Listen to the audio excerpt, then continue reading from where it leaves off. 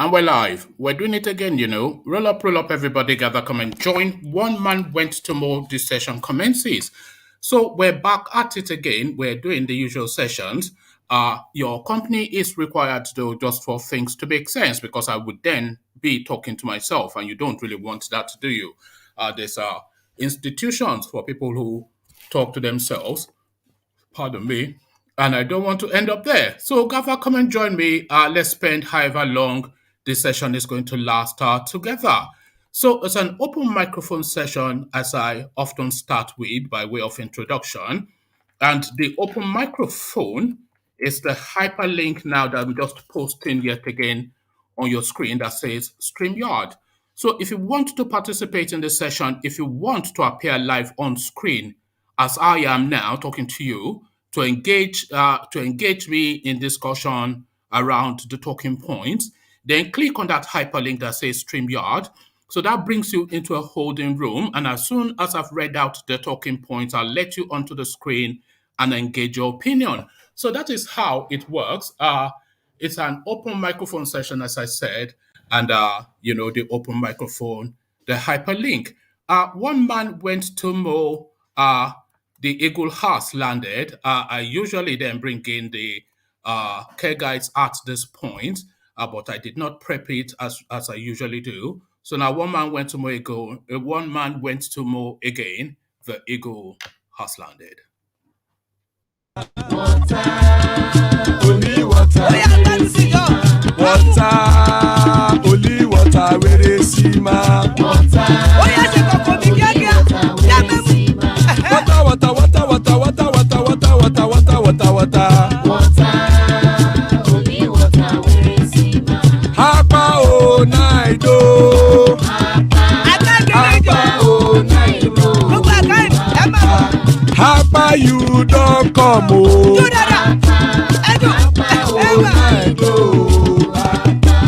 Hapa o naido.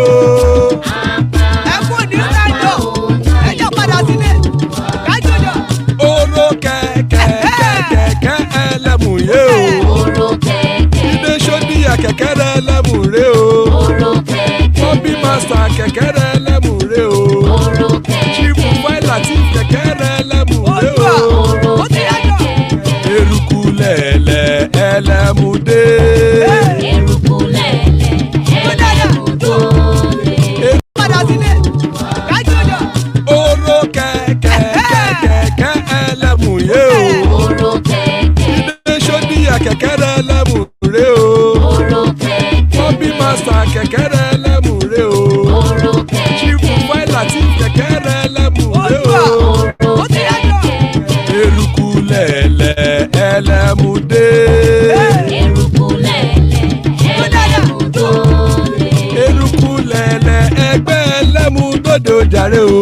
Eruku lẹ̀lẹ̀ ẹlẹ́mùdó. Eruku lẹ̀lẹ̀ Ghana ti dé ẹgbẹ́ bọ́dì o. Ọmọ ẹlẹ́yẹ ẹ̀yẹ ẹ̀yẹ o ó dilé o. Odúyẹ̀lá ẹ̀yẹ o ó dilé o. Petrosodame ẹ̀yẹ o ó dilé o. Petrosodunke ẹ̀yẹ rẹ̀ ó dilé o. Ẹlẹ́kọ̀ ọ̀run mú ìní o.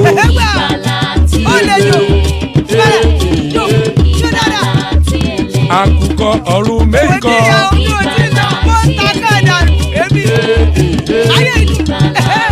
Ikú kò ní rí wà gbéṣe o.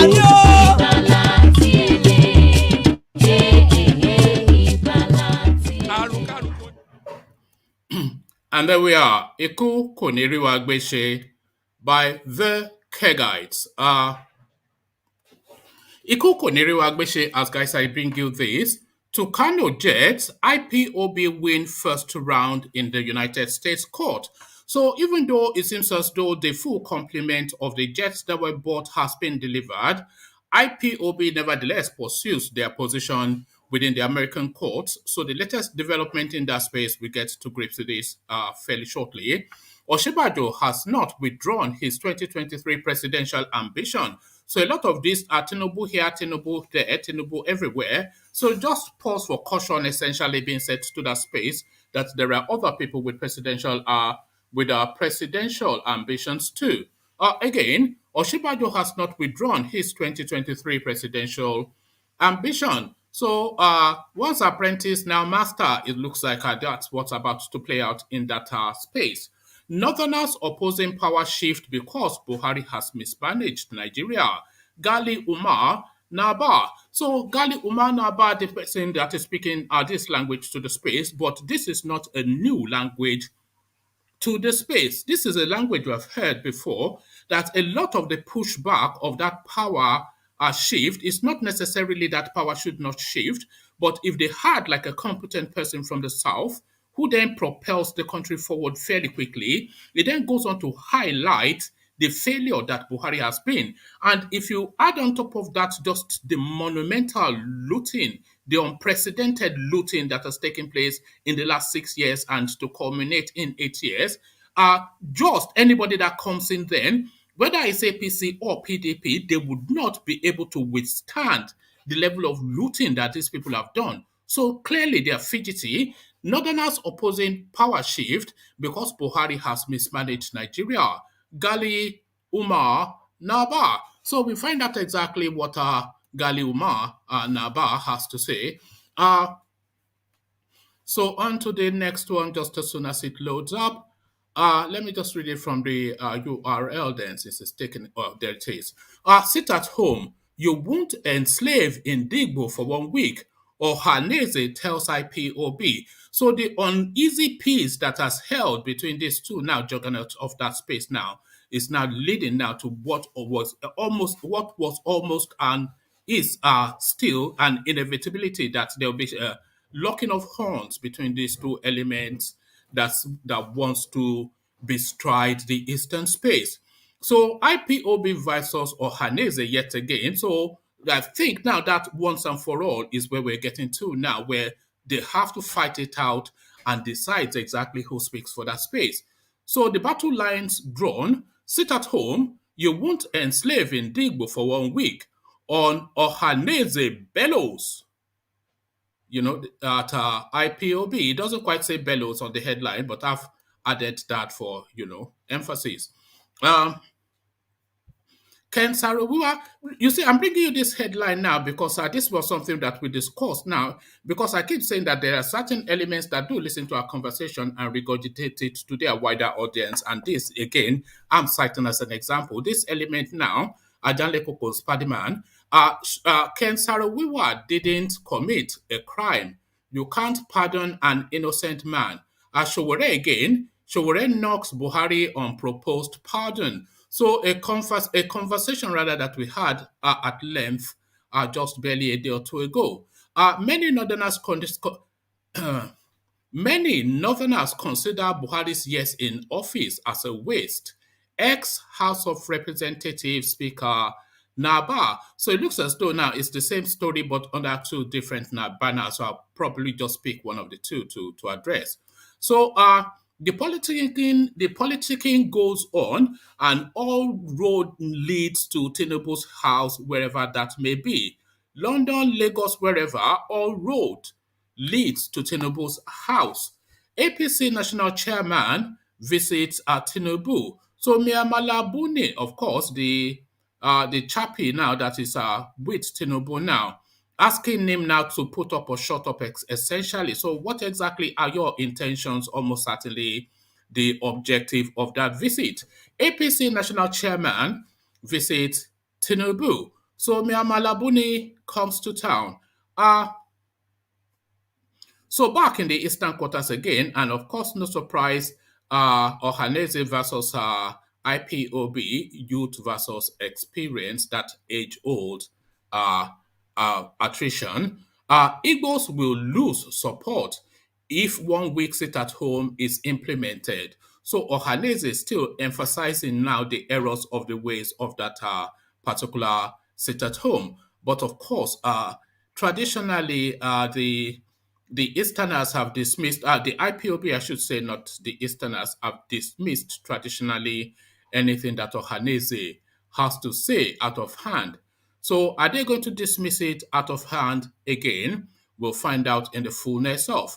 But before we find out anything in the fullness of, let's come in now via what is now fast becoming the traditional way to fully vest within the program, to fully ease into the program. So we go to the Eastern quarters as per usual, another Python dance. Ipob, omeriwo n'Izu, oniroya, abakare, mama dawora, olabori meri Nandi win the war. Python dance 1, Python dance 2, now Python dance 3. Olabori meri Nandi win the war. Python dance 1, Python dance 2. Na Python dance 3. Unapoli meri Nande bu onye du Ipob. O meri wone Izu Mbiro ya Abakare Mamanda Ora. Unapoli meri Nande win the war. Python dance 1, Python dance 2. Na Python dance 3. Unapoli meri Nandi win the war. Python dance 1, Python dance 2. Na Python dance 3. Unapoli meri Nandi win the war. Python dance 1, Python dance 2. Na Python dance 3. Unapoli meri Nandi win the war. Python dance 1, Python dance 2. Na Python dance 3. Unapoli meri Nandi win the war. Python dance 1, Python dance 2. Na Python dance 3. Unapoli meri Nandi. And there we are. Inandi ti win a war, Python dance, Inandi ti win a war, Python dance, So Inandi ti win a war, as guys, I bring you this. Tucano Jets, IPOB wins first round in United States court. So let's find out exactly what is going on here. The indigenous people of Biafra, IPOB, has secured a United States court's leave for an extended period to file its objection to a motion seeking to dismiss its suit against the sale of Tucano Jets to the government of Nigeria. Court documents seen by correspondents has said the United States District Court for the District of Columbia on Friday ordered that IPOB be given additional 45 days to respond to the United States government's October the 18th motion seeking the dismissal of the suit.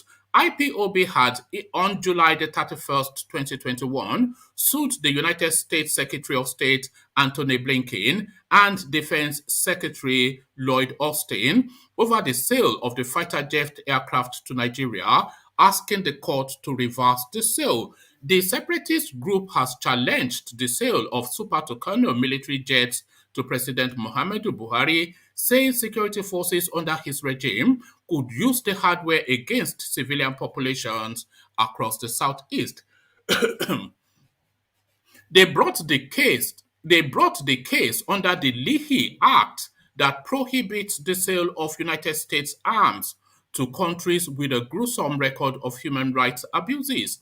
According to the court documents, the plaintiffs' reasonable fear that the A-29 Super Tucano aircraft will be used eminently to kill or maim them physically or to destroy their property, according to the complaint.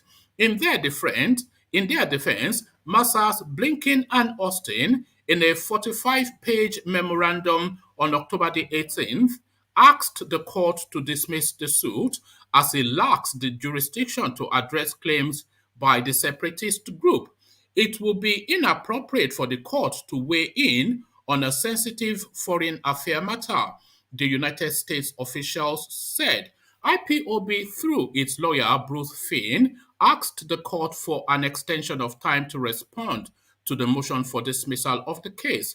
In his ruling, Judge Amy Berman Jackson ordered that the motion to extend time is granted and that the plaintiff's deadline for filing an opposition to the defendant's motion to dismiss is hereby extended until December the 2nd, 2021, and that the defendant's deadline for filing a reply is hereby extended until December the 22nd, 2021.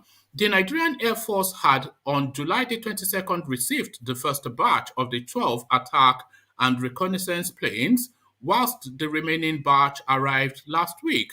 Although the federal government had ordered the aircraft to combat terrorists who have in the past years killed and dismissed thousands of Nigerians in the northeast, there were fears that they would be deployed against secessionists in the southeast. The Buhari regime had labeled IPOB a terrorist group in 2017, stating that some of its activities were similar to terrorism. The acts and utterances of IPOB were acts and utterances of terrorists. For instance, Nnamdi Kanu, the IPOB leader, was caught on tape saying that they want Biafra and not peacefully but by force. Information Minister Lai Mohammed had said.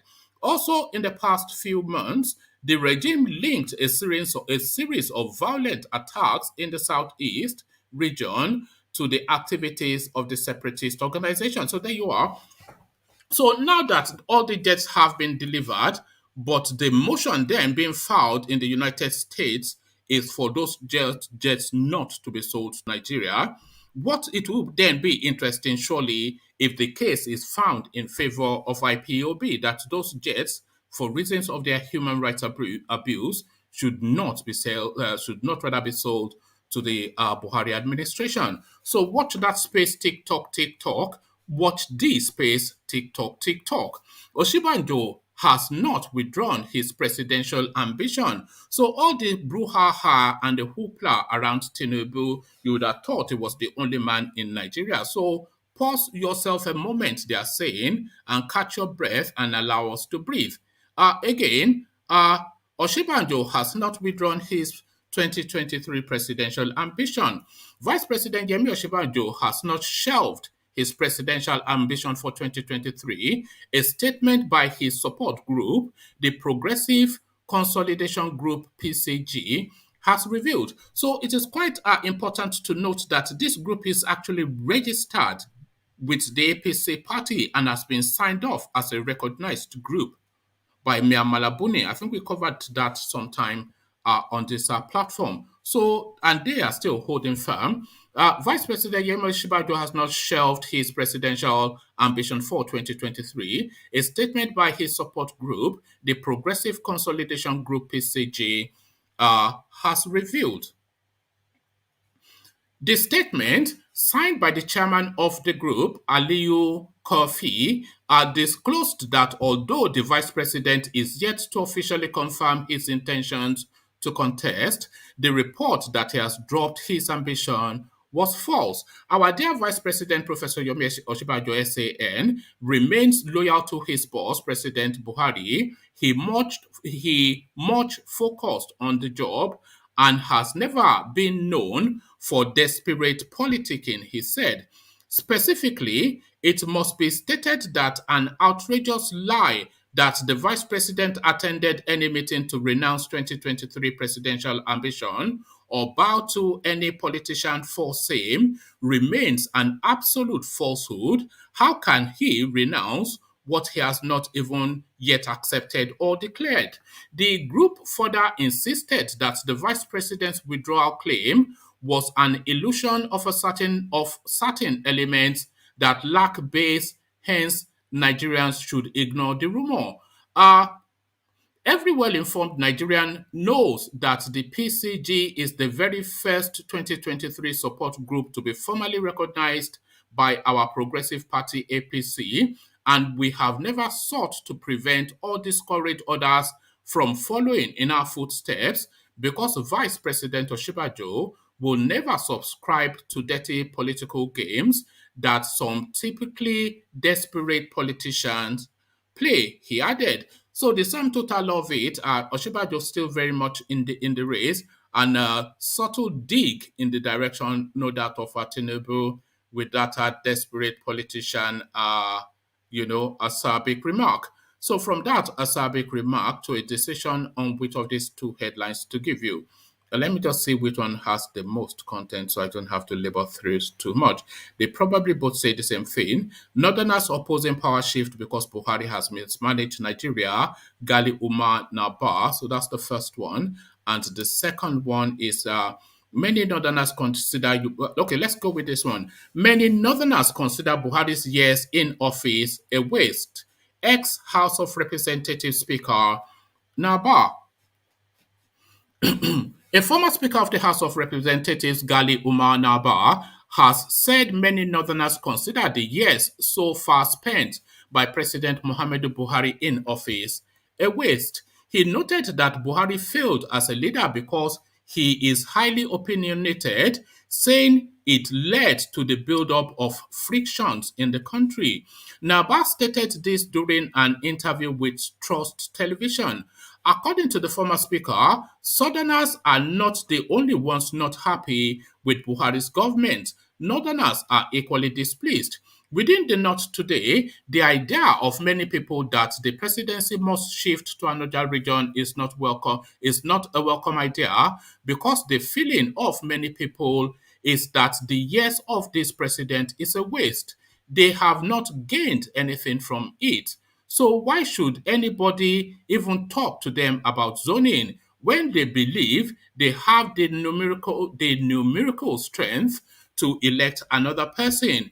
But why you should even elect another person from the north is more surprising for this kind of scenario to continue. He said Buhari's failure to consult with people contributed to the problem. You cannot run a country in a manner that suggests you are highly opinionated.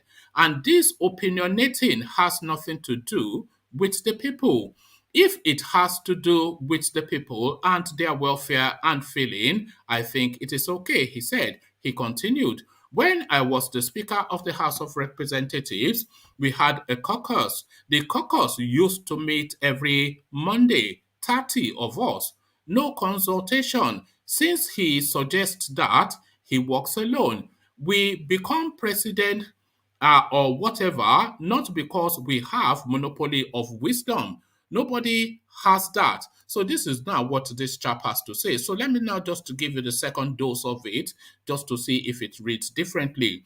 Northerners opposing power shift because Buhari has mismanaged Nigeria. Still the same guy, Gali Umar Nabar. The perception that the current president is against Southerners, the perception that the current president is against Southerners has become a reality. I think he, Buhari, is not managing this country in a way that accommodates politics, says former Speaker of the House of Representatives, Gali Umar Nabar. Nabar says, even in the North, there are complaints about him. Hence, they see no reason to accept power shift because President Buhari's regime has been a waste to the region. Within the North today, the idea of many people is that the presidency must shift to another region. The idea of many people that the presidency must shift to another region is not a welcome idea because the feeling of many people is that the years of this president is a waste. So I think that's okay. That's pretty much a repeat of what we've just read. So we are so I'm happy to leave that there. So let's now go now to the eastern quarters. Sit at home. You won't enslave in Digbo for 1 week, Ohanaeze tells IPOB. The Ohanaeze in Digbo Worldwide on Sunday kicked against the 1 week sit-at-home declared by the Indigenous People of Biafra IPOB. Correspondents reported that the pro-Biafra group had threatened a 1 week sit-at-home if their leader, Mazin Nadikanu, was not released forthwith. The declaration, targeted at the November 6th Anambra election, has been attracting that should be wide, but it says wild, has been attracting wide condemnation. In a statement by the Secretary General of the Chidi Ibe-led Apex Igbo Social-Cultural Organization, Mazi Okechukwu Osuguzoro. He said Ndigbo should not obey the order this time. He said, any declaration that unleashes untold hardship leads to the collapse of commercial and industrial activities, boycott of Anambra elections, and interrupts the academic calendar in the southeastern states is nonsensical, absurd, and anti-Igbo agenda for the enemy's amusement. Whilst describing the order as the enslavement of Ndigbo, Osugozoro said it was time for the Igbos to rise to the occasion and end being trampled with orders from overseas by those without any investment in the southeast. He added that IPOB should discern that there was a self-determination struggle in Africa before now. Nelson Mandela spent 27 years in jail, and never in the history of the movement against apartheid was starvation, anguish, and catastrophe unleashed on black South Africans by the ANC. It is impulsive and reckless to order Ndigbo to observe 1 week sit at home when it is obvious that Nnamdi Kanu will not be released without the approval of the courts. IPOB should revisit and nullify the 1 week sit at home, or they will likely lose the support of the Ndigbo henceforth. Ndigbo must participate in Anambra election and nothing should stop it.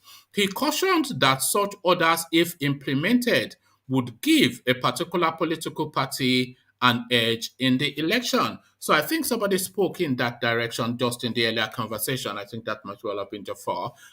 So we go on to the next talking point. Ken Saro-Wiwa did not commit any crime. You can't pardon an innocent man. So you cannot pardon an innocent man. Showore essentially parroting.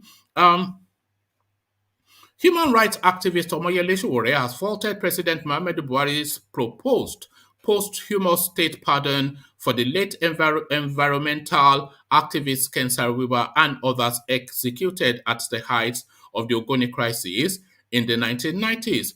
President Buhari recently hinted about a possible posthumous state pardon for Saro-Wiwa and others executed by the General Sani Abacha dictatorial regime. The group, which became known as the Ogoni Nine, were activists from Ogoni region who opposed the operating practices of Royal Dutch Shell Oil Corporation. They were author and playwright Ken Saro-Wiwa, Saturday Dobe, Nodu Eowo, Daniel Gboko, Paul Levera, Felix Nuate, Baribo Bera, Berinem Kobel, and John Pinay. So those are their names, the Ogoni Nine.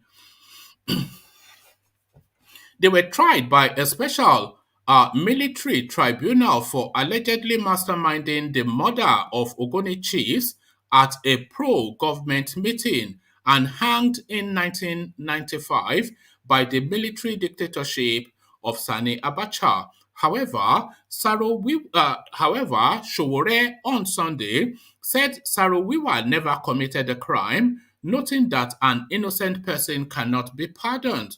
Sowore, who disclosed this on Twitter, stressed that Muhammadu Buhari is the one who once carried out a coup, which is a treasonable offense for which he has yet to be tried. Ken Saro-Wiwa never committed a crime. You can't pardon any innocent person. Muhammadu Buhari is the one who carried out a coup, a treasonable offense for which he is yet to be tried. Exonerate Ken Saro-Wiwa now. So Sowore, you can always come on stream rather than just a parrot. Just come on. Yeah, I think I've sent you something via Facebook. So just come on and share your thoughts with the people. The activist also queried Buhari for scheduling the next trial for Nnamdi Kanu, leader of the Indigenous People of Biafra IPOB, for November the 10th, the same day that Abacha murdered the Ogoni Nine in 1995? Why did Muhammadu Buhari schedule the next sham trial date for Mazen Nnamdi Kanu for November the 10th, the same day Sani Abacha murdered Ken Saro-Wiwa and 8 others in 1995? So that's almost certainly a coincidence, and I don't really think, as far as his reach is, I don't really think that Buhari manages the diary of the court. So just a bit of a reach in there, Yele. Correspondents had earlier reported that the people of Ogoni land in the Niger Delta region of the country rejected any plan by the President Buhari government to grant state pardon to the late renowned activist Saro-Wiwa. This was made known by Owens Wiwa, brother of the late activist, on Friday. Owens stated that the Ogoni people demand that the Buhari government exonerate Ken Saro-Wiwa and not pardon him. So let's go quickly then to that space then, because it's now had a mention. So we discussed this in some detail. So now let's not get the response now from the Saro-Wiwa family. Ken Saro-Wiwa Foundation rejects proposed pardon for late activist 8 others. The board of directors of Ken Saro-Wiwa Foundation has rejected the proposal by President Muhammadu Buhari to grant pardon to Saro-Wiwa and 8 Ogoni activists executed by the late military dictator Sani Abacha in 1995. A statement signed by the board of directors a statement signed for the board of directors by Dr. Owen Wiwa asked the president to grant the earlier request for exoneration of Saro-Wiwa and 8 others made by the family of the late activist.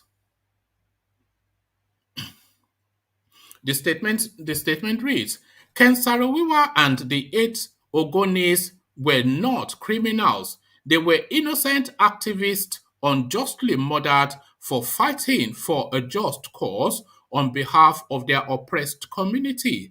The path to true peace in the region begins with justice, the cleaning up of the environment for which they campaigned and died for is the first good step. The exoneration of Ken Saro-Wiwa and 8 other Ogoni activists judicially murdered on November the 10th, 1995 is another step towards peace. The family of Ken Saro-Wiwa have made a request for exoneration of Ken Saro-Wiwa to the president in the past and are still waiting for a response. We urge the president to again consider this request as a path to justice and peace.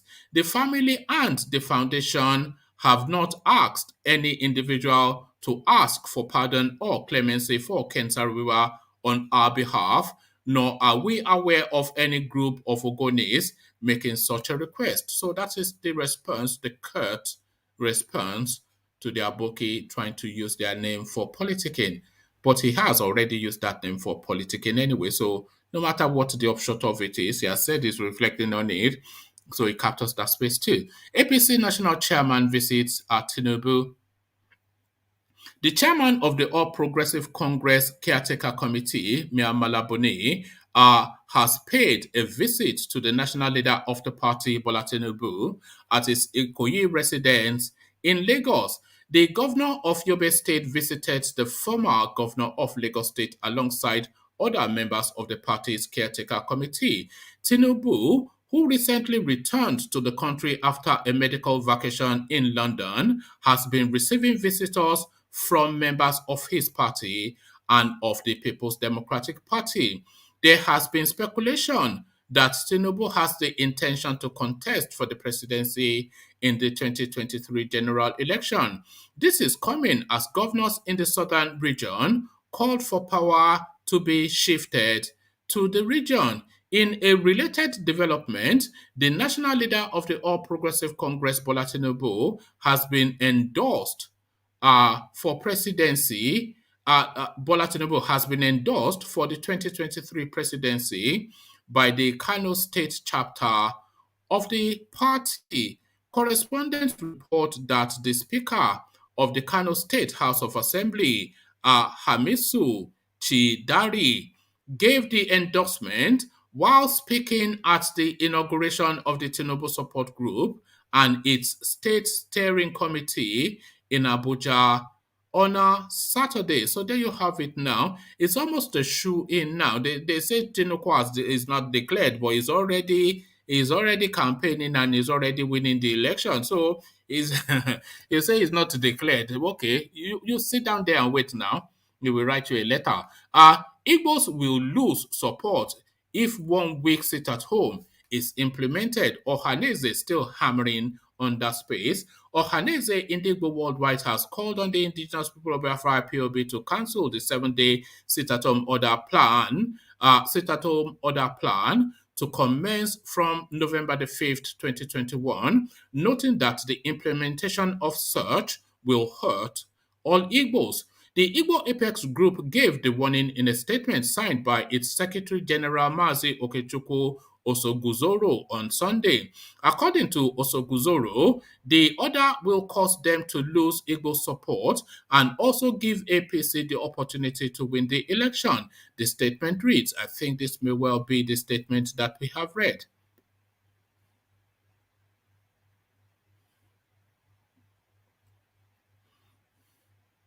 Okay, so the statement does read, and it reads as we had read, but it carries on from where we left off from. Okay, let me just pick it up from this paragraph and then you will understand what I'm saying.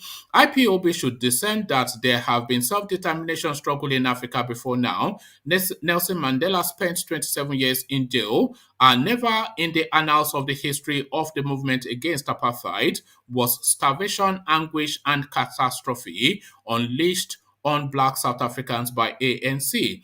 It is an impulsive and reckless imperialment against Igbo to order them to observe 1 week sit at home when it is obvious that Nnamdi Kanu will not be released without court approval. So that was where we ended the last one, but it carries on. Secondly, had IPOB declined to learn from the blunders and mistakes of former Masob leader Ralph Uwozerike on the boycott of population census of 2001, which made Igbo the majority minority in Nigeria. Attempts to boycott Anambra election evidently will favor APC to win Anambra elections. IPOB should revisit and nullify the 1 week sit at home, or they will likely lose the support of Igbo henceforth. Indigbo must participate in the Anambra election. Okay, so it carries on. Indigbo should ask anyone enforcing the 1 week sit at home if they know the plight of the common people who are street vendors on perishable goods, artisan, motorists, market traders, etc. Furthermore, Indigbo should check out the investment of those calling for 1 week sit at home. If proponents of the sit at homes don't have any visible investment in the Southeast, then it is time for Igbo to retreat from observation of the sit at home and defer it from henceforth. We call for the unconditional release of Nnamdi Kanu since the federal government had refused to declare bandits terrorists. So they sign off them with that clarion call, but I think the message pretty much punches through. So now let's say we seem to have covered the totality of it. Which one did we miss out? All right. Let's now see. Okay. So that's it. Let's now see now who's there to take it on. So Ola, we see you. Charlie Boy, we see you. And Ajanle Koko, we see you. Good to see you all, gentlemen. So Ola, to you. This thing now, where am I starting you from? Let me start you from the sit at home now that the Ohanaezes now are now saying enough is enough of this now behavior by the IPOB. So enough is what they are saying. And they are pointing really in the direction of IPOB to say a lot of these directives that are coming are even from outside of Nigeria. These people living in America, UK, etc., asking you to just carry the weight of a 1 week sit at home. So this argument now by Ohanaeze, what are you making of it, Ola? Yeah, Ohanaeze, I think they have right to their opinions. They represent different opinion, totally entirely from what Ipob represent. So if they want to, the question Ohanaeze should ask is simple. If you say people should not sit at home to protest for their freedom, you now start wondering if it really makes sense, because since you'll be walking on the road, you've never been secured. Your life, your lifestyle, your social lifestyle, have never improved. And so, what difference does it mean if you just go out and vote? So people are saying, let's take the bull by the horn once and for all, and let's see what we can achieve going forward. But you are countering them. Now, one of the ridiculous things that you hear is that they say, okay, even people mounting pressure are from outside Nigeria. Let's look at it.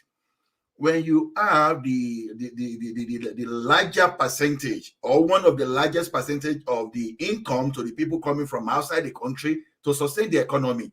Now, people sending this money, they are critical stakeholders, because whatever they are sending into that country is part of what makes the country still runs, than otherwise the thing will have escalated and I would have seen some level of destabilization.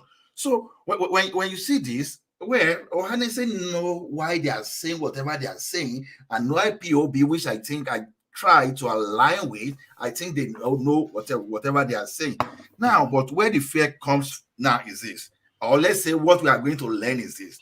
I tried to search because I noticed you were saying something yesterday that there should be minimum turnout ratio, the ratio of voters to those people that the registered voters, those that we vote, compared to those people that are valid registered voters. You know that the shocking thing is this. I discovered that the political manipulators of the country, it's like they've mastered the strategy. You know that I try to search through all the available laws. Even I asked some lawyers, which they are still here to get back to me, that, there's no minimum threshold in Nigeria.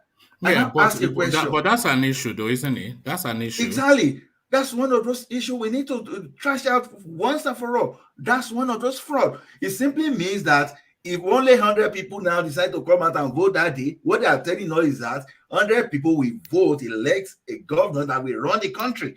This is where I come to what Ajale Koko was saying, that so now one thing is for you to win election, another thing is for you to be able to rule or to be able to administer. But where you're actually coming to, Ola, is what Ohanaeze is saying. In addition to what Ajale Koko may have said, what you are actually saying is essentially what Ohanaeze is saying. He's saying that, look, this sit at home, who are going to sit at home? They are going to be the ABGA voters mainly that will sit at home.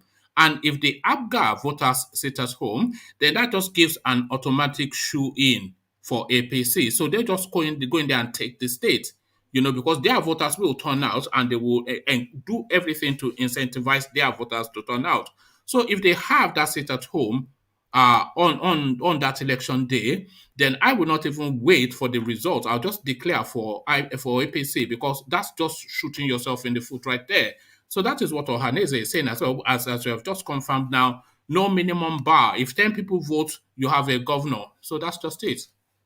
Yeah, that is where the thing becomes interesting.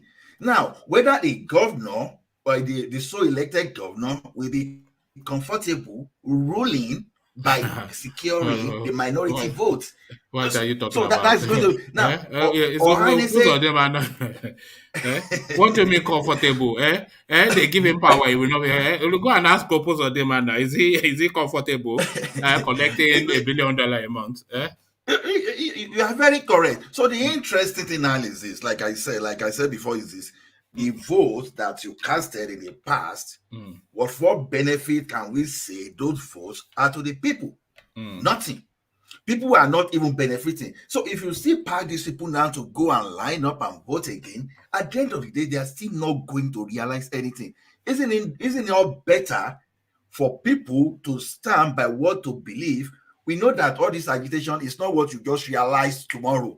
It can even take a long time, a longer time than expected, but it's better to start that journey and realize that journey, maybe, and realize the benefit of that journey maybe in a century or half a century, than for the people not to start at all. Because if you don't start, you can only get from the from the bad to the worst, and from the worst to even worse and worse and worse as the thing goes. So to me, Ohanaeze should be as the maybe that group belong to the elderly ones in the particular region. Those are the people that I think they should actually sit tight and try to guide the people right. Because look at the situation now. Even in the past, I heard some people saying that the eastern region is Ola, let me give you this. Okay. It says, secondly, had IPOB declined to learn from the blunders and mistakes of former MASOP leader Ralph Uwazurike on the boycott of population census in 2001, which made Igbo the majority minority in Nigeria. So just that paragraph, what that essentially is telling you is that, so in 2001, apparently Ralph Uwazurike, he championed then the Igbos not participating in the census. So the census still took place, and the census counted however many people were available to be counted. So now the Igbos now, who essentially constitutes the majority in the country, because they did not participate in that 2001 census, spurred on and led on by Ralph Uwazurike, they have now been counted with lesser numbers, which impacts on resources, which impacts on influence within states, which impacts on everything. So deja vu that now to this same situation. You stay at home or don't stay at home, the elections will take place and a governor will be declared. So this is essentially what what's his name, Ohanaeze are saying. Logic to that or not, Ola? No, there to some extent, I can say we have logic, right? But the question is this: of that, comparing that of population census and this governorship election, the matter is so simple. Whether that population census doesn't matter, because these guys, they've already pre-planned what they were going to read. They have reason, for example. That wasn't really the point. The point is that the non-participation, the elections are going to be rigged also. So the same logic that you are saying is still transposes. But if they participate, then the impact of their participation may well influence something. So if the Igbos are turned out to be counted, whatever the figures they are looking to skew, it makes it that much more difficult. If they participate in the election, it makes it that much more difficult for APC to rig it. But anyway, sorry, carry on with your logic. But carry on. Yeah. So even if they come out en masse to vote, at the end of the day, whosoever they vote for will still not represent the interest of the people. What do I mean by this? The interest of the people is this. Number one, every Nigerian wants social benefit. You want free health care or something like this affordable. You want a good education, you want good road, you want security. And so how does electing, for example, how does electing a governor now secure a situation whereby the federal will sit and just try to steal as much resources that they want to steal away from those regions? How will that one now stop the Fulani S-men from invading their land? So this thing should go beyond even just having a figurehead that will be representing that region. So because that's why they need to dissect what Ipob is fighting for. So the fighting for is what they are fighting for is beyond just electing people. We want equity and justice in the country. We want a new constitution. We want a situation whereby the region will be able, to take their destiny into their hand. So that is exactly what they are fighting for. So electing these people, that means that they will still be operating under this fraudulent constitution they are talking about. Yeah. One man, can I say something, please? Yeah, carry on now. Okay, yeah, coming. Okay, brother. Yeah. Allah, sorry to disrupt you. Go ahead, please. No disruption. Yeah, what I want to say, one man, we already said this thing, that the reason why people are agitating, one man, as far back as 1994, 95, 96, up to early 2000. If you call like Biafra, nobody will listen to you. Do you know the reason why? Because one, in Aba, all the factory in Aba was working, and a lot of people were in the workforce. People were working. So even if you organize something, nobody will come because everybody is busy making their money. But as soon as those factory was down, okay, it was Rike, because I was still in Nigeria when it was Rike started this Mosop something, but it wasn't as popular as this IPOP because during that time, some factory was still running. Okay, let me tell you, I know all the factories in Aba, and let me list them for you. We have glass industry. That one is in Obo Hill. It's shut down. Then we have Liver Brothers. Liver Brothers was shut down. Then we have the pharmaceutical company, those big pharmaceutical company. What do they call it? Something? Yeah, Pfizer. Pfizer was shut down. Then we have Aba Textile Mill. Aba Textile Mill was shut down. So what do you want people to do? That's my question. So but I think the wider point that Ola is making is really maybe the point, that this is even bigger than economics or politics. This is just now people wanting a way of being that they feel that the environment does not facilitate for. So what Ola is saying essentially is that this is bigger than Anambra election. Okay, let me hit it at the nail now. Let me tell you, it's because of those things that started bringing up all this agitation. Something leads to something. Something is always lead to something. Okay, let's say when you have a poor road, what are you looking for? Is it not accident? Because poor road can create accident. Poor road can create insecurity. Poor road can create so many things. Because of one thing, that thing will lead to another. Then from another. So it's becoming a chain reaction. So this chain reaction, which Nigerian people should have control, and now they don't even want to even see all those problems, those things that makes those problems start coming. Like as we discussed, if there's a factory, people working, making their money, nobody will be listening to all those things. But that logic applies right across the board. If there was employment in the north, there will be no Boko Haram, because somebody that's gone to work and comes back in the evening to cool with his family, you'll be saying you want to, be shooting. It'll just tell you to get lost, Yes. So, yes. But thank you. So back to you, Ola. So I'm following that logic that you were introducing, Ola, that there's a wider narrative beyond the Anambra election. So back to you, Ola. Yeah, exactly. There's a wider narrative because people just want to decide how they want to live their life. They don't want someone with different idea, maybe either the regional idea, whether either religious idea or whatever, to decide for them. For example, we've seen the sources of free education, how all those states, for example, were economically viable. We've seen how those states within the region were competing without anybody imposing something on them in the name of a federal character or whatever. So this is what the people want.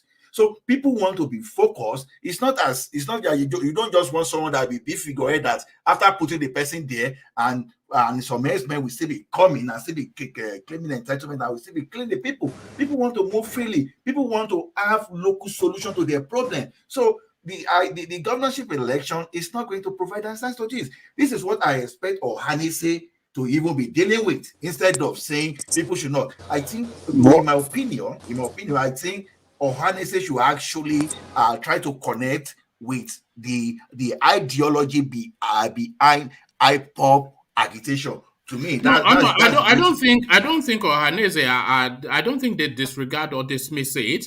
It's just the approach that the people. You have to understand that Ohanaeze is a recognized and an established group within the Nigerian Federation, and IPOB, of course, just a satellite group of just rascal gunmen, One man. Yeah, Can I jump in? One man.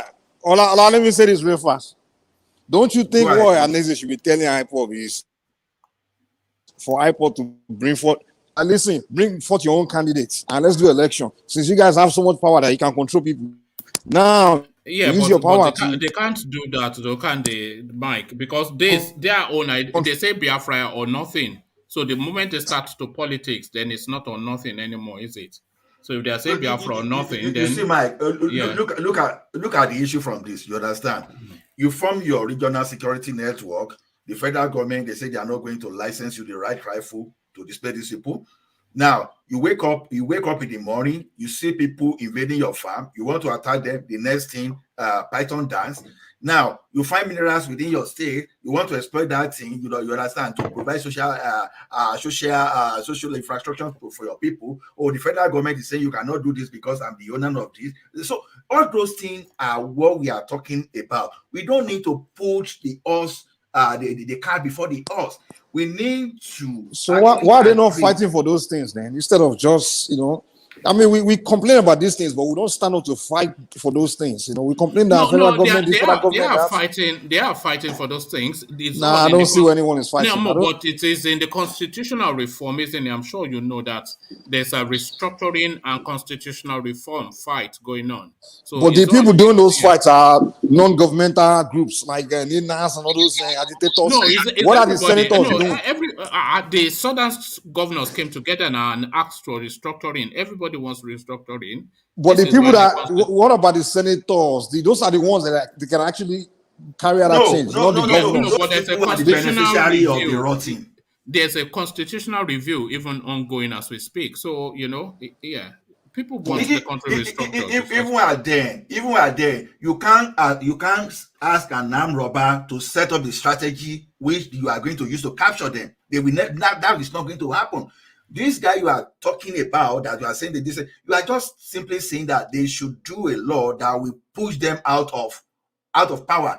For example, now we are saying, okay, let us use a unicameral system, for example. And you have close to 400 people at the National Assembly, you want to reduce them to 30.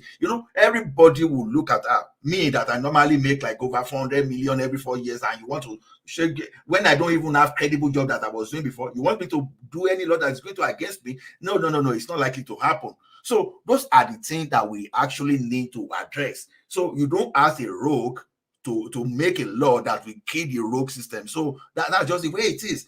The best way you can do, because look at this, we've been doing elections since over and over for how many years before I was born, and nothing has changed. Instead of changing the thing is getting worse by the day. So you have to. So whatever Ipob is doing now is just escalating the situation.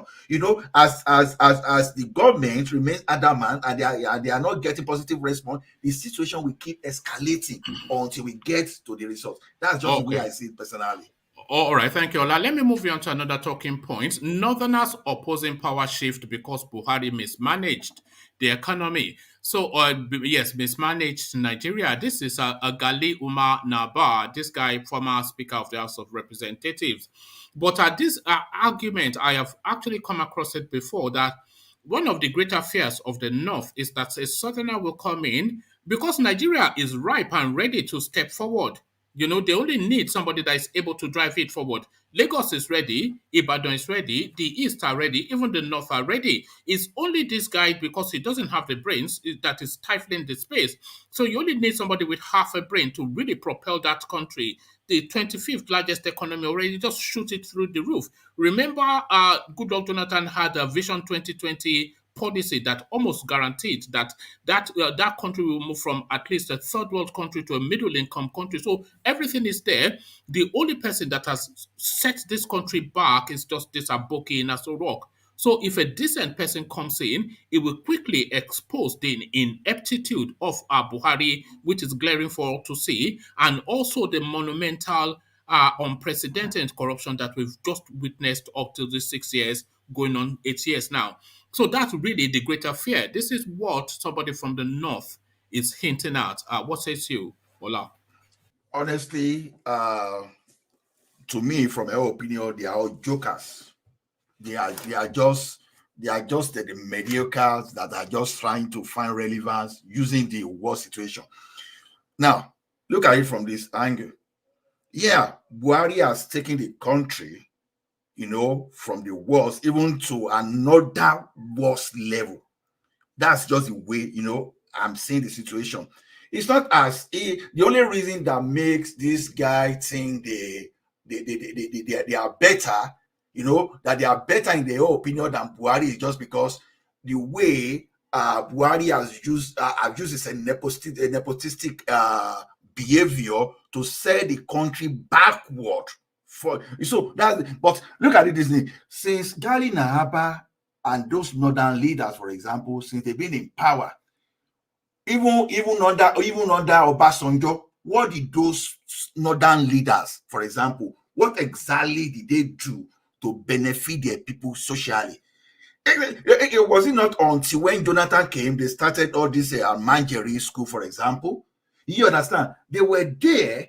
They didn't do anything to improve the lot of their people. They only extended poverty. Okay, even the best of them, for example, can someone just come out and point to a particular thing that the best governor, because when people want to say now, perhaps they want to say Kwankwaso, for example, can someone, for example, tell me what significant thing that we can point to, the sustainable thing that Kwankwaso, for example, did in Kano State, for example? So these guys, that the only difference is like maybe perhaps they have their own kind of nepotistic structure, or maybe their backward structure, but it's not it was masked, was not exposed like that of Buhari. That's the only difference. So if these guys want to go back into power, for example, by now they should be talking of what exactly they are going to do differently from Buhari. This is what we've never had, other than that if a southern president get to that place, they are going to expose Buhari, which to me is as blank as anything. They are not saying anything. I don't see them differently from Buhari. That is why I align myself with a particular school of ideology that, okay, we should restructure. Now, let's look at whatever they are saying. You understand? Whatever they are saying, they are not giving any solution. There was a different category of problem when they were there. For example, when this problem started, sorry to say, I'm not trying to attack any religion, so please just watch my statement carefully. When they started Sharia, instead of giving people education, the education that will be able to give them skill, instead of starting Sharia, instead of giving their people some kind of education that is not empowering them, Gali Nahaba and all those northern leaders, they were there to do something about it. They were not doing anything until that the idea of forcing religion to people escalated to the point of even starting Boko Haram. There was a time that Obasanjo, which I thought would have done better anyway, but maybe he underrated the impact of that thing. For example, instead of Obasanjo calling this thing political Sharia, for example, he would have used his influence to make sure that they analyze the consequences of that thing in the long term and quench that issue of that Sharia, this thing. Now, today, what we have done is that you don't want to see mannequin somewhere. Today, you are destroying beer. Today, you are destroying something. And those are the things that are supposed to liberate, all those things that are supposed to liberate a particular region economically. You are killing them today. But now, someone will now just come out openly and you are not saying because Buhari has taken the country back. Yeah, he has taken the country backward. But the question is those people that are saying Buhari has taken the country backward, what exactly do they have? How are they going to improve that thing? So all those idea of southern president, you understand, it's not the most important thing in reality. The most important thing is this: let everybody take his own destiny into his own hand. So to me, if not because of this our man that we don't even know exactly what he's saying, which I've never supported him anyway, because even the situation, we've not even know the exact situation we are now. Because look at it, Buhari wants to go. Because I look at the situation in the country as broadly, I classify it into two categories. For example, you look at it from the religion angle, then you look at it from the regional, the ethnicity angle, the ethnicity angle. Now, the same way they are talking of a Buhari has not done this thing. What's the probability that if you bring out a Muslim president today, that people will want to accept that?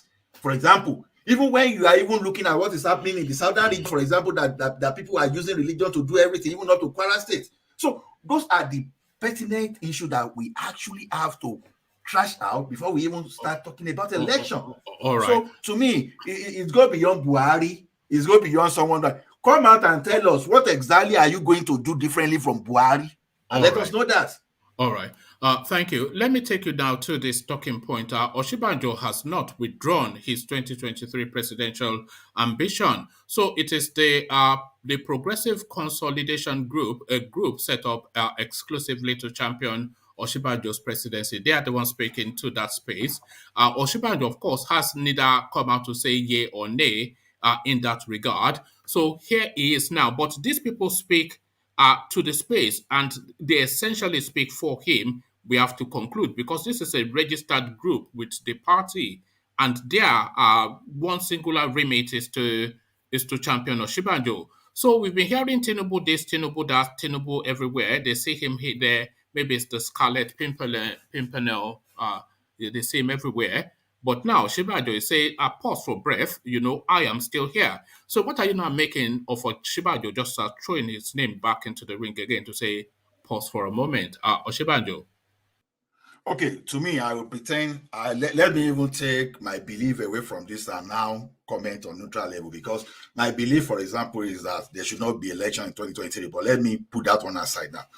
Now, if you are talking of 2023 and those people that are actually fronting for Osinbajo, there's one thing I'm seeing two things there. For example, the first one is the ethnicity, and the second one is the religion.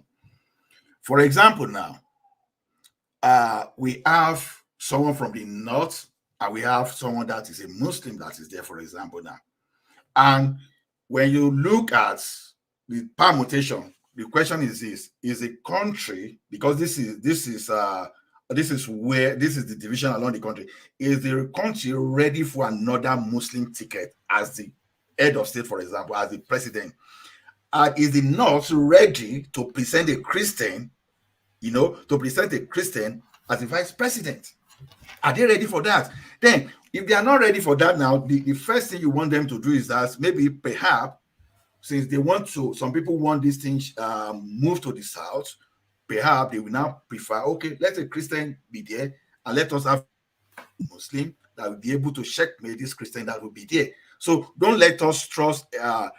So that's a viable ticket. Now, if TINUBU, for example, want to come out, for example, is a Muslim. Now, we did not prefer a Muslim, a Christian to be the vice. Maybe no. So will Nigeria accept Muslim ticket? That's the type of permutation I'm seeing there. So for those now trying to prefer Osinbajo, they may not be wrong based on their agenda. Now, when you say will Nigeria accept a Muslim ticket, you are saying will the South? So it's the South really that would have the North would not have an issue with the Muslim ticket. Yes, yes, that's the right language. Yeah, that's true. That's the right language. Yes. So now the thing is, if they put TINUBU forward, which a lot of people in the South they back, if the trade-off for having a TINUBU presidency will be to have a Muslim ticket, is this something that the South would look away from to just say, okay, we'll let that one go? Is this something they will let go to have a TINUBU presidency?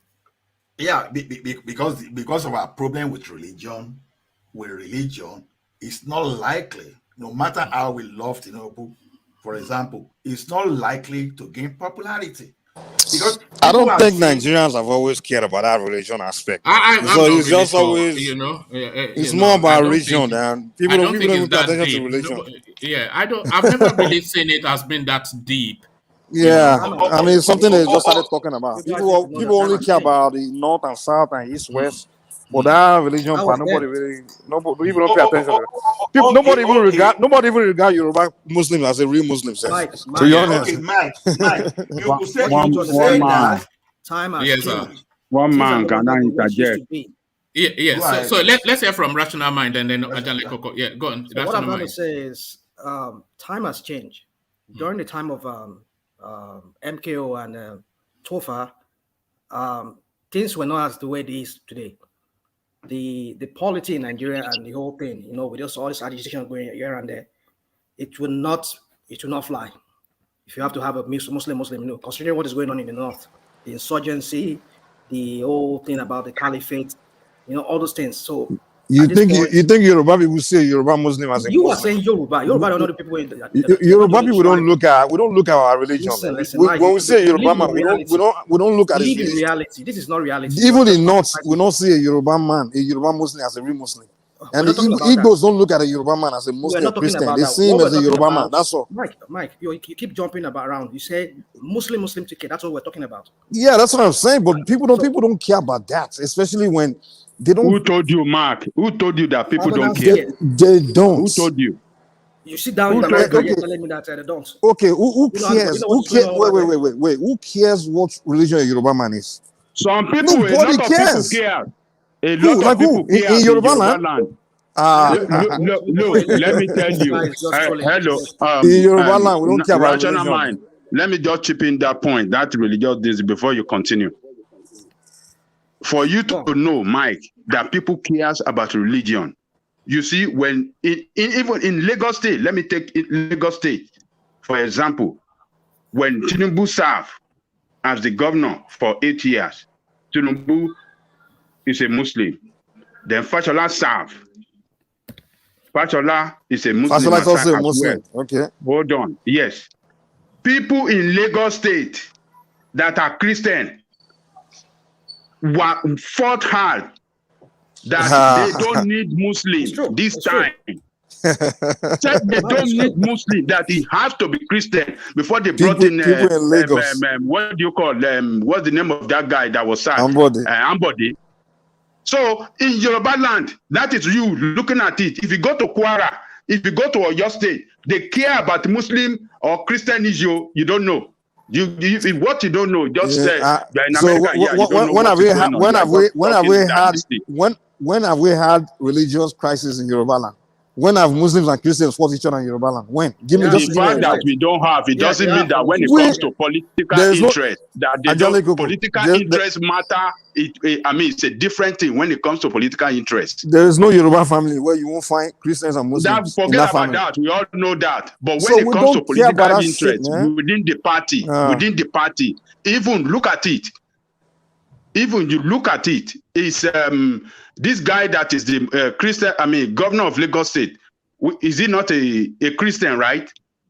Yeah. Did anybody ask? Hold on. Sanwo-Olu is a Christian. The Vibes is a Muslim. Go to Ogun State, go to others like that. That's the way they share it. So if religion does not matter, you think they will be doing it like that? You just rational man, just continue, please. Mike, like what you said should not matter. I'll let you continue your talk on that, please. Let me just make this point. Under normal circumstances, being a Muslim should not be a matter. But the situation in Nigeria right now, it will never fly. In fact, it's going to worsen the crisis in that country. I'm not saying if they have a Muslim Christian ticket or a Christian Muslim ticket, it's going to douse the tension. But at least it will limit it to some extent.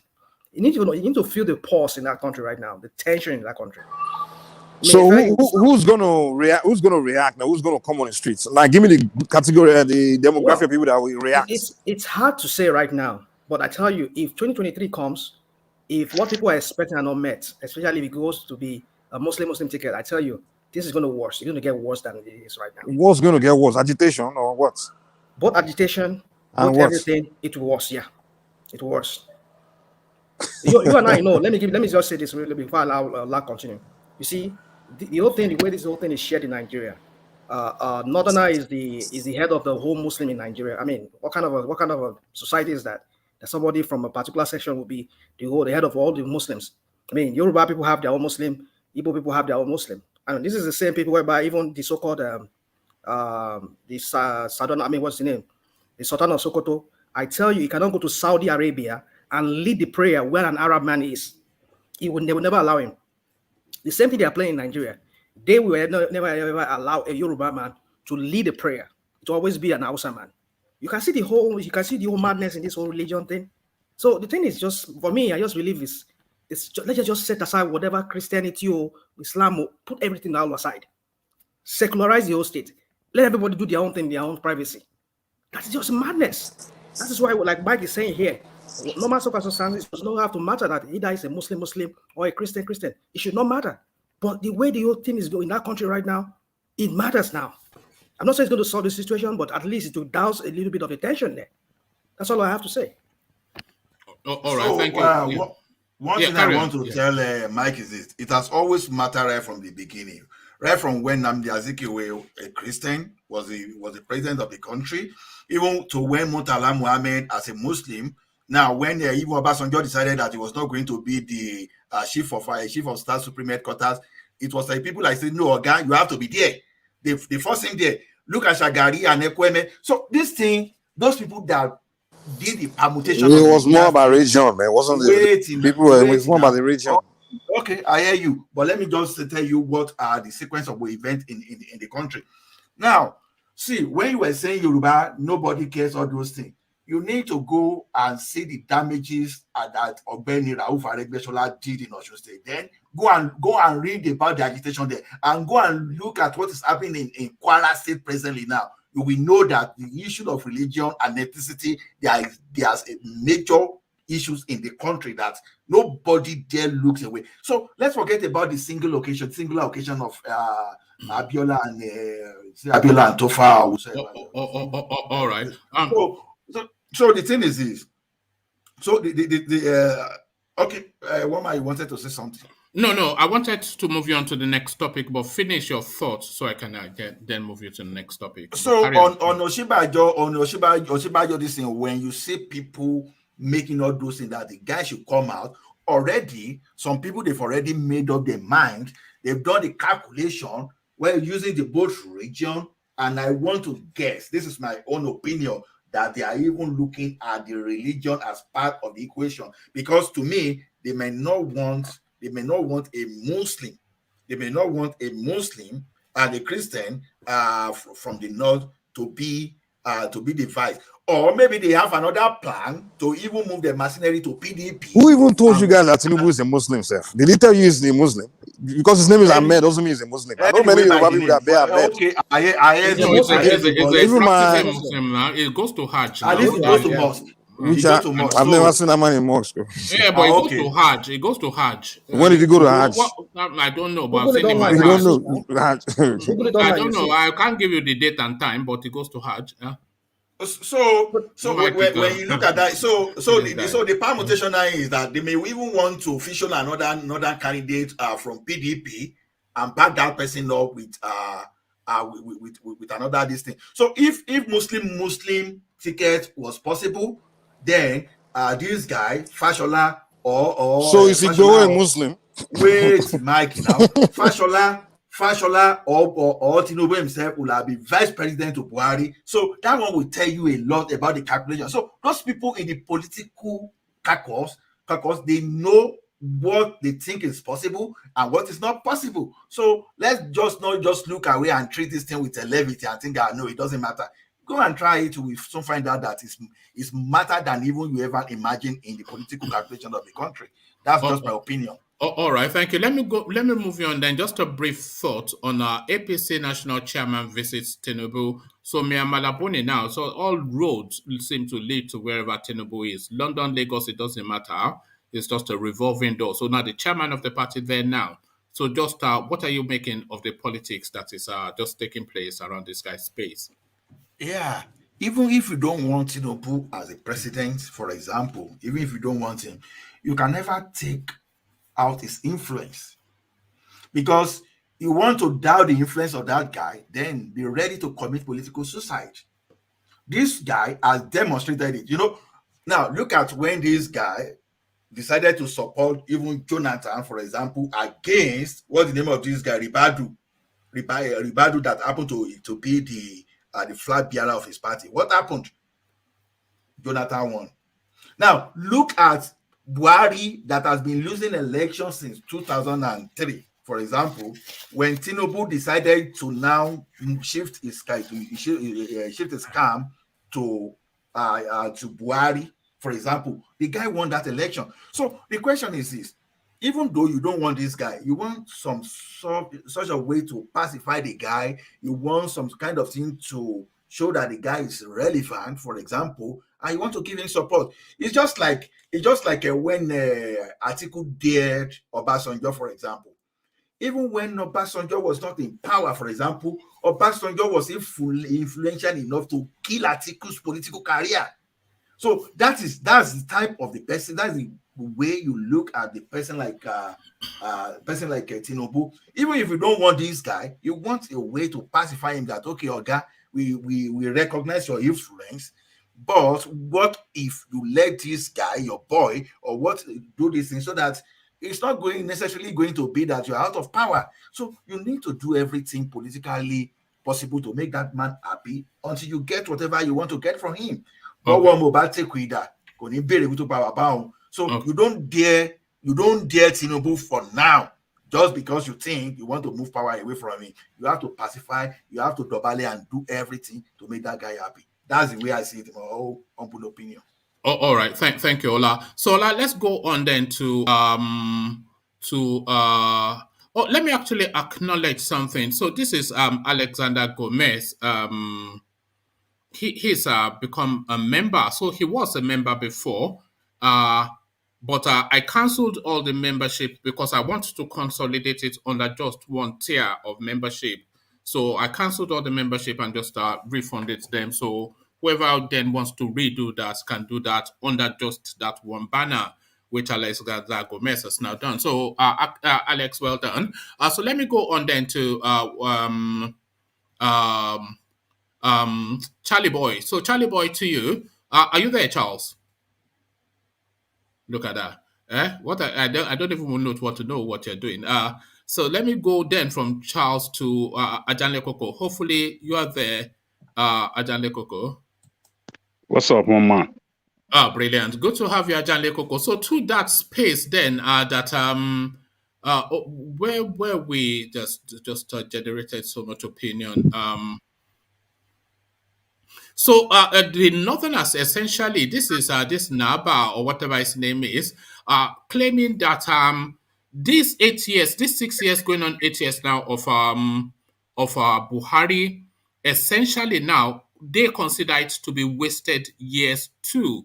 And essentially now they don't really still feel that they have had a turn at governance because Buhari did not serve them in any way, according to what this guy is indicating. So by that extension of logic, they still have just as much claim to 2023. So what are you making then? The failure of Buhari is something that has to be suffered by everyone, and we reset for 2023, and it's a free-for-all. And Naba speaks. What says you? Hello? Have we lost you, or have you lost me? Can anyone hear me? We can hear you. I can hear you. All right. I think we may lost. So let's go to you then, Rational Mind. Just that space. I think we may not have Ajanle Koko for the moment. So to that space. Can you hear me? No, we can now. Yes. So carry on. Did you hear the question, Ajanle Koko? Yes. Okay. It's unfortunate that first speaker of Nigeria Fourth Republic can speak in that way. It just tell us that people that we are seeing as leaders in that country are people with very irrational thinking, people with irrational mindset. How can you say because Buhari failed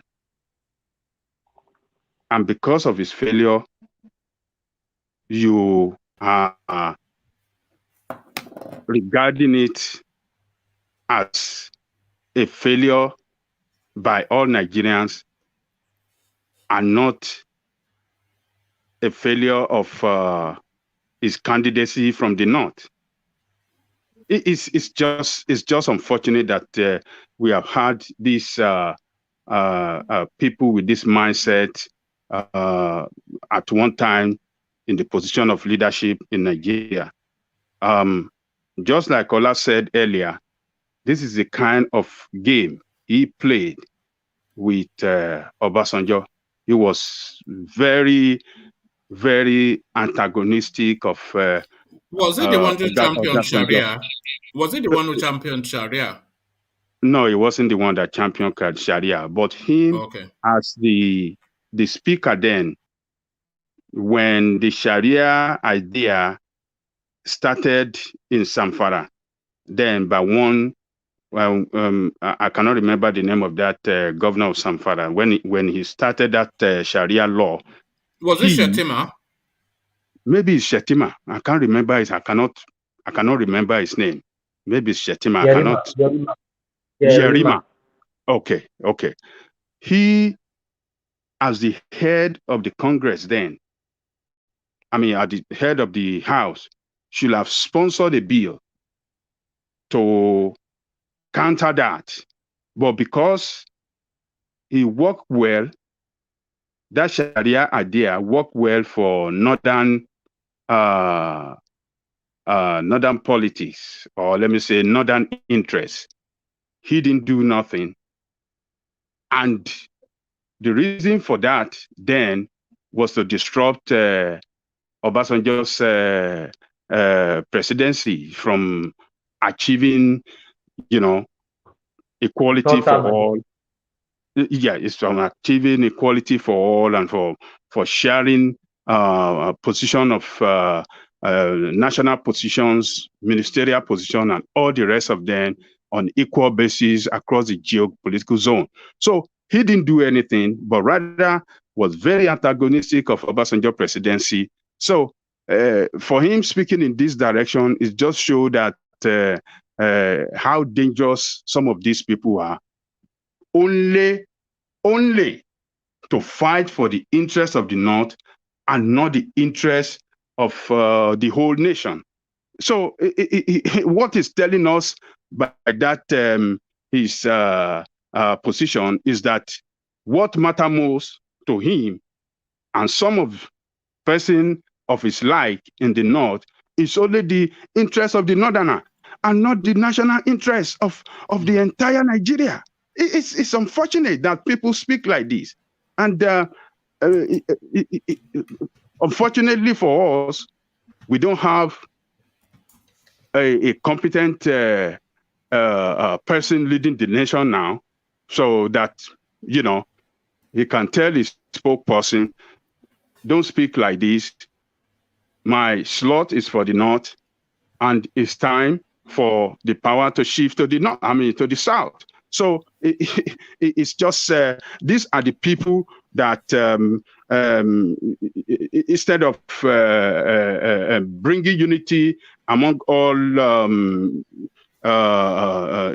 interest group and all sides of that country, but rather trying to divide the country more alongside the region line, or south and north, not only northern interests that they are pushing, northern interests. But when Buhari was coming on board during the time of Jonathan, when he was contesting, it was northern interests they were shouting. It was northern interests they were telling the nation that power must shift to the North, power must shift to the North.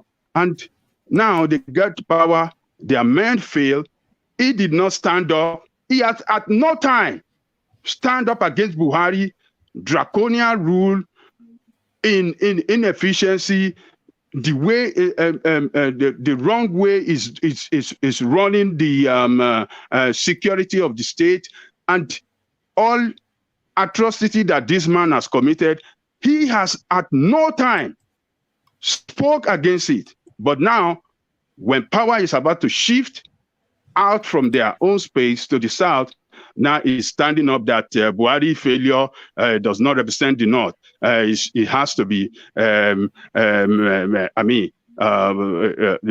equal opportunity for all. Everybody should contest. Well, it's just unfortunate. I mean, that country is seriously divided against itself.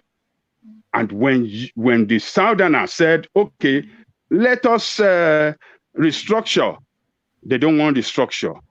Okay, let us part ways. They don't want part ways. But all they want, they just want that position of presidency, somebody to be at that top so that they can share the top position among the Northerners, and then they feed on the government that cannot provide the social amenities or put in place a system that will work for everybody in the nation. So it's unfortunate that Gali Naba, a leading politician in that country, spoke in that direction. It's unfortunate. All right, thank you. Let me take you to the Easter John Lekoko, and this sit-at-home thing now. It's a very complex thing. A lot of people think that it is a potent weapon that they are using in the East, and we have seen its potency. But somebody was saying that in the East, they say the masquerade does not dance too often or something. Somebody used that proverb. But essentially, they are overplaying now. This hand is really where we're getting to now. So 1 week long sit at home, or at least 6 days, all that makes no difference 1 week. They are allowing Sunday because they know that it's a very religious space. But their calculation really is to block off now that Anambra space election. So Ohanaeze and they've now come out to say enough is enough of all of these things. One, the people making these decisions, they are diasporic people. They don't really have any real presence in the Southeast. That is one. And they should point to any investment they have in the Southeast if they are of the Southeast. So that's one. But secondly, a lot of the people that's going to be impacted are people that sell perishable, people that work artisanally, people that trade in the market, because essentially it's a trading space, the Southeast. And then they are saying, more importantly, if you don't participate in the Anambra election, that election will still take place. And the majority of that space, they are APGA voters. So if the APGA voters don't turn up, the APC voters will certainly turn up, and they will just take that state. So this sit at home now, they are overplaying it now, and it's looking like something that almost certainly will backfire. Ohanaeze, they're off that thought. Do you agree? Ohanaeze, they are just speaking into the gallery. They don't have the control of that space on that instant contact. They lost the control of that place. So for them, speaking like this is just like a baby that is still feeding on a feeding bottle. A baby that is still being fed on feeding bottle, struggling with the mother to grab chicken from the mother. So, so what I'm trying to say here is that Ohanaeze, even now, with the ongoing every week sit at home, they couldn't stop it. How would they be able to stop 1 week sit at home when Ipob call on people to sit on? How would they be able to stop it? What strength do they have? What political capital do they have that they can put into play to stop it? So they are just bragging, as Mark is saying, one Hale. So they are just bragging just to talk as if they are still but to the wider point that they are making, though, I think Jafar also gave this narrative earlier on, that really this is a miscalculation, this sit at home to block off the election, because the election will take place. And the people that will sit at home, they will be APGA. And if APGA don't turn up, then whoever comes up next takes that space. So essentially, by that sit at home, they are gifting the Alhambra state to APC, to Buhari. Look, let me tell you. One man, excuse me. Let me tell you. Come in, please. Ajale Koko, do you know if they release Kano today, all this tension will go down and the country will be at peace. Do you think that can be a solution to this tension? Why would you say that? No, I don't. Like, How would you say that, man? did you not The same see thing was what going Kanu on. was doing? Did you not see what he was doing before they captured him? Does It's the same thing, man. Is Kanu a man of For peace? Is for Kanu a one man of man, peace? No. Is man, Kanu a man one of man, peace? no. But Mm. if Nigerian government can give amnesty to the Boko Haram that have killed thousands of people in that country, and they buy clothes for them and jollof rice, even send some of them to abroad to school, why can't they give Kanu amnesty? That is what I'm saying. So that to douse the tension in the country, because the tension is too hot now. Ajale Koko. Thomas, that won't work for You them. can't to talk be about honest, in your amnesty. opinion. You only talk about amnesty when it's there's a crime involved. You get it? So Nnamdi Kanu has not said he's guilty of any crime he has done, and so why give him amnesty? Okay, let's And the even case is follow in through. court. Sorry, Ola. Let's even follow through with you, Thomas. Okay, they grant him amnesty and they release him. Then what will happen? What happens after that? Agitation And then you continues. go back to Hmm? you can The go back to the UK. Yes, and then do what? Continue with Radio The Biafra. country And do what? the country will move on. What will Kanu do? What will Kanu go on and do once it's been released? What will he go on and do? What if Kanu can be wise? The Nigerian government can dance to the southeast tone, like even giving them the presidency the next election. So they release Kanu and give him the presidency, or what are you saying? No, not him. I said another southeast. They can give them the presidency 2023. Right. It will douse the tension and release Kanu. Yeah, but if they release Kanu, then what will Kanu go on and do? What will he go on and do? He will go on and be calling for the head of the governors. Hold on, Mike. What will they go on and do? What I mean is, Kanu they will bargain. Like, if you drop the agitation, we're gonna give you. Yeah, you know what I mean? Drop the agitation. We're gonna give Southeast the next presidency, and they will release him. And Kanu will agree to that, to drop the Biafra agitation? I think that would be. I think on my own side, that would be a solution to all this for it, because tension is too high now. Oh, all right. All right. Okay, thank you, Thomas. So back to Ajane Koko with that Thomas's idea that they release Kanu and then he will give up Biafra. So just to that and then to what you were saying, Ajane Koko. Actually, what Thomas is saying is in line with what IPOB is calling for. They said they should release Kanu so that there will be election. So what it's going to do next after that, that's what we don't know. But what Thomas said is in line with what IPOB is calling for. Yes.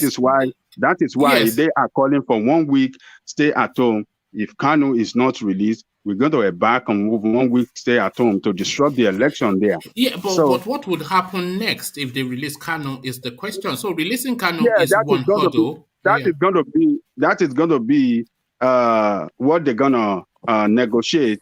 Between that's going to be the terms of negotiation between Kanu and the government. So but that is where the difficulty is. They cannot release Kanu to continue to agitate for Biafra, and Kanu cannot, with his liberty, not continue, because he has said endlessly to his adherents, to his followers, that it is Biafra till I die.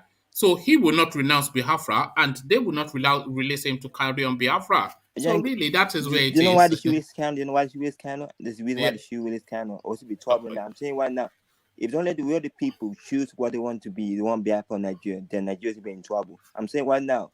Yeah, there is going to be trouble. They must do right now. I'm saying when Nigeria's heading in the civil war, when Nigeria's heading, because the federal government is not listening to the people. I'm saying right now. So Thomas is 100% right.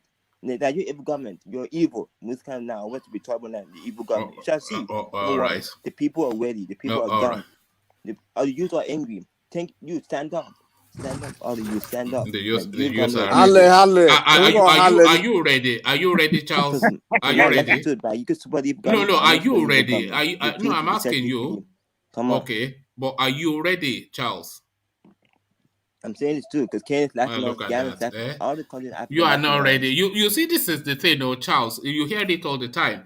People will come and bang the table, war. But when they ask them, would you let your son go to that war? We say, well, no, he has exams. Would you let your daughter go? No, she's getting married. Would you go yourself? No. I have work. So war, but somebody else's child, you see? Are you ready, Charles? Which proves what the Ohanaeze was saying, that the people that are fomenting this struggle, they are abroad. This is it, abroad people.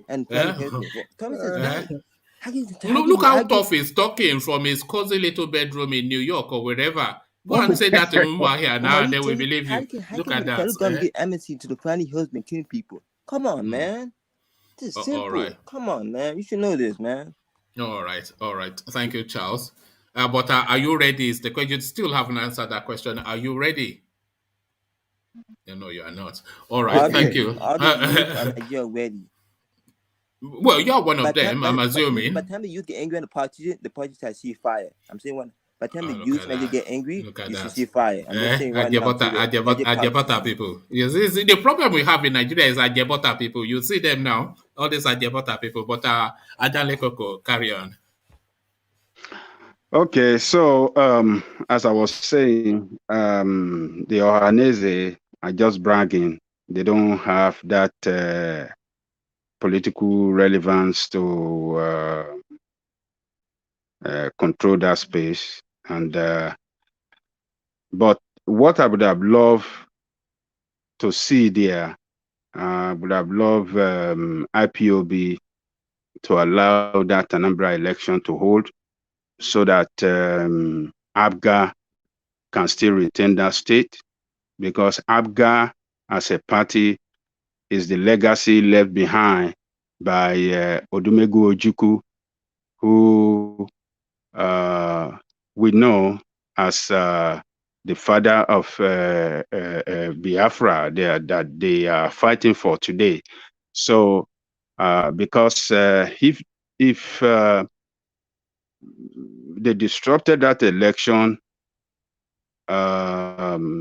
this government with the federal might rig the election in favor of APC, and then the situation that is happening in Imo will come to play in Anambra.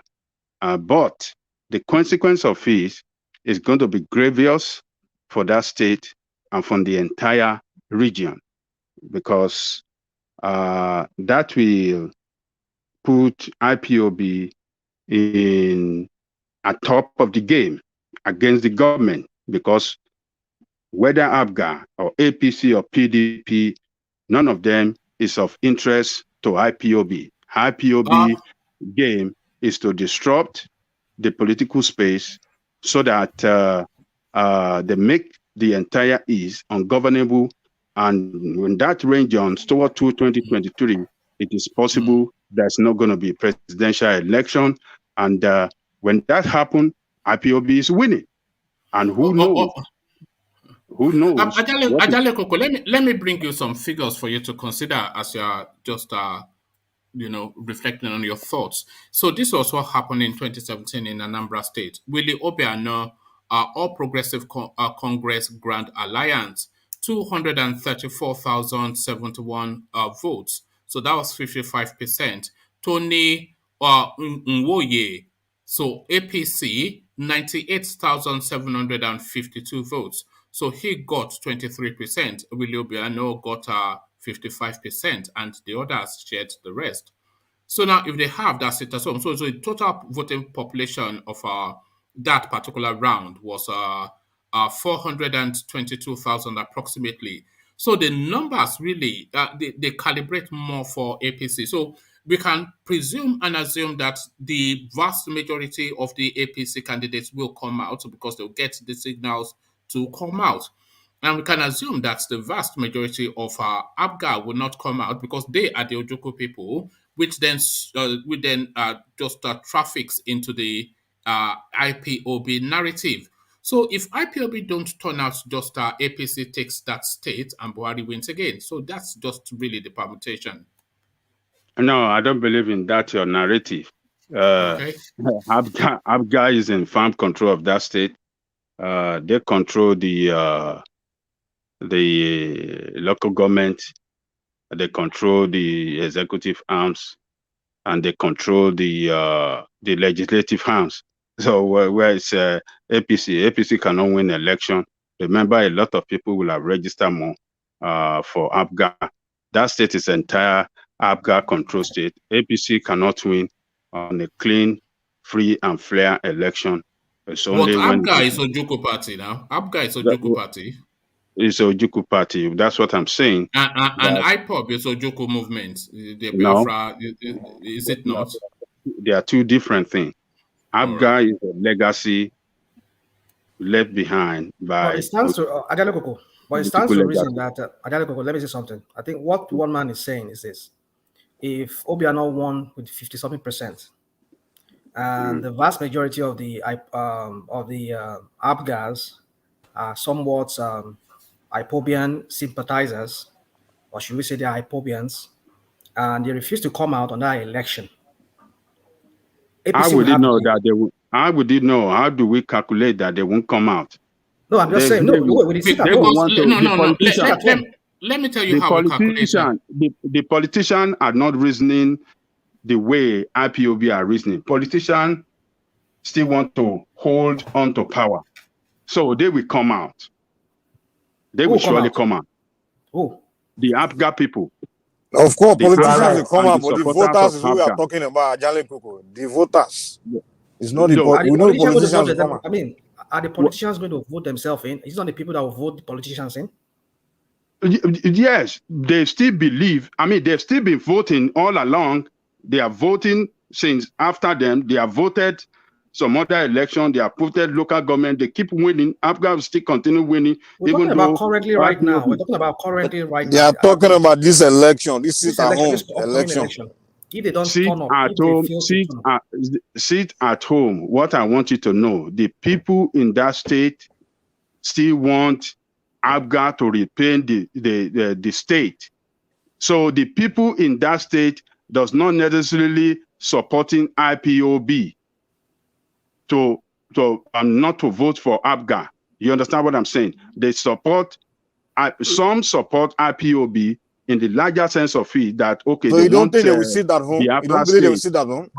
But the people in APC too, are they not Igbo people as well?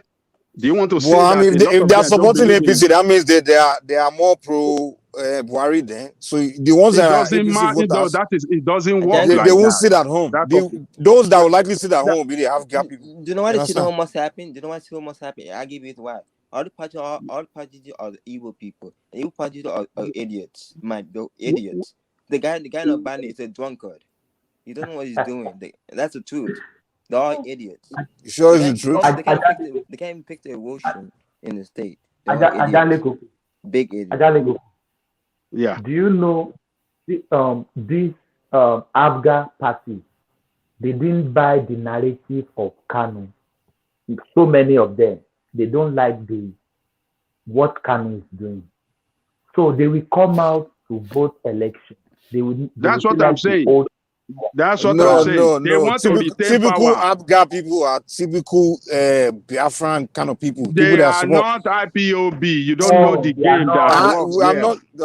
Well, listen, ABGA is a legacy of that. ABGA party is a party of Biafran legacy. You understand? So what we are saying why are they still voting? Why are they voting? Why don't they leave the politics of Nigeria? Ojukwu before he's dead did not told them strategically on that day, those that would likely to sit at home be the ABGA voters, not the APC voters. That's the point we are making.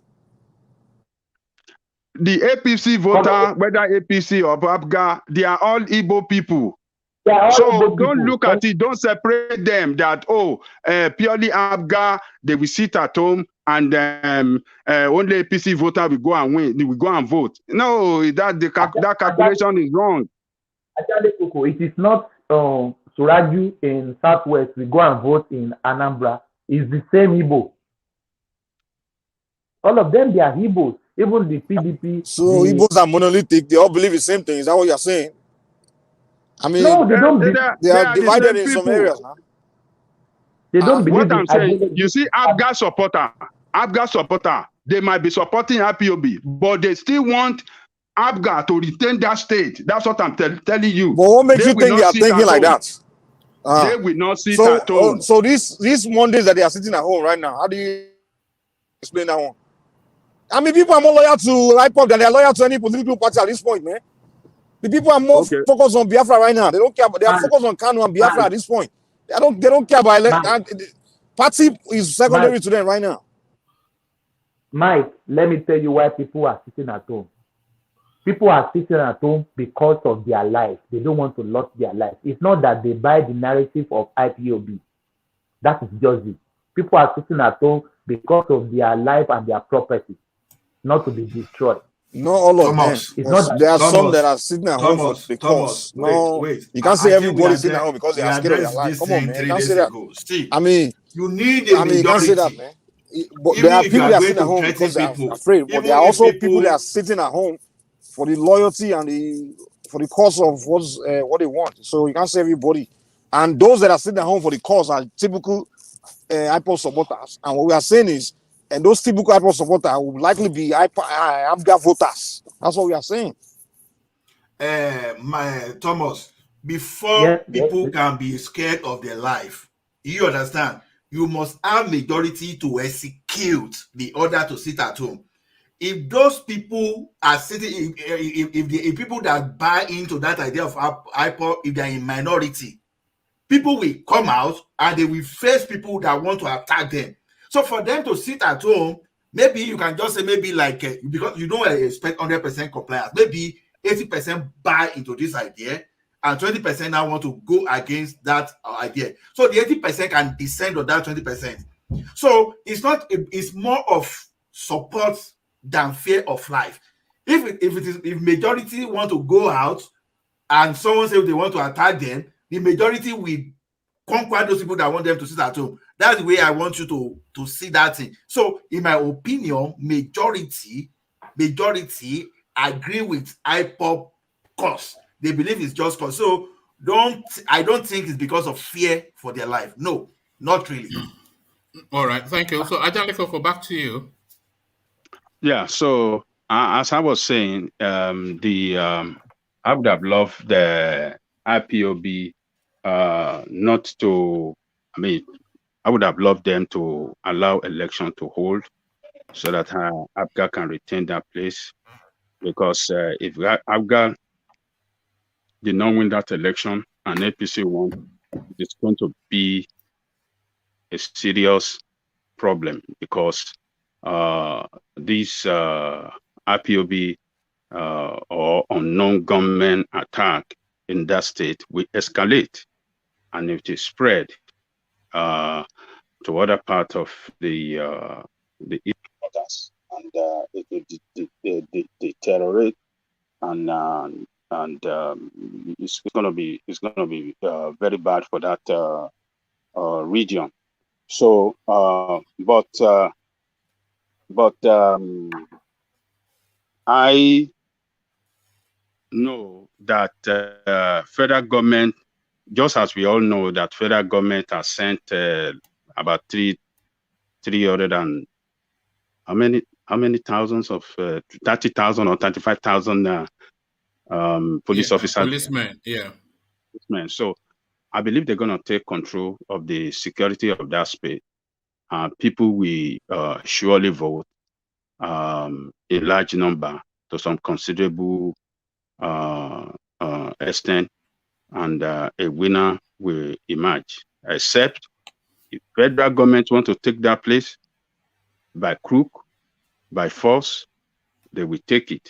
They will use the style they use in Kogi State They will disrupt the election in some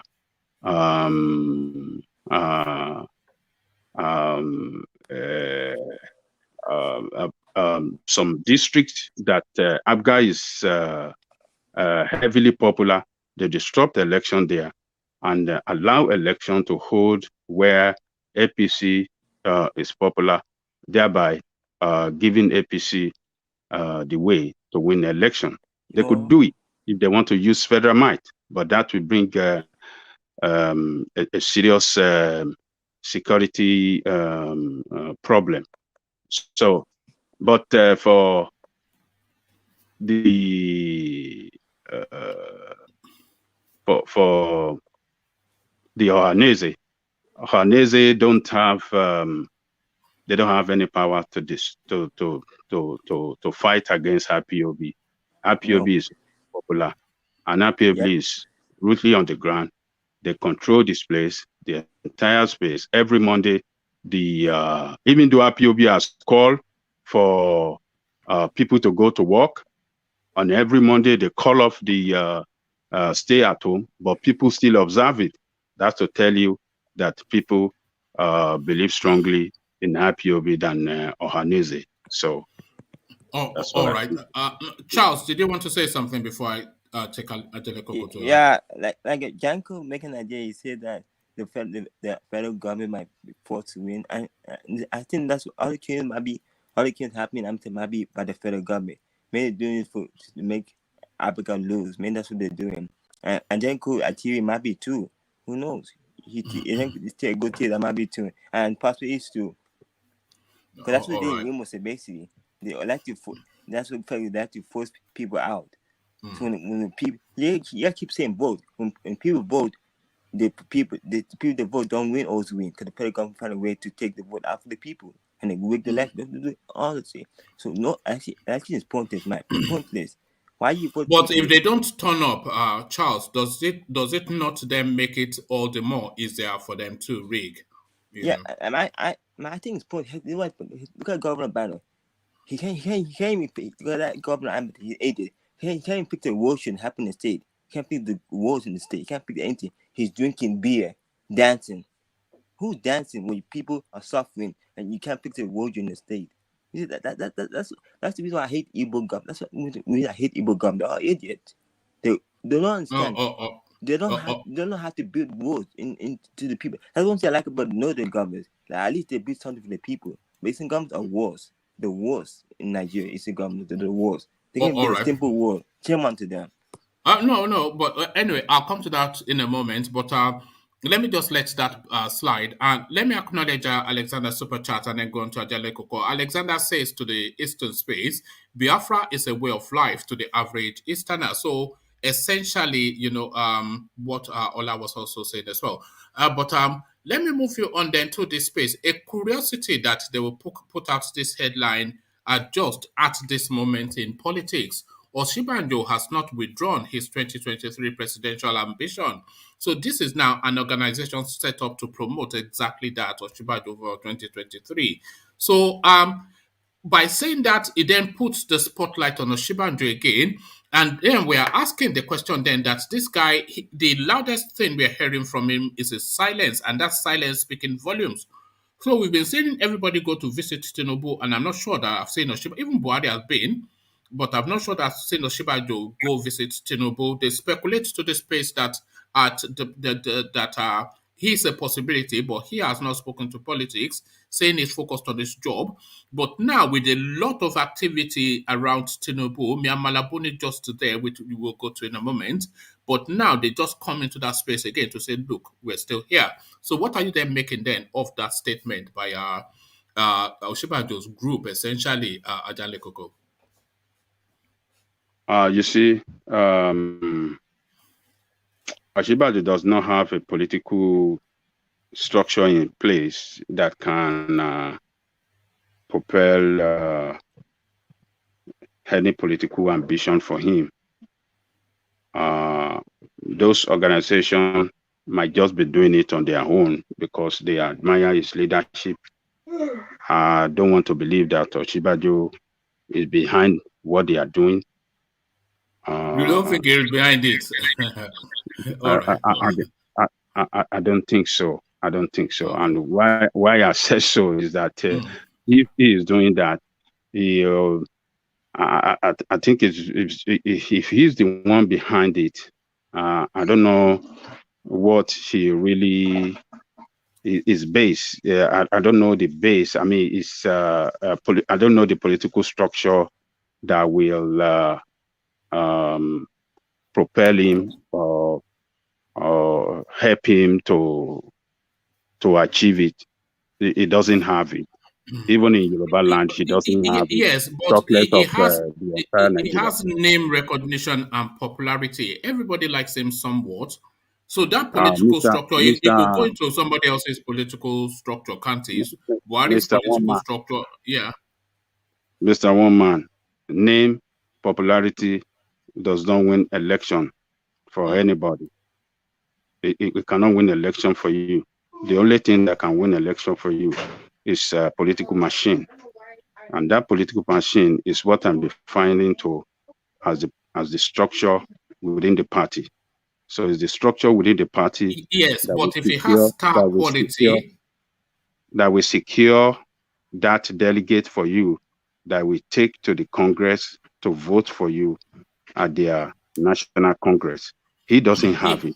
There's no way. But it has star quality. This is what I'm saying. If it has star quality, then surely somebody's existing political structure can just rally behind him. Because the star quality is greater than the political structure, is it not? Somebody that resonates with people, he resonates with people. So a political structure can just, it can come under, Buhari has a political structure, is Buhari's deputy. Why can't Buhari facilitate him? So many political structures that can facilitate him. But he has name recognition. And people like him. Well, let me tell you something. You see, politician has a way of doing things. They stick more to somebody that they have known together, they have worked together for a long time, somebody they've been in the same political structure, because they believe that that political structure have an ideology on its own, an ideology to take care of the interests of that structure. That is number one, when they get to power.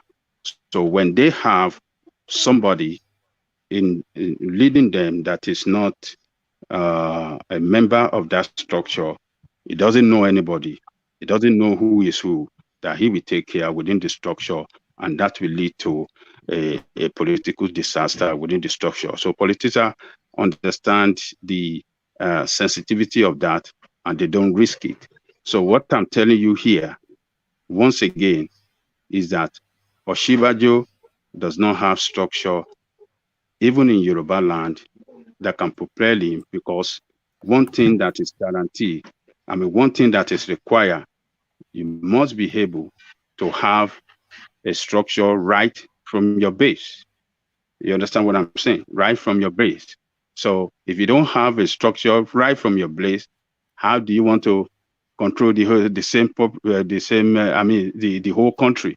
So structure right from your base is what will push you to other part of the country, that will promote you to other part of the country, and the other part of the country. Is he not already a member of APC?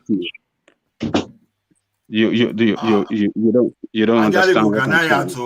Can I add to what you just said? I disagree with you. You are very correct, but I just only want to add to what you said. See, the point I think you are still omitting there is that political structure, something take care of them. The political structure, they care about the value they are going to derive from you, the money you are going to bring into you. Look at it, for example, now. Atiku used to boast of political structure before, when he was relying on that of Yadua, PDM. But when Obasanjo was going to break that in, he brought someone from that camp. And not only did he bring someone from that camp, he matched Atiku money for money. You understand? Even when people wanted to look at even during Jonathan period, when they even wanted to vote for Atiku. What they do, they book all the hotel in Abuja where all those delegates will be. So the question like this is, Osinbajo does not necessarily have those kind of money that the like of TINUBU that they stockpile over time to run this machinery. If Osinbajo can do the same thing that TINUBU will do, maybe he can hijack the machinery. But as it is so, I don't think Osinbajo is stupid to even try to dare TINUBU because he doesn't have that money stacked or with corrupt practices to even prosecute such elections. So it means that some people will have to spend on his behalf. I agree totally with Ajani Gogo. All right. Mike, you wanted to disagree, I think. It's me.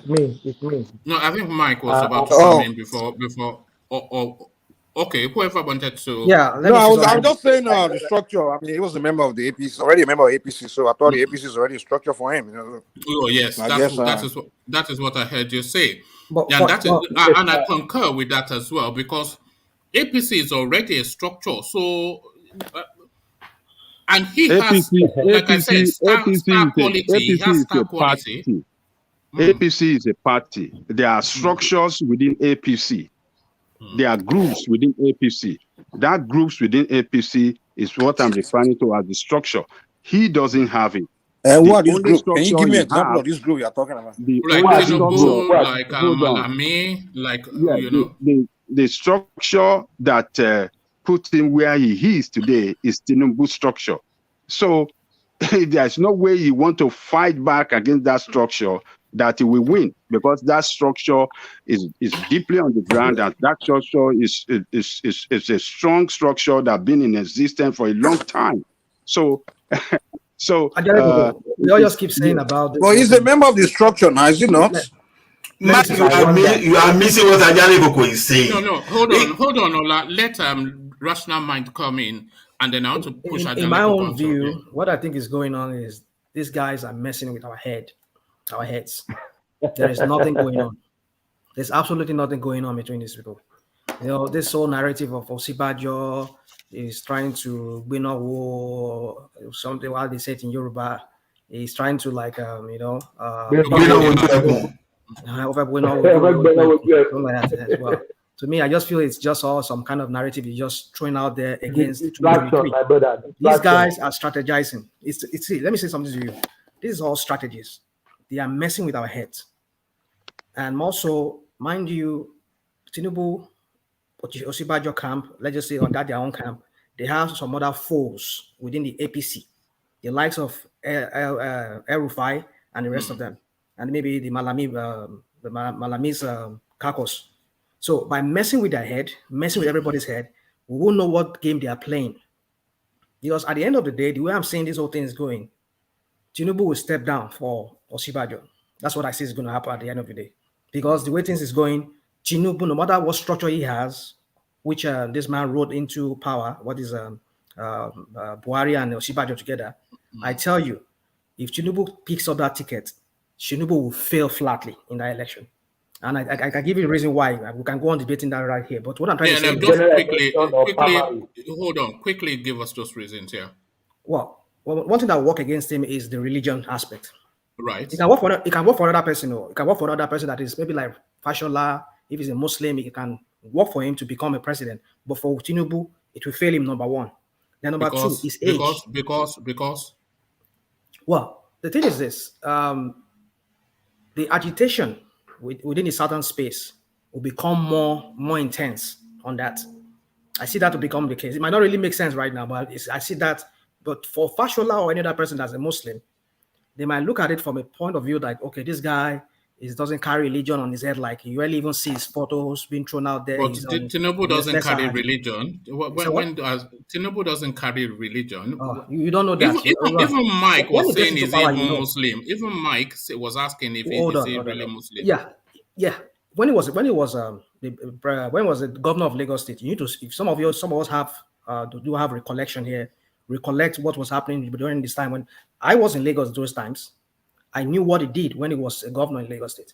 I know how the Islamic or whatever took place, or I mean the role they play in his government. So I just don't want to debate about that here. So what I'm trying to say is he put Ambode and this new guy in place. Well, you see the politics of Lagos there's a bit of religion in it too. Except we don't want to tell ourselves the truth. And that was the reason, like, it was rational mind. See, in local politics, say that. That's when religion or which village you come from is relevant. But in national politics, people look at your tribe; they don't look at your religion.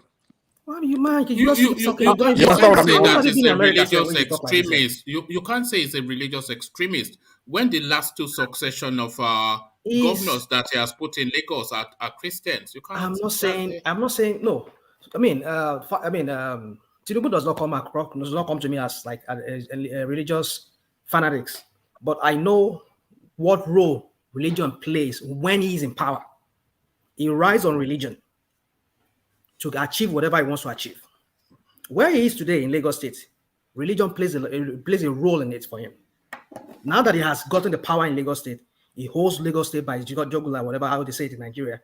What I'm trying to tell you is that the guy was able to control Lagos to a large extent by virtue of the religious thing that he dabbled into when he was there. And I'm sure he's going to dabble into that so as to appease the North if he gets in there. And that is going to be another narrative again. That's going to be another problem within Nigeria. And those people who have foresight, who can see beyond that, who knows its antecedent, will never allow him. Whoever the president of Nigeria is, religion will be in play. There was never a time that religion was not in play in Nigeria. Yeah, there's always been a time. I mean, with the Northerners, for the most part, religion is a problem. Whenever religion is their politics. They play religion politics. That is their politics. Yeah, isn't it? That's what I'm saying. You know, that is how Islam is structured. Islam. Well, I don't know about that, but in the North, yeah. Well, that is how. That stuff is in the North, man. No. Not on Islam. Any country that Islam is the dominating is the dominating religion, it goes together. You can't separate both of them. There's no way you can ride into power in any Islamic country without Islam being involved. So what I'm trying to say, let's just forget that. I don't want to go into that. Yeah, but so Nigeria is not an Islamic country. Well, Nigeria is not an Islamic country. Yeah, Nigeria is not an Islamic country, but those people who dominate the country from that certain section of the North, they are Islamists. That is the problem. And then whenever they are there, they want to exert this power or domination over the rest who are non-Islamic. That is where the problem comes in. That's where they butt head. So that is why I keep saying on your platform, other platforms, look, we need to set aside this religious thing in the political space in Nigeria. But when are we going to set aside this religion? Religion doesn't play in other countries. Either you realize it or not, it plays. But that is whether it obtains in other countries or not. That is the religion. That is the politics that we play in Nigeria. And that's very bad. Whether it's bad or not, that is the politics that we play. Even here, we're calibrating Muslim. And even now that I was saying they would give way for TINUBU, Christian, Muslim. People here are telling me that no, that would not happen. So religion at the heartland of politics in Nigeria. It is. So see, either we accept that fact or not. The thing is that as long as religion plays a role in the politics of Nigeria, that country will never know peace. That's just the truth. It will never know peace. Because the times we're living in right now... Because they don't talk about competency. Not about competency now. It's about religion, where you come from. You see, I've said it on your platform here. I think I had that debate with Jafar. The problem of Nigeria is the North. When I mean the North, I'm not talking about just the people. I'm talking about that religion that they've hold on to. You cannot hold on to a religion in a country that is in a country that claims to be secular. Because people from the South that are non-Christian, that are non-Muslims, who are even non-Christians, they move over there to go do their business, and they're not free in a country that they say is their own country. They're not free to practice however they want to live their life because a certain religion holds sway in that area. You see, it will never work. It will always create problems. Somebody who has a beer parlor cannot. We can say the same thing about culture.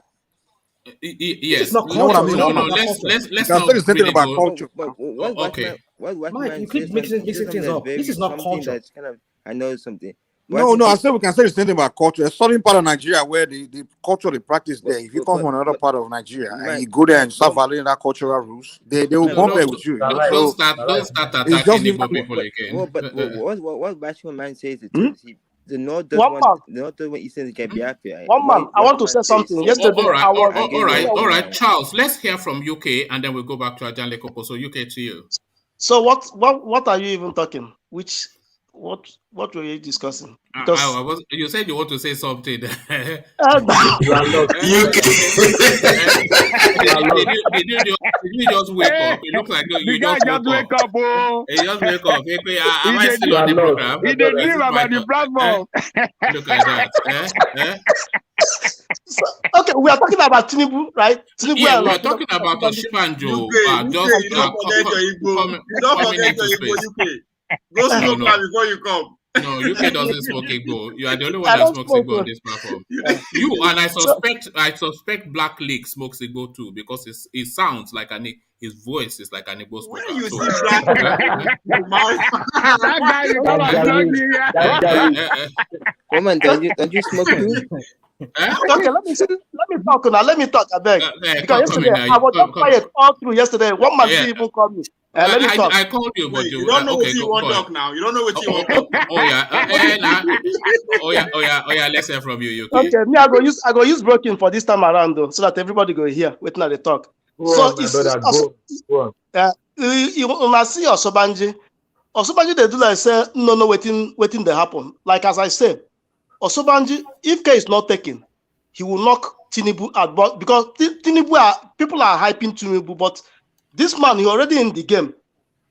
And as we're looking at things, Osinbajo just the act like Mumu, but he not waiting the fight for.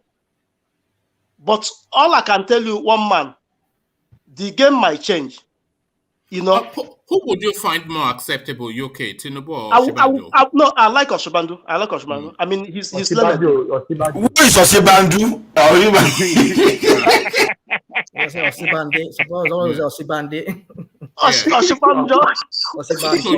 You would prefer him to TINUBU? Yeah, I prefer him. Yes, I prefer him. Yeah, I prefer him. Go on, I prefer him because even if we are seeing the man as if he doesn't know what he's doing, believe me, that man knows a lot. He knows a lot, and he's patiently waiting. No, he's patiently waiting. He's patiently waiting, and when he strike, don't get me wrong, the man he will get it. I was saying to Ajanle Koko that he has star quality and people like him. Would you agree with that? Yeah. Yes, I do. I like the man. I mean, he's a very patient human being. And when he speaks, it's very charming. He wins you easily. He wins you over very easily. No, because he knows now. Because he knows. One man, this man knows. This man went to school now. He knows, and he knows how to catch up people's mind.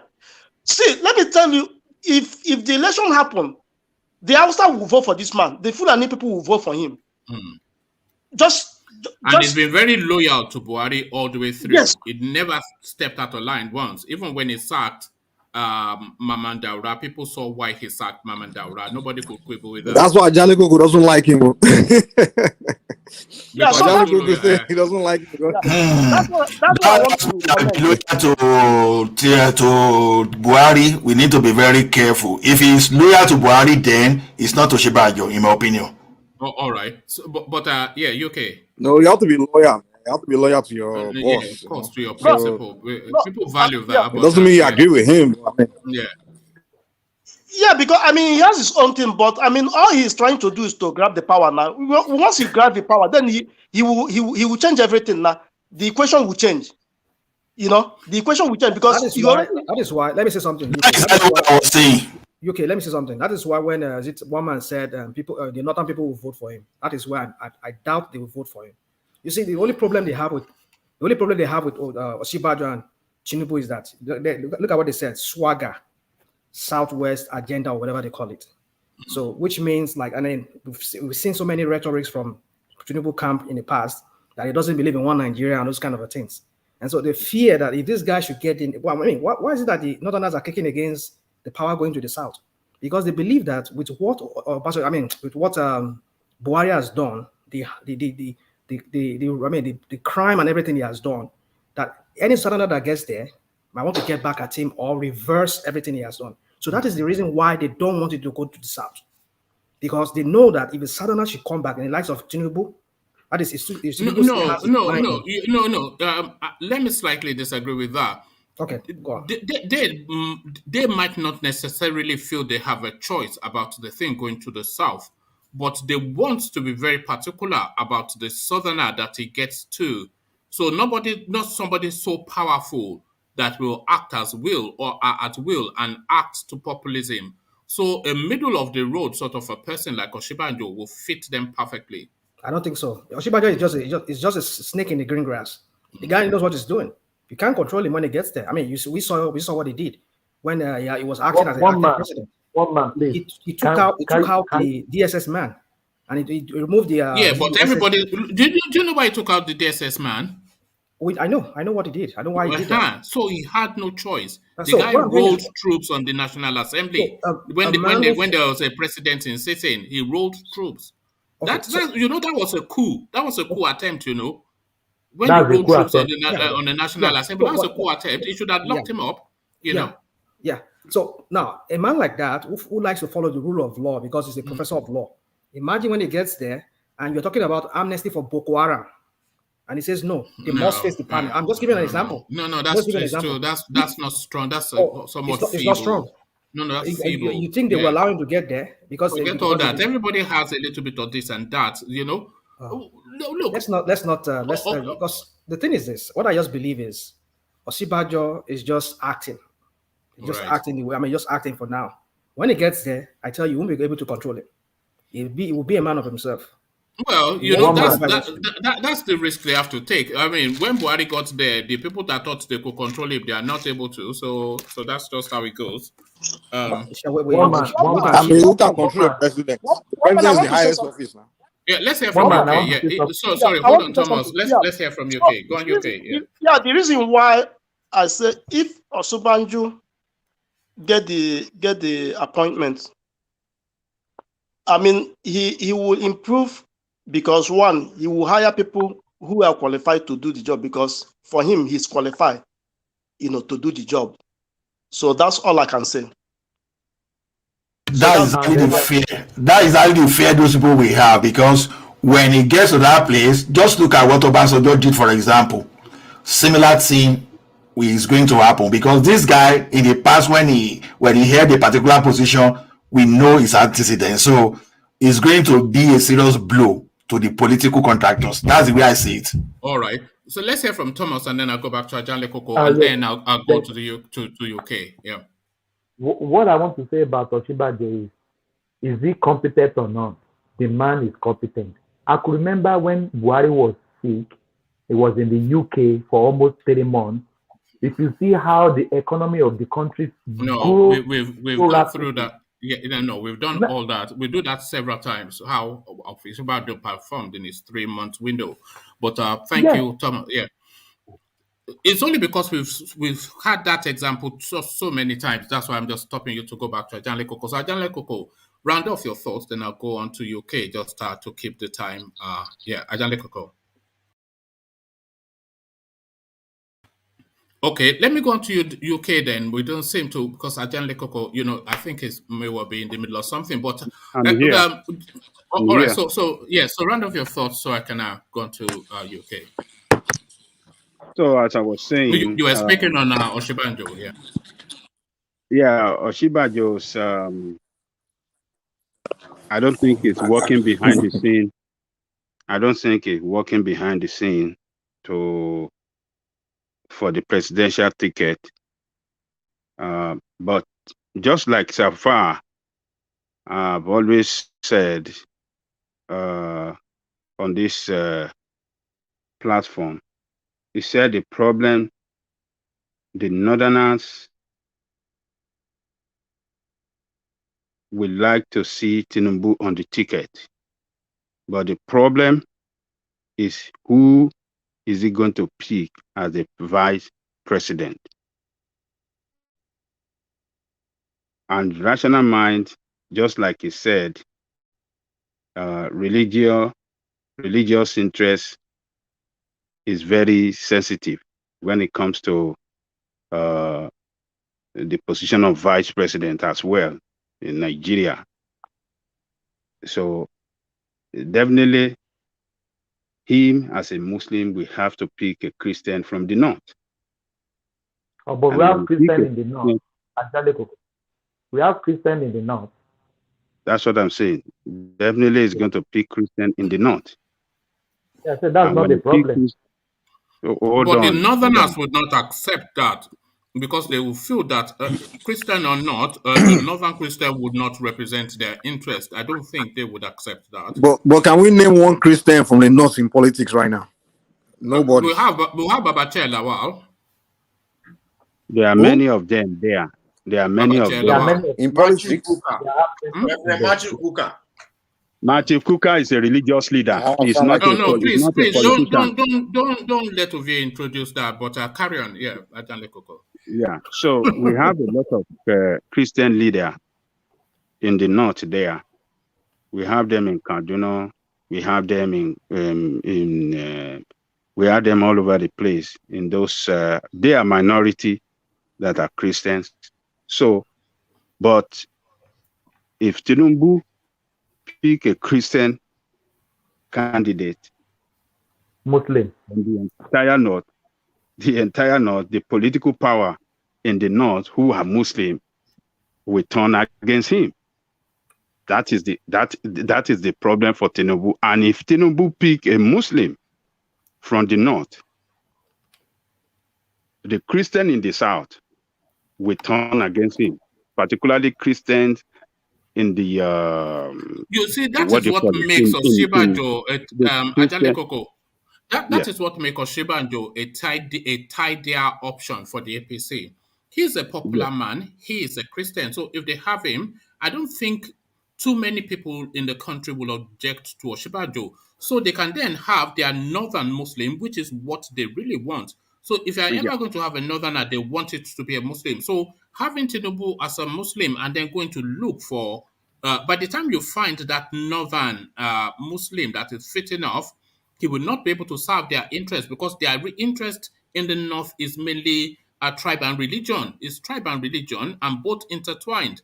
So Osinbajo is just the more cleaner fit for their narrative. They say, yes, have it in the south. This guy is a trusted guy. We like him. So have him. But then we'll put our man just to counterweight him from behind.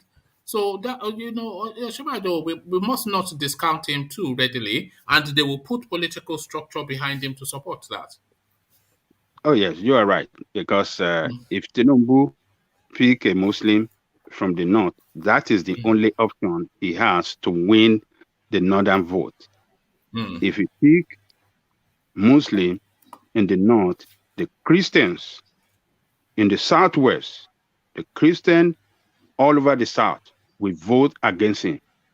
And when they stand up and vote against him, how will he win? They will go to general election. It's gonna be hard for him to win the general election.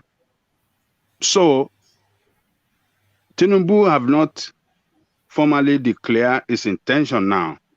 We don't know what they are doing behind the scene, the kind of permutation and interest, how to work out things behind the scene. So, but Osinbajo, just like you said, one man, just like you said, one man, it's only TINUBU that can put him into that position. If TINUBU back down and declare Osinbajo as his man for that position, yes, the northerner will rally around Osinbajo. He will pick another Muslim, and that will work well for him. So, but the way the things are going now, I, for one, if I have the opportunity to vote, I will not vote for Osinbajo because Osinbajo is part of this team that has destroyed Nigeria, and Nigeria will need a new set of people to govern the space. So what of have to be very reasonable? And TINUBU as well. We have to. So are you going to vote for TINUBU, Ajale Koko? Ajale, we are still fighting for the same thing. We are still fighting for the same problem that allow Buhari to creep into the government. So it's not if we want to talk about those people that destroy the government, we have to play this in the perspective. Before you can say someone destroy, you have to know whether the person really have power to do anything or not. Otherwise, you find so I don't buy this idea of those people that who are those people you want to bring in. Okay. The same way when people were talking that when PDP were telling us that APC they have no experience. Even though people will not agree with them 100% completely, but now you can see that truly APC, the way they run the country, they've shown that they have zero experience. So to me, I don't share that sentiment without considering whether the person they have the power or not. We have to look at that. All right. Let me explain to you how it works. A political party wins election and they govern the space. So the ideology of that party, they use the ideology, they carry the ideology of that party to govern the space. So APC, all of them together, TINUBU, Osinbajo, Buhari, all the team, they govern the space with their ideology. And we have seen what the ideology has run us through. The ideology has destroyed Nigeria, and we cannot continue with the same set of people. That party, it is the party that governs Nigeria, and they destroy it. So now going for the same party to continue because you have a new person as the presidential candidate, the ideology of the party is still in place. It's an ideology of destruction. So we as people have to be very tactical, have to be very reasonable to know what we really want. Do we want to continue on this path with this party, with this party with destructive ideology? No, we have to look for something new. So none of them, as far as I'm concerned, that I think, Osinbajo recently said that Buhari is probably most popular and most, how did he describe it? More than Awolowo, most, I mean, the best. No, that was Femi Adesina, but No, well, Osinbajo said it too. When he went to London. Osinbajo said it too. You remember, we discussed it on this platform. Yes. So he said it too. So these are the people that we want to continue to manage. I mean, we cannot continue to be stupid and sorry, Ola. Let me go on to. I just want. Thank you. Yeah. We cannot continue to act like people that doesn't know what we really want. We should know what we want. We want a country that will work for everybody. But this party has destroyed that country economically. They destroyed the security apparatus of that country. They destroyed the unity of that country. Everything has been destroyed. You cannot hand over power to such party. In this advanced country where we live, we know the way they do. Once a party fails, they sack the entire party and bring a new party. And just like I've recommended before, people in Nigeria have to start to look for a smaller party that can control their local government, their state, all over the federation, that will form alliance for whoever to be the president of that country. And then that is when we will have, we as the people, working together in alliance for the progress of that country. Not these people, they have failed the country. Osinbajo or TINUBU, they are not fit for any purpose to lead that country. That's my take, woman. All right, thank you, Ajanle Koko. Sorry, Ola, I just had to, let Ajanle Koko round off so I can go on to UK because, as I've said often enough, I'm just trying to reduce the length of the session. Try and keep it under 4 hours if possible. So on to you, UK. Then, UK, are you still there? Yes. Oh, okay. Let me take you to the eastern space then. This now simmering battle between Ohanaeze. I say it's simmering. It's been ongoing, but it's probably coming to a crescendo now. So Ohanaeze now coming out categorically to say that, look, this sit at home now must now stop, And they are saying, especially trying to sweep up the Anambra election in this sit at home must stop because that will ultimately end up gifting that space to APC, which is really something that will weigh more against what IPOB is agitating for than anything else. And of course, the weight of that sit at home on the artisans, the people that sell perishables. What about the people that sell perishables? What would they do? All these people that carry these things in market for people that is, so just 1 week. So enough is enough, essentially what Ohanaeze is saying. I cannot say I'm too far from that reasoning myself, but what do you make of it, UK? Yeah, like to me, variety is a spice of life. Like I don't know who, like the people that is leading the Ipob people, because sometimes you need to change tactics when you're doing something. You need to like change plans, because sometimes you don't just be using one plan. Because when you change plan, it also change the dynamic of what you're looking for. Like this sit at home. Just hold on. Do you want to? Okay, whilst UK is attending, let's go on to Thomas. So Thomas, to you then. Did you hear the question that I put to UK, and do you want to pick it up from where he left off? Yes, I will. What I want to say about that is there is nothing the Ohanaeze that there's nothing they can do about this, because IPOB has been in that space commanding even for now, we can say even IPOB is more, they have the authority even more than the governor of the state. Because anytime IPOB declares sit at home, the governor will tell the people of the state they should come out, they shouldn't mind IPOB. But they don't listen to the governor. They listen to IPOB.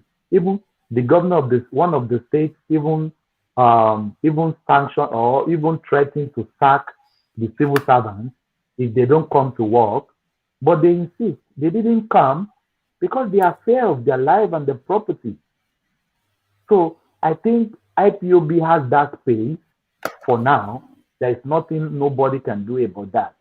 And I still go back to what I said earlier on, that some people that didn't come out, that sit at home, some of those people, it's not that they really want to yield to the command of IPOB. People are just scared of their life. That is why people sitting at home. It's not that they really want to yield or they buy the idea of Nnamdi Kanu himself. Some of Igbos, they don't even buy the ideology of Nnamdi Kanu or IPOB themselves. But they just want to obey to secure their own lives and property. But it's high time the governor of the state come out to address this issue, because the rich people are not going to suffer for this sitting at home. It's the poor people on the street, the artisans, the mechanics, the people selling perishable items are the ones that will suffer for this. The politician won't suffer for this. It's high time the IPOB, the governor, and the Ohanaeze. That is what I've been saying. People should come back to a round table to dialogue about this. Every word that has ever happened in this world, people later come back to round table to dialogue. First war, Second War, even Civil War in Nigeria, the Biafra, they come back to round table. So why don't we avert war? Why don't we go to the round table, discuss our problem, than to go to war? Later we go to war, we later come back to sitting at the round table. It will be good. It will be good for the government and the IPOB, the Ohanaeze, to come to a round table and solve this problem once and for all, so that people can move on with their lives.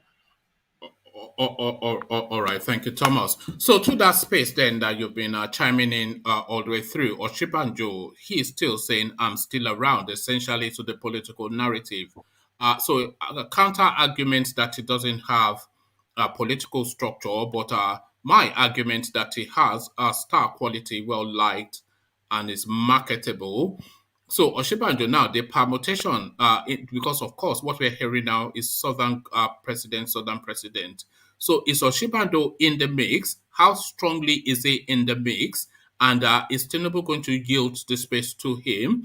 And even if TINUBU yields that space, is it an automatic shoe-in for Osinbajo? So Osinbajo for president, what says you, Thomas? Yes, Osinbajo for president will be the best option from APC for now, because with their permutation or what they are doing now, if they pick TINUBU as the president, they have to have a northerner Christian to be his vice.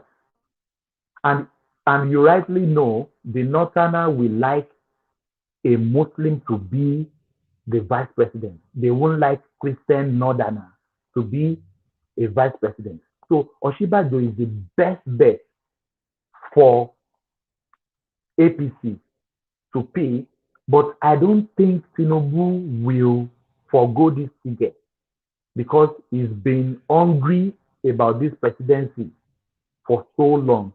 But if TINUBU wants to be a smart man and still wants to be relevant, he should just pick Osinbajo. He should just step down. Let him just be like Baba Isale, like Godfather.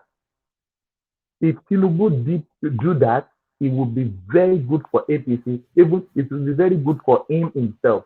Because for now, how would TINUBU be relevant by stepping down for Osinbajo? He's already Baba Isale now, so the only thing left for him is to be president, and there's nothing else for him to look forward to other than that.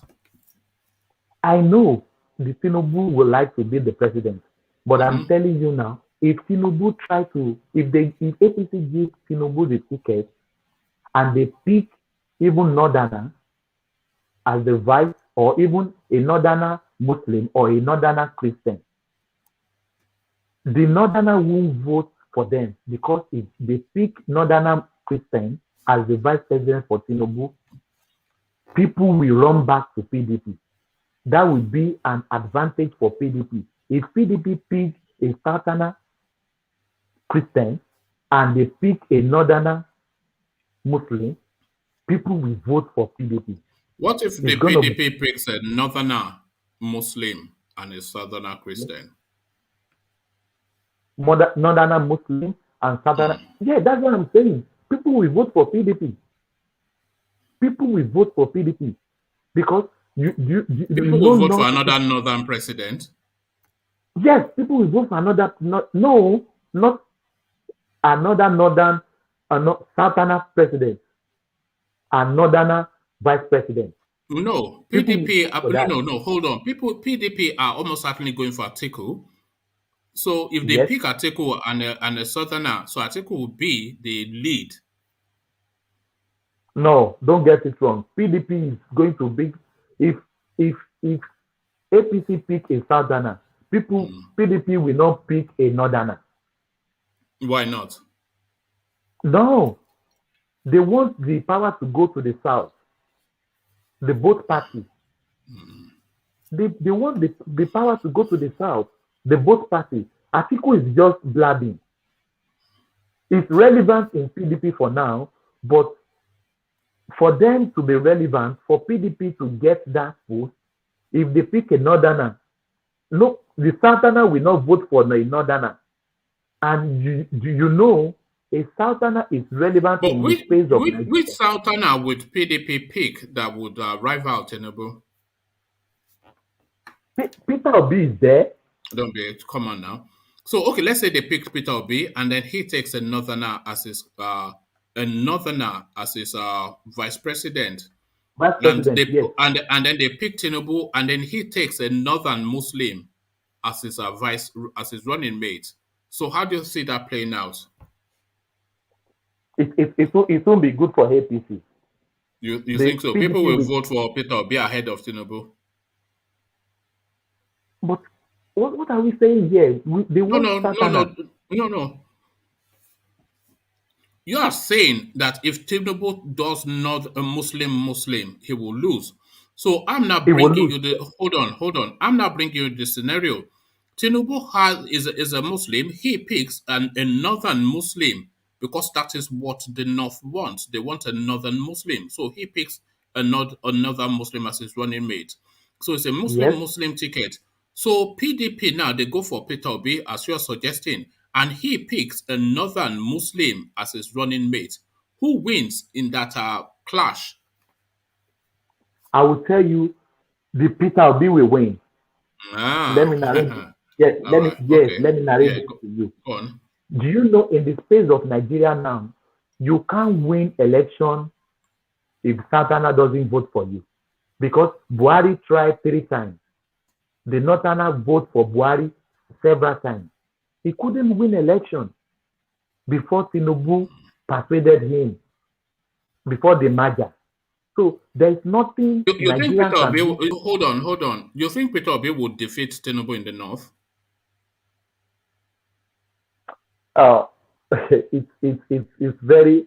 It won't defeat TINUBU, but it will be very difficult for TINUBU to win the south. No, hold on. So Peter Obi will not defeat TINUBU in the north.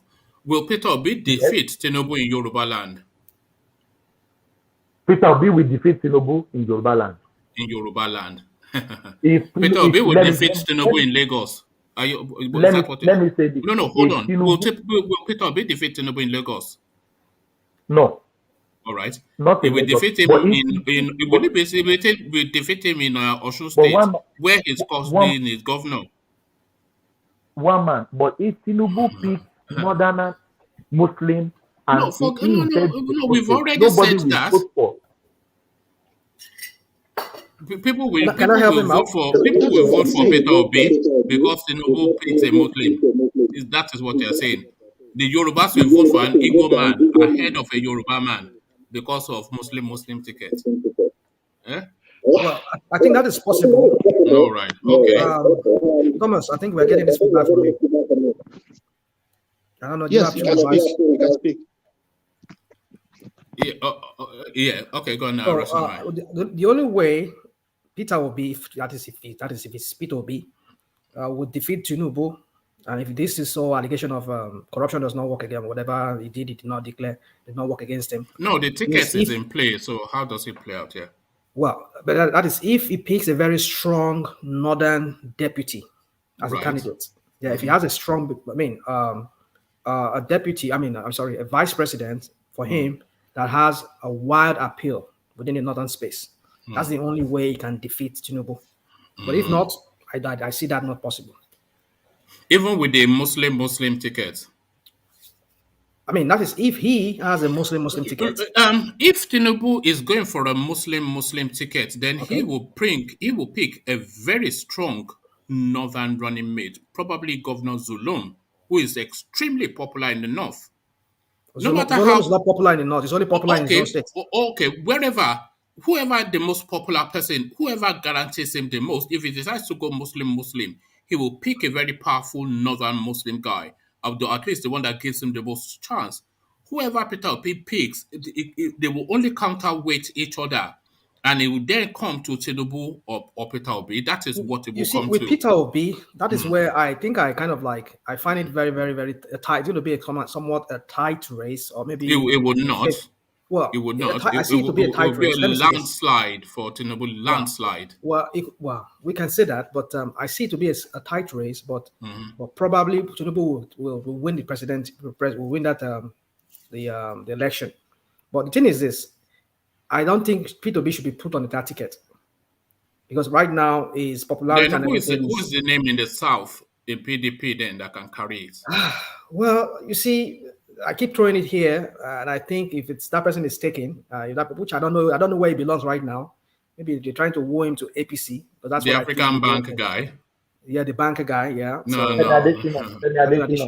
Yeah. That's the only person I think that could really challenge him. And if the guy picks up the ticket as the presidential ticket for PDP, and he takes a very strong candidate from the north, I'm sure he will. He will. One man. All right, I don't see that at all. But one man. Yeah. But you know, if Tinubu pick a Muslim northerner with himself, the southerner Christians, they will not vote for APC. Do you agree with me? No, I don't. Look, let me tell you what I see. If Tinubu picks a northern Muslim as his running mate, a strong northern Muslim, they already like him in the north. So that almost guarantees him then their vote, they've already guaranteed him. So that guarantees him categorically that he will win the north. Now, Tinubu, no matter what, he will win Lagos, we know, and he will win the state that his cousin is a governor of, we know. He will win. Tinubu almost certainly will win Yoruba land as well. You know, so really, what left is what is left there? But Southerner he will win the South. Vote for Muslim ticket. Look, no, forget Southerner Christian. The Yoruba person, if Tinubu is the Yoruba name on the ticket, the Yoruba person will vote for Tinubu because they've now seen the color of our ethnic politics so glaringly with Buhari. Tinubu is not Yoruba. What? What is it from? Tinubu is not a Yoruba name. It's not a Yoruba name. The name Tinubu is not a Yoruba name. Let's get that straight. Okay, where is it from? It can be a Yoruba man, maybe because I don't know. No, where is it from? Tinubu is not a Yoruba name. You need to go look out that and see the end of the person. Okay, if you don't know where it's from, Tinubu sounds Yoruba. Tinubu sounds Yoruba. Are you going to take us down a VA type? That's what I'm saying. I don't want to open that area for us, so let us just go. No, but what you can't say that now, not back it up. So back it up. You see, Lagos State has it's a melting pot for people from different parts of Nigeria. Right. You know that. In the early times, there were like the likes of Dangote, father, and the rest of them, people like that. Dangote's cousin that has this construction company. I can't remember right now because okay. So are you saying Tinubu is from the north? Yeah. There's some parts like Isaleko area there. There's some parts of Isaleko. You have people from those descended from Brazil, the slaves that came back. You have people from even the north, from Borno State. So the thing is this: history as it has it is that the family that bears Tinubu in the island. I don't know if Gomez wants to speak to that. Alexander Gomez maybe has that history as well. The earlier people that bears that the Tinubus are from Borno State. That's how the history goes. Tinubu is on. not Tinubu. Listen. Tinubu is not. Right. Tinubu is not the son of the woman or the family that bears that Tinubu. Get it? They are not. He's like he claims or kind of he adopted them as his parents, or maybe they are either of the two. Tinubu is originally from what we understand is from Osun State. Get it? Okay. The rational mind thinks that Tinubu is a Yoruba name, but he is not from Lagos State. I agree with that. That's what I'm arguing with. Tinubu is a Yoruba name. Tinubu is not a Yoruba name. What kind of Yoruba name bears that name? Where's that? What kind of Yoruba name? Tinubu Daddy. You know, it's from all those people. Just like maybe they say Oshuntade.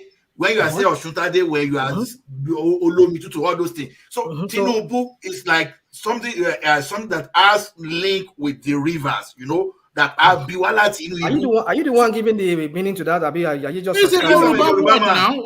Sorry. Let's go back to Thomas. No, I think no. That's like okay logic. But let's go back to Thomas. Thomas, we have another OVA that means that Thomas. Ovie was trying to take us down, Reverend Kukwa. We are stopping him. You are taking us down, Borno. That TINUBU is from Borno. This is One man, it's that time of the day. One man, you didn't close well yesterday. Oh. You were angry with Ovie. And I wasn't angry with Ovie. I'm always angry with Ovie, but then I'm always happy with Ovie. That's Ovie. That's how we do it from day one. But carry on your thoughts. Yes. So Ovie was going to frustrate me if I let him, so I just had to just end it. He wanted to frustrate you yesterday. I know. Yeah. You went off. Yeah. If PDP can pick a Southerner Christian, I don't know who it's gonna be. If PDP can pick a Southerner Christian, and they have a Northerner Muslim, and then TINUBU has Muslim tickets, people will go for PDP because right now APC, their leg is shaking because how Buhari really take the affairs of Nigeria in these 8 years is bullshit. They didn't do well at all. The regime is zero. There's nothing to write about. Security, economy-wise, is zero. So that will give PDP an upper hand to grab this. And sorry to go back to Ajale Koko. Ajale Koko, you said we should think something else out of these two parties. There is no party in Nigeria today that can beat these two parties. There is no party. Is either PDP or... Can I respond? We have a lot of parties. Let him respond because let me respond. No, hold on. I haven't finished. Okay, finish. Okay, finish. But hold on. Let we have. Hold on now. Let me speak. Hold on. Let me speak. Let me finish you have not finished. Okay. Land your point. Okay. Yeah. Let me land my point, please. PDP and APC, they are the famous party in the country for now. There's nothing we can do about it. It's either PDP or APC. So if we want to form a third force, but if we want to form a third force, we should have formed a third force now. Because if you want to form a third force, it has to be registered and viable, and so that they can go to the grassroots, people can know them. That's what I'm saying. I'm not saying PDP or APC, they are good parties. If I'm in Nigeria today, I will not vote for the two parties.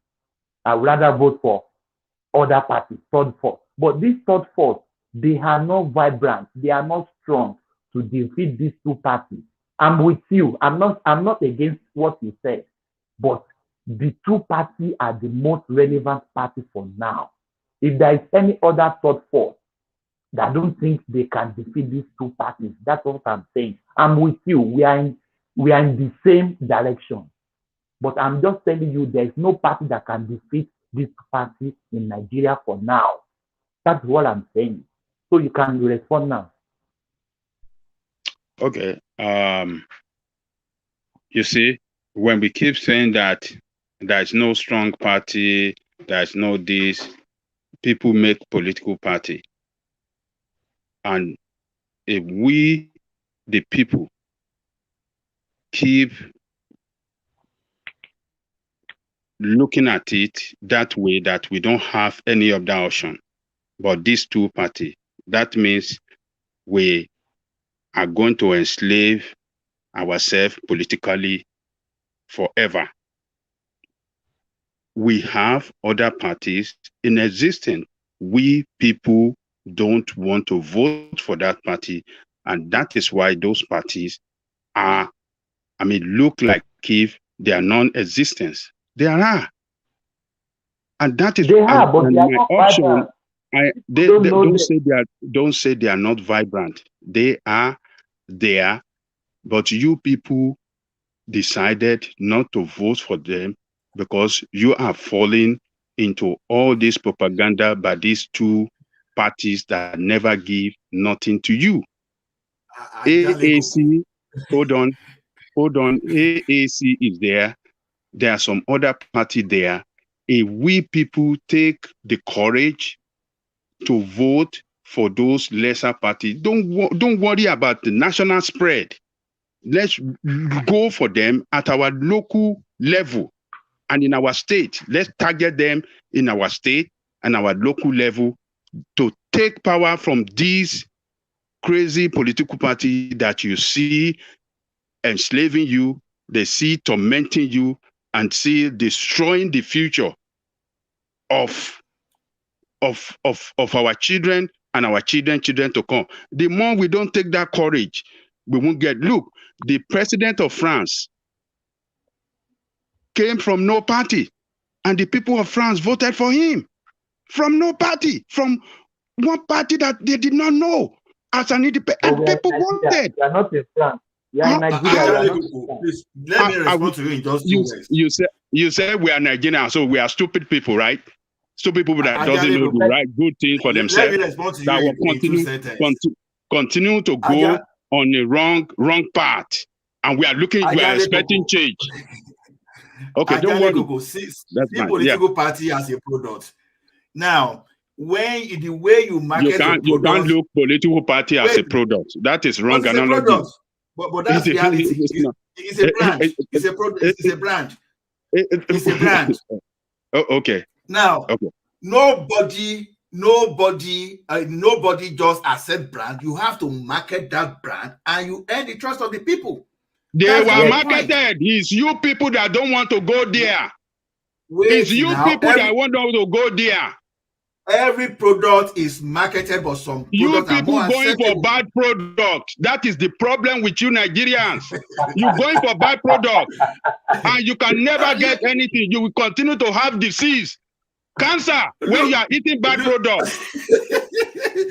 This cancer that you keep consuming cancer.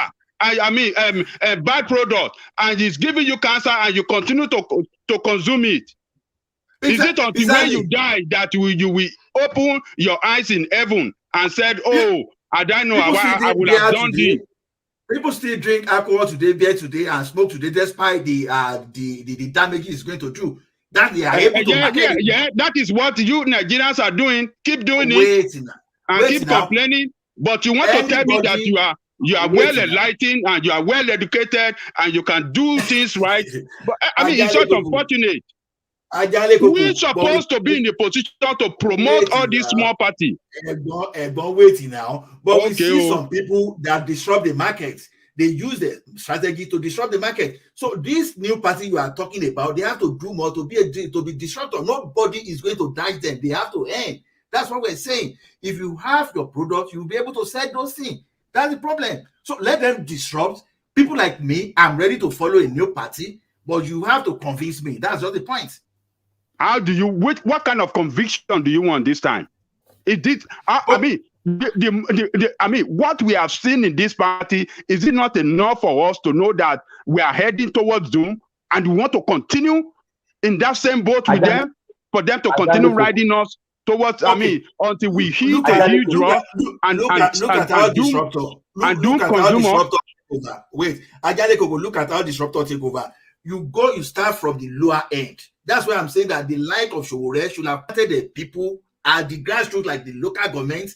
Like he has started it. He has the party in place. You people don't want to join him because you hate his personality. You want to condemn him. Oh, because he's heading for president. What do you have to do with his presidency? Go and look for AAC candidate in your local government in your state and vote them in power. Ajaleko, in the issue of disruptor, but you don't want to vote for them. In the issue of disruption, how many people started from the top? You started from the lower end. That's what we are saying. You don't have to make. Sarkozy, I just giving you the instance of France. That guy did not start from lower end. He went for the top and he grabbed it. That is an enlightened society. That's a society that progress. That progresses because they were looking for change.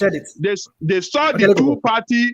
They saw two parties that are running them astray, and they opted for that guy that is the president today from nowhere.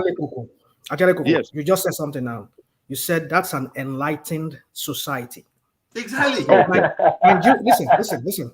Nigeria is the crop of people we have in Nigeria right now. The people who constitute that society that place called Nigeria right now. a lot of people mentally, they're not just there anymore.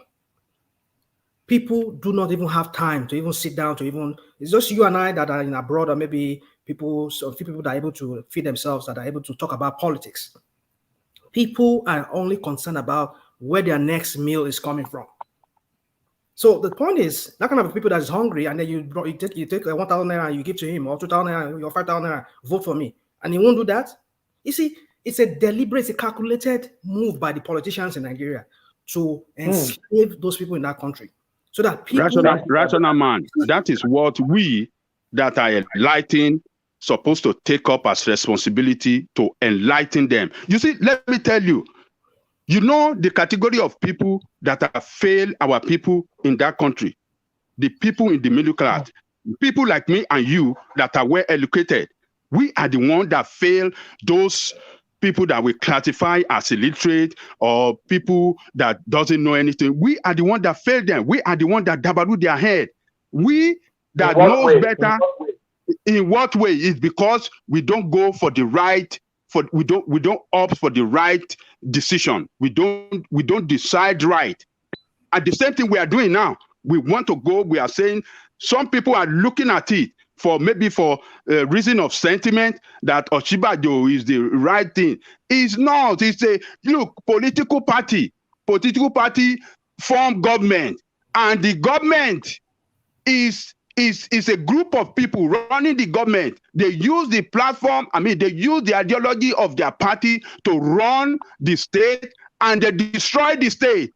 They have failed us. They need to go. We need to look for new set of people. That is how a nation develops. That is how a nation progresses. When you don't look for new hand to drive you, when some has failed, you want to continue to allow the failure to continue to drive you. They will destroy you. They will fail you all the way. You won't be able to achieve anything. That is what we are seeing in Nigeria now. We need to stand up against these people. They cannot take us to any fruitful end. Osinbajo, TINUBU, and all of them. They can't take us to fruitful end. Can I remind you? No. It's just a 2 sentence. Right. See, this is what I expect the like of Showore to do. How Fayose capture the mind of the people. He capitalized on the deficiency in the governance of Ekiti. These guys started using the tanker to supply them water, give them borehole. Now, and introduce stomach infrastructure. Wait, the first time, stomach infrastructure. Wait now. Wait. Cannot stand on himself economically. Is that not what they call LAB politics? How he managed to destabilize Adeniyi? That's what I'm even telling you. The government in power, the incumbent, how he managed to destabilize them. He keyed into what they were lacking, giving people water, and even before they nominated him, they started even asking him to contest. So that's what I'm saying. The like of Buhari, let me tell you, Ola, the like of Buhari should go to their watch. The problem with us now. Wait now. The like of Buhari should go to their constituency, their ward, convince the people there first. Let them they set up a structure for you people. They forget about going down. They set up a party for you people to follow. You people don't want to follow the party. Forget about them. Forget about what they are going for. They have a structure for you, a political party for you to join, to take these people out of. But you people don't want to join it. You want to follow them. They want to start from the top now. They want to forget about that. Whether they want to. What matter is the party. Is the political party. They put the party in place, and you people refuse to go and join the party. That is the problem. Let me tell you, what we are going through in Nigeria now, if we people don't stand up right now against this politician, it's like we are fighting. We are expected to embark on a struggle against these people. And we don't embark on that struggle, we cannot attain freedom. We will be enslaved until when these people will destroy that country and plunge that country into civil war. That is when we will learn a lesson. It is hard.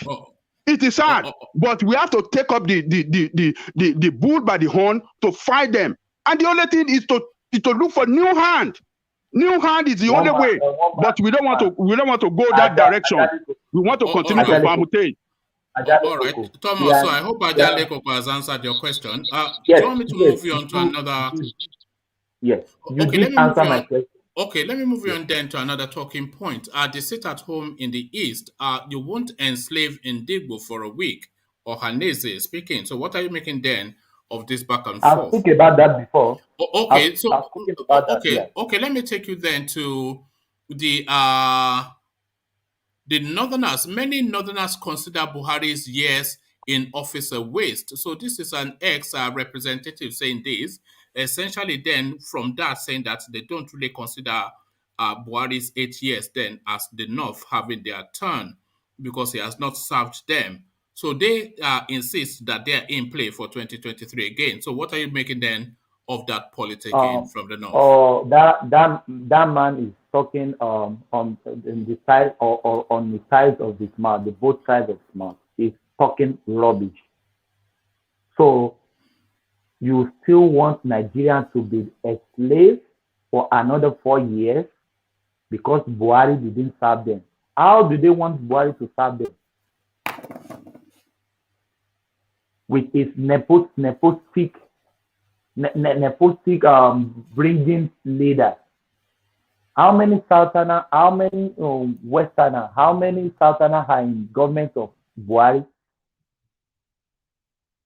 Custom leader, Northerner. This one, Northerner. This one, Fulani. This one, Fulani. This one, Fulani. So he hasn't served them enough. I think the man is out of his mind. He needs to go and see his doctor. So the Northerners should continue to enslave the whole country. So why are we not talking of a Southeast president for now to appease these Biafran people? But Thomas, the Southeast is not talking about a president for themselves. So why are you talking about a president for them? They've not indicated that they're interested. Why did you say they are not talking for themselves? They want. The Southeast want. Who are they putting forward? Who are they putting forward? I don't know, but I know they are. But you know who the Yorubas are putting forward. You know who the North are. You know who the North are putting forward in Atiku. We've just been talking about Osinbajo, TINUBU, etc. Atiku. So who are they putting? Because we're the only ones mentioning Peter Obi. He's not mentioning himself, and the East are not mentioning him. So who are they putting forward? Who are they putting forward? That is what brought me to. If you remember, we have this discussion some time ago that the Easterner, the West, the Southeast, the Easterner, the Southeast, the Ipob. We call something in Yoruba. He said, "Omotoba Shipa." Yeah, man. There you go. I think yes, they don't even show any interest, and they are saying they are being marginalized. So there you are now. So you cannot say we should look to them when they are not looking to themselves. So there's they should show interest. My one man is a Southeast candidate come out today. I will single-handedly campaign for them. Would you not assess the quality of the person first? Would you assess? Yes, the competency first, and they have so many in the Southeast. They have many brains over there. You would campaign for a Southeasterner over a Southwesterner? Yes, I will. I will campaign for Southeasterner. Even before. And your name is Olukayode, Abi. Your name is Olukayode. Okay. Yes, for now to quench this agitation, to quench this problem, to quench this divide. And you think the presidency will satiate? You know that agitation is almost like a culture there now. It's even beyond. It's just a way of life, in the East. I think it's just I'm not sure. I think it's just a culture now. This is just if Nigerian government has marginalized the Igbos or not? Yes or no? I wouldn't know if it is not the Igbos that have marginalized themselves. You know, you've just now said you cannot think of a name in politics. You say you want an Eastern president, but Yes. you've admitted now that they are not propelling themselves forward. So if they propel themselves forward and people push them back, then you say they are being marginalized, but they are not even. So I'm not sure that it is not the Easterners even marginalizing themselves into some percentage of the totality of it.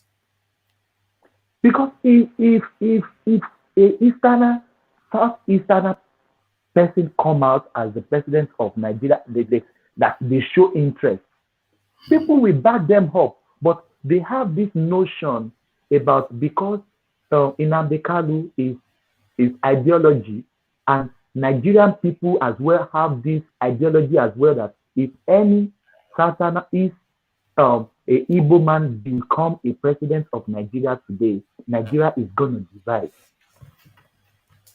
I don't think anybody really believes that. If the Igbo man comes in, he will just loot his own as well and then move on. Everybody comes here to loot. He will. From average Nigerians, they have that mentality that if an Igbo man become the president today, it will ginger their agitation Biafran country, and they may break the country. That is why they are being marginalized. Do you believe that as well? Did you say you believe that? Yes, I believe it. Yes, I believe it. What you are saying then is that an Igbo man cannot be trusted with the presidency. No, an Igbo man cannot be trusted with presidency. But even though I want them to be a president, but you are saying you will campaign for them. I can campaign what are you for talking them. About? You've just now described that an Igbo man cannot be trusted with the presidency, and you are saying you will campaign for them. So which is it?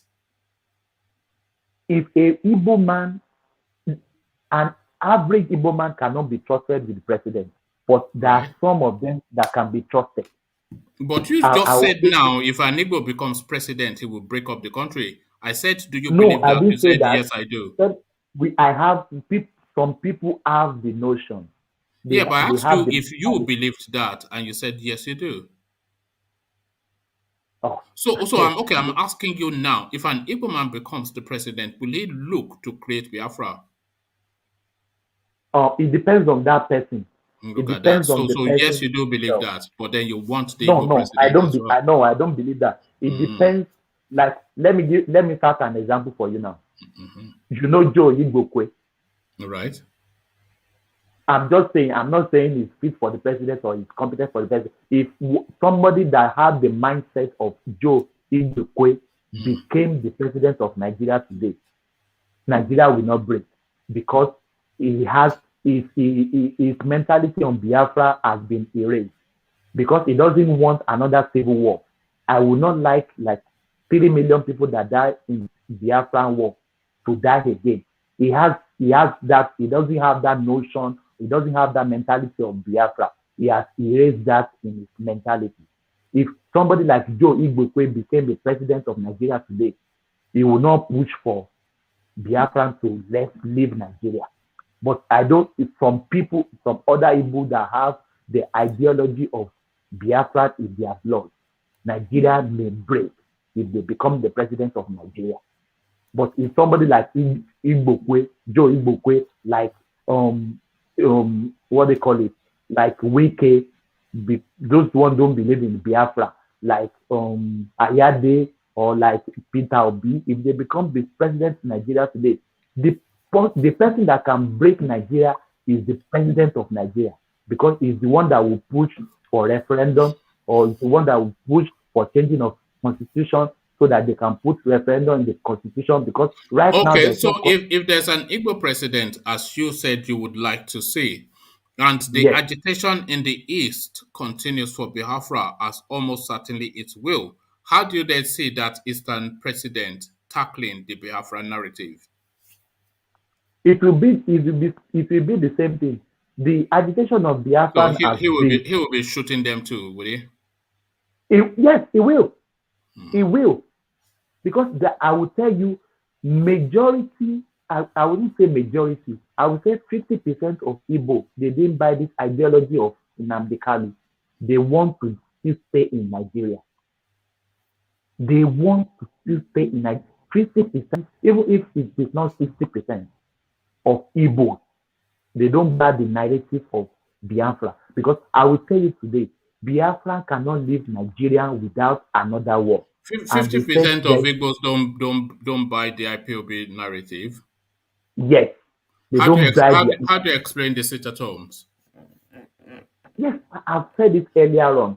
Sitting at home, people are sitting at home is not because they buy the ideology of Ipob or Biafran.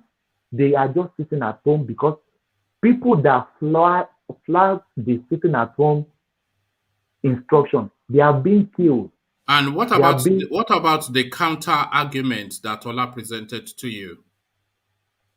Yes, I buy that as well. Right. But I don't agree with him. Why I don't not? agree with it. Why not? And I don't know. That is my own opinion. I don't agree. No, why with not? You don't agree with him. Why not? Then that's what I'm saying. People are not scared of Ipob or people don't like. Some people don't like the ideology of Kanu. What Ola said to you? No. Listen, Thomas. What Ola said to you was that if most people do not agree with the sit-at-home, then there will be no fear of IPOB. It cannot be enforced. If 80% of the people do not agree and only 20% do, then there will be no sit-at-home. If 70% of the people don't agree, but 30% do, there will be no sit-at-home. Even if 60% don't agree and 40% do, they will still not be able to. The majority has to be off the mind of that sit-at-home for it to work. That was what Ola explained to you in detail earlier on. So how can you possibly disagree with that? I understand you, one man. Mm-hmm. I'm still on my opinion. Yeah. Many people that agree with them sitting at home. Yeah. It's not that they buy the idea of Ipob. Right. Or they even like sitting at home. Right. People are just scared of their life. They are so the majority of the Eastern, because when they started this sit-at-home, it was almost 100% compliance. So you're saying the totality of Igbo land is scared of IPOB? Yes. Wow. Yes. That's a bold statement to make.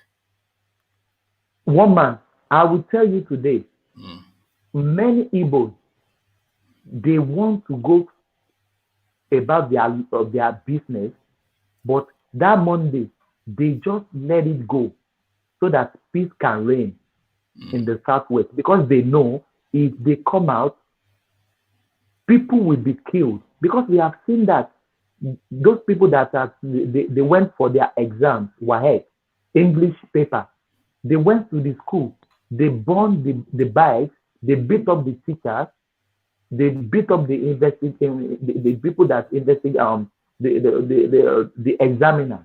So some people are just sitting at home just to obey for obeying sake. It's not that they buy the idea of Ipob. I can tell you this categorically. Okay. So well, you can't tell me categorically. That is your opinion because you don't know. That is my notion. That is my opinion about that. So if people can obey Ipob, it's not that they are scared. They buy idea of Ipob. They are just obeying to be alive, to be safe. That is why they are obeying. All right. Thank you, Thomas. Controversial views. So let's go from Thomas, just because of time, Thomas. Let's go on then to Ovie. Ovie, are you still with us? Or we may well have lost Ovie. Okay, I think Ovie may be otherwise occupied. Hopefully Rational Mind still with us. Rational Mind, are you there? Okay. Rational Mind not with us. Yeah, I'm here. Yeah, listen. Sorry. Are you okay? Let's go with you then, because you seem now to be the only one left. So let's go then to that space. We were talking about Osinbajo are still saying that he's still in the mix for the ticket APC, and then you put in just a little vignette in there that TINUBU is from Borno State. I know. Well, what I just want to know from you is, was it he himself that made that statement that it's still there, or people just speaking in his behalf, or what? Okay, let me give you who said it. It was said by a group called Progressive Consolidation Group. So now this Progressive Consolidation Group, they were formed wholly and solely to champion TINUBU's presidential, not TINUBU, Osinbajo's presidential narrative. But this group also, they are the only group so far recognized by APC, and especially their chairperson, BUNI, as an affiliate pressure group. So yes, so there's a strong association with TINUBU, whatever his name is, Osinbajo, and the APC party. So essentially, he's just him speaking. Essentially, is the osmosis of that. Thomas, do you want to mute yourself? I think we are getting some feedback on your side there. Yeah. Carry on. Yeah. You see, like I said, I think these people are just messing with our heads. It's what I see from this whole thing is it's just because they know they have foes from either the APC, either within the APC and also from the PDP. And so by confusing their foes, not letting them know exactly what the plan is for now, it will play to their own advantage. Maybe so they think. That's how I see it. Because I don't see what good is going to do for TINUBU if he picks up the ticket himself. Because I see his tickets. That would depend on if PDP cannot bring a viable candidate, a candidate that can really defeat him, by the likes of Atiku. Basically, from what we've all said, yes. Here, so the only person, sorry, just to hold you to that space, would you concede that the only person that can defeat TINUBU is Atiku? I would say yes and no. Mm-hmm. Yes and no. Yes, in the sense that, well, from what we can see right now, it seems to be the only person.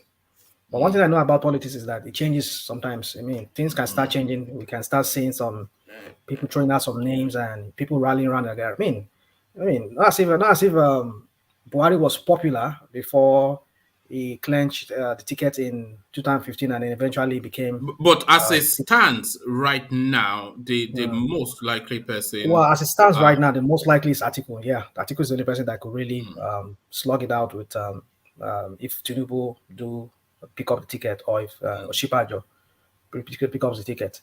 And so, and I think from the way I see it, except if if TINUBU picks up the ticket, from what I see, if he goes by the Muslim ticket, that would be a real slaughter for him at the election, because PDP Atiku being from North for one, and still being seen as a Fulani himself, would really pull up.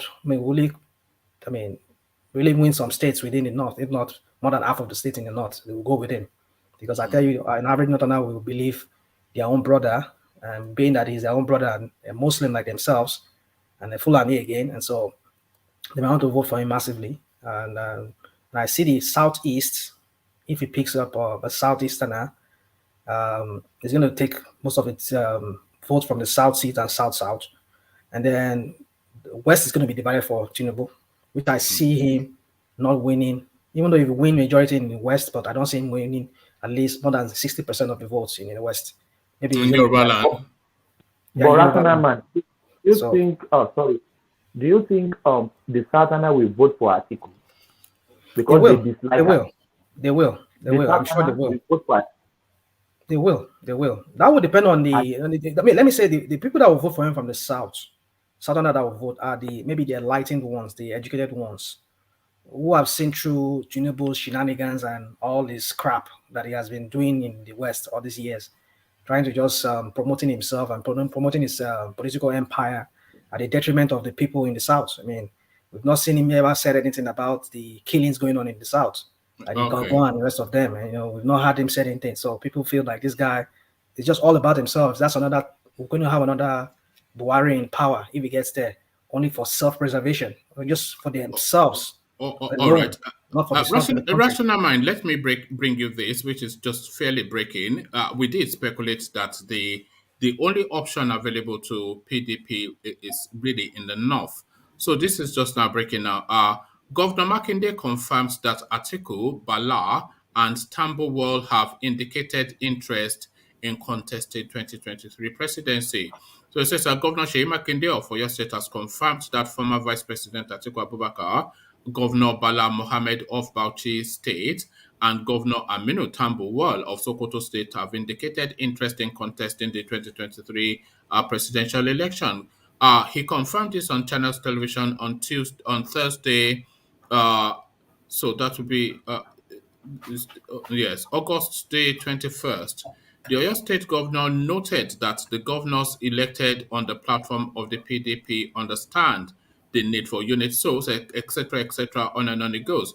So those are now the names in permutation with the PDP. Governor Aminu Tambuwal. No, is it Tambuwal? No. Governor Bala Mohammed of Bauchi State. Yes, Aminu Tambuwal, and what is his name? The evergreen article. So yeah, so that's just. Yeah, I think I've heard that. I've seen that before. I think it was this early this morning. I saw that. Yes. In fact, I think it was some days ago. Was it? Yeah, I think it was actually on the 21st, which is about 3 days ago. Yeah. When he was interviewed by Sheon Okibaloye, when he was saying something Channels, about so.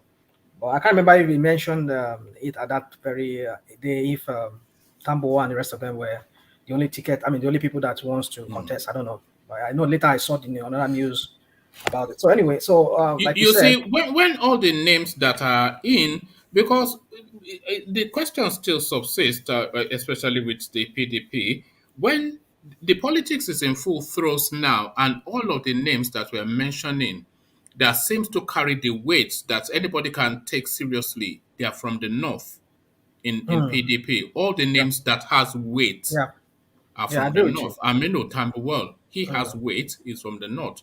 Nobody will say Atiku doesn't have weight, he's from the north. I don't know about Bala Mohammed, but I certainly see him as having more weight. I know about him, but I don't know what his national resonance is. Nobody knows. Yes, it carries more than Peter Obi. So all of the names in apart from Wiki has not indicated what his plans are. Bala does not carry more weight than Obi. No, okay, but nobody knows certainly Bala is just. Bala is is that not the governor that was saying that all Fulani can come to Nigeria? Yes, that's a criminal. That's a criminal. It's a hardened criminal. Yeah. So just to speak about this whole dynamics we're seeing now with the PDP, I've often known that I've always known that what's his name, Tambuwal has has presidential ambition, but I don't see him going anywhere with it because number one thing is it doesn't have that appeal to me. In the South, I don't see him having that appeal.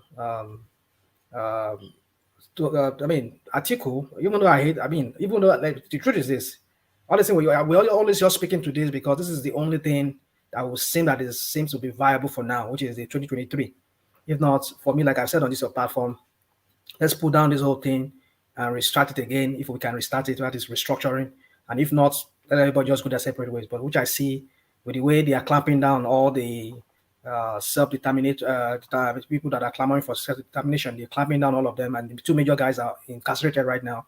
It seems that the whole dream is just a mirage now. It's just something that's not. So we're talking about 2023. So that's why I'm just trying to put that out for some of our viewers or our listeners who are like, what are these guys talking about? One day this or what day. So we're talking about 2023 because that is the only thing that we see that could possibly happen, because we don't see the other things like the agitation going nowhere for now, not even the Ninas for now. So if that is what's going to happen eventually, well, we're talking about Atiku, Tambuwal, and the rest of that. So for me, Atiku would have been the next person that I would look for. That is, if Osinbajo cannot get the ticket, I would not like to see TINUBU there.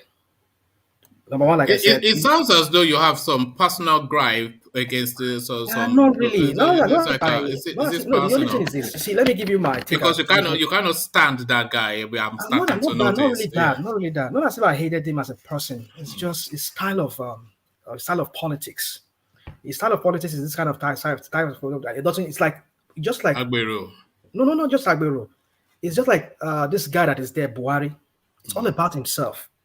It's not about you. It's not about me. It's about his own political empire. How to continue perpetuating himself in the politics of Nigeria to be relevant. That is just all about what it's all about. That is what is the idiot we have here right now. That this guy called a pedophile. That is there now. I mean, himself. Look at it. Where we hear about the shooting down of many jet fighters.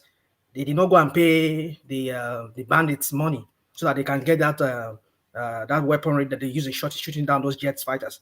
Just because he wants to go to Castina. So that they don't blow him off the sky. It's okay. Let me go and pay them. Just stay the kind of man. Look at how the political appointment in security architecture. It's about just to protect his own presidency so that they don't topple it because he knows it's going to be a failure.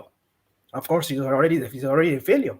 So that somebody does not start an uprising and he's telling an Igbo man, "You go and clamp down on your people," and he's not able to do it because his own people. That is why he puts his own Fulani or Northern people there that could listen to him. When they speak their Hausa language with themselves for full day, whatever, they can understand themselves. So that is just what I see about this man. It's not about you. It's not about me or the masses, poor people in Nigeria. He has been hearing of his slaughtering going everywhere, every year and there, but he doesn't say anything. Has it ever been about you or me or the everyday person in Nigeria? When has it ever, outside of Awolowo and all those kind of with people? This guy there, it is very glaring that these people are just who they are. I mean, he has really shown to the Nigerians that these politicians, even we thought maybe because of his antecedent back in 1983, 84, 85, we're thinking about what he did. Maybe we thought maybe it was going to be a different person from the other people who ever know. And that's how he has always paraded himself, that I'm different from these people. I'm not a looter. I'm not a corrupt person. I'm a man of integrity. But see what he's doing. It's just all about himself. Look at the health sector in Nigeria. It's just nothing to talk about. But he can fly to wherever and go and get himself checked. I mean, if I may interject. You said what? If I may interject with the rational mind. You said, people might vote for him because of what he did in 1983. What did he do? Well, we know he didn't do anything. Besides human rights abuses on a mass scale, jailing people without due process, not finding out about them. War against the discipline was a disaster. He took over the government by force. Ideally, Is that guy that is always coming to run Obasanjo down? Oh, yes, of course. Aizon, good to see you. Good to see my brother. Sorry, Rational. I just have to chime in. Sorry. Please go ahead. No. Sorry, carry on. I was just digging at you that you are the guy always coming to run Obasanjo down. One man. Yes, sir. One man. Sorry. Are you back? Yeah.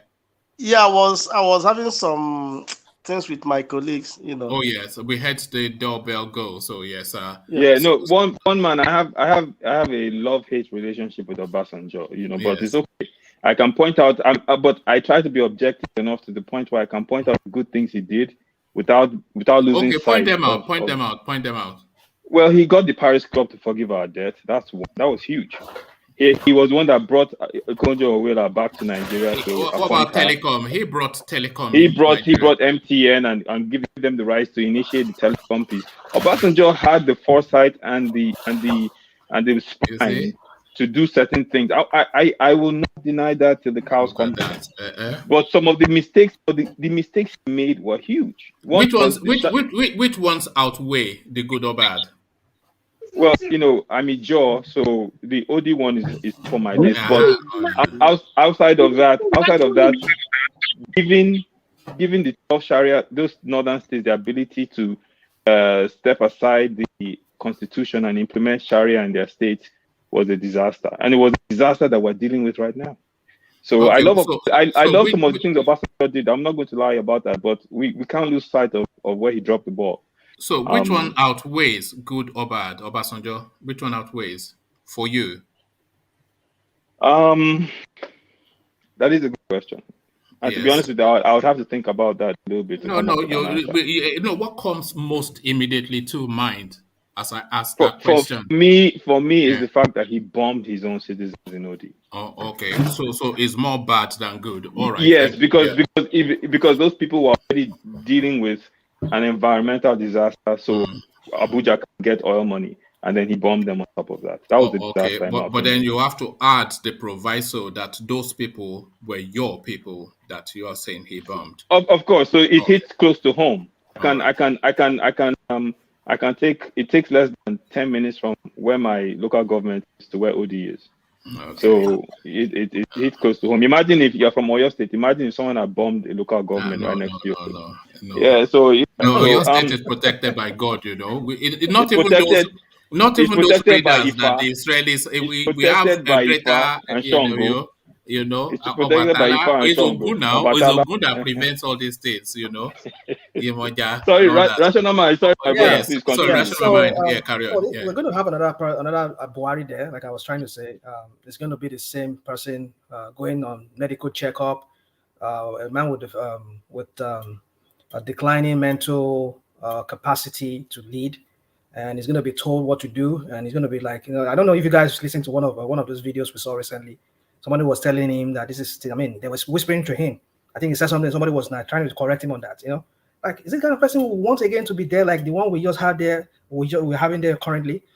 What is wrong with Nigerians? And then they're shouting, swagger. It's funny you should say that, rational mind.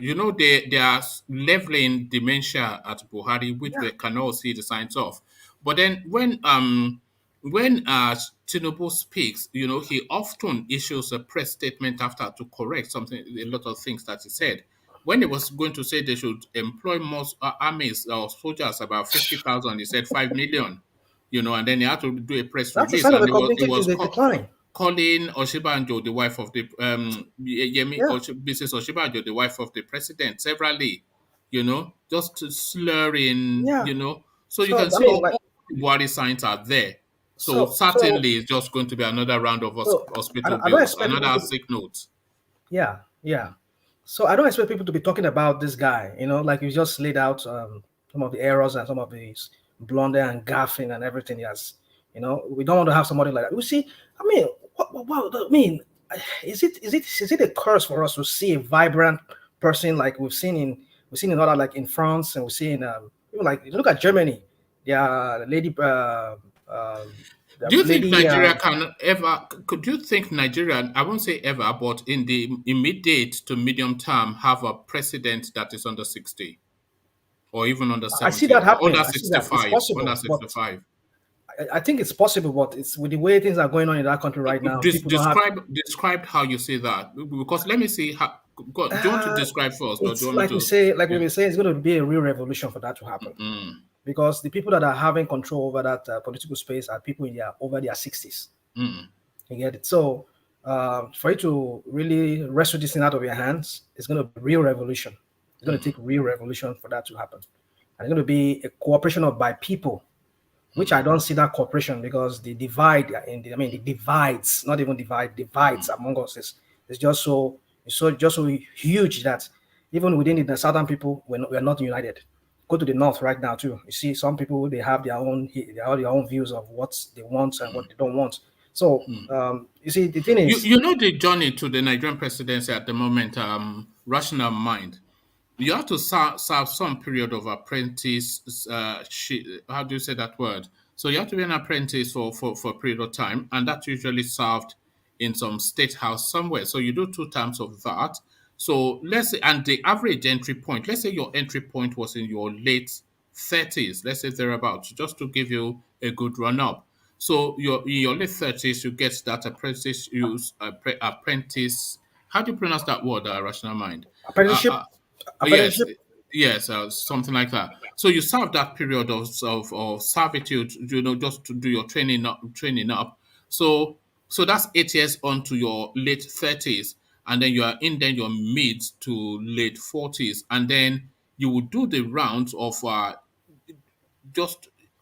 you go to the Senate, you attempt at the presidency, you will fail at the first instance, because of course there will be people ahead of you who have positioned themselves right at the door. So you do 2 rounds of that. That will take you into your 50s, early 60s. So I cannot see how you would journey. I cannot see how a man in his 40s, a Macron or a Trudeau, can ever imagine, not ever, but in the Yeah, immediate term, yeah. because One man, please. mm, Before rational mind, I want to ask this, then you can answer together. Do you think the problem we have in choosing our presidency is about age or is about competency and somebody that is have the political will? Because you can remember Trump is 70 something in our AD when he becomes the president of the United States. Biden is 78 now. It's gonna be 84 when 82 when he left office. So I don't think it's about age or do you understand what I mean? It's about political will and people that is competent to lead that country. It's not about old or young. If the young person is there, he may even do the work than these old people. Do you I agree understand with what I you. mean? I agree with you. Yeah. Yeah, I agree with you. It's not about being young or being older or whatever, but it's about being vibrant, being able to, like me. I mean, what I'm trying to say before other people interrupted was that you see, like a president. Oh, you heard about? Oh, there was a prison break. Like, okay, look at what Sheyi Makinde did when he gave his speech. He said he went there. He went to the prison yard or the correctional facility. He went there to see them, to even talk to the Amotekun lady that was shot. I mean, that is how a governor, a leader should be. Not that you sit down one place, oh, I'm sorry, no, I'm not even issue any statement. That's what I'm trying to say. That's Be not able to my. walk Can I say around, something? go around the different parts of your country where you were governing, or I mean, you were governing or you were ruling over. Go there and talk to people, sit down with them, chat with them, interact with them, know what they are doing, what they want from you as a leader. This is what we're talking about. But you sit down in your house or rock one place. I mean, that's not what leadership is all about. That's And not now my. you Can want I say another something? person again yeah, there. yeah. You can come in, yeah. Yeah. What I want to say, one is that you see that Nigeria. I don't think we, the indigenous people, I mean, like we as a Nigeria, love that country. Because we don't have love for that country. Because if we have love for that country, let's say from when the military people were ruling us till 1999, when we claim that we're in a democratic, dispensation. Yeah. So I would say if we have love for that country, things should have been more better. Started from Obasanjo. Though Obasanjo tried, but that military mentality was still there. Because from what Nigerians have passed through, though Nigeria is not as old as we think, but at the same time, people in Nigeria are more fast. We are more smarter because people in Nigeria have been going around seeing how the world is supposed to be. But when they come to Nigeria, they will come other part of the world, they will perform well. They will do all they're supposed to do to make sure where they are is. But once they come into that country, the whole thing will change. Why is it like that? Why so much hate on that nation called Nigeria? That's my question. Well, it's a very tall question you're asking. It's a $1 million question. It was been a $1 billion question. Well, it's for me. My own opinion to that is. You see, I hear what UK says a lot, and I agree somewhat. But really, it's just horses for courses. When you say all these people they go internationally and they begin to excel, then of course all of the things to make them excel is there internationally. You don't have to worry too much about security anywhere in Europe or even in the United States. Of course, we know there are a lot of guns, but largely you don't have to worry about security. You don't have to worry that you cannot sleep at home. So you sleep better. The job opportunities are there. The opportunity to learn is there. The atmosphere is there for a conducive life, and all of those things are there to insulate you dent to enable you to excel. But Nigeria, just the total opposite. You know, you just live like an animal in Nigeria, don't you? So that's really, one man. My question is that why is it that if we have such power, okay, let's say TINUBU, for example, okay, because if you look at the thing, you know, why people are beginning to question, because if you look, the resources we have wasted in that country is so much resources, which if other country have the kind of resources we have, you know, they're in heaven. Even today, Nigeria is still a better. If they will make up their mind, say, okay, if in each year let's start road, the whole road network will start fixing it, because when you're fixing that road, we are creating employment too, and you are creating so many things. Then road will finish. Then we'll say, okay, let's start from hospital. Then we'll start building hospital. Because even this country, America, I mean, that's how they started now. You know, imagine if the United Kingdom or Germany had the resources that Nigeria has. Imagine, you know. That's what, and the money has not finished. So the thing has not even finished. So the thing has not finished because the way these people are just that, had it been their channel does their energy in particular, I mean, developing both the physical thing and both the human, but I mean everything, doing everything at the same time, because the people are very smart. I mean, like both individually, we are very smart because we have seen the world. We have a lot of people have gone out. UK. Yes. UK. Yeah, no, my brother. This thing. How about? And I'm going to say something here because I know we rightfully criticize our government. How about us? No. Okay. For us, like for me, and the caveat I'm putting there is that if we're so intelligent, we're so smart, we excel around the world, we become this and we become that. I hear people say, "Oh, Joe Biden has a couple of Nigerians in his cabinet." I'm like, and what are they doing for Nigeria? Look, the thing is this. Okay. All of us have our expertise. All of us have our expertise. Wait a second. All of us have our expertise in one area or the next, right? I'll give you an example. There's a community, I live in Toronto, Canada. There's a community here in Toronto, Canada. These Oyinbo people wanted to preserve the demographics of their community. Do you know what they did? They created an association. They created an association that makes everyone come to them first before you sell your home. What that ensured was that if anyone wanted to sell their home, they created a certain price that you couldn't sell your home under. That made sure that only a certain kind of person moved into their neighborhood. So they maintained the status quo of their neighborhood, which then turned around and maintained the selling prices of their houses. This is what they did in their communities. Now, I bring this to you because each one of us here is from a particular local government area. Each one of us is from a local government area in Nigeria. And we have other people from our local government areas in Nigeria that if we came together, could actually implement some level of change. I saw on a channel on Arise the other day, they showed a school in Edo State, a primary school. There was no roof. Rainwater was rushing into the school, and children were sitting down there. You can't tell me there are people from that local government all around the world. Probably some of them are doing very well. So I understand our government has failed. I'm not denying this in any way, but I'm saying at some point we should also bear the responsibility changing our communities.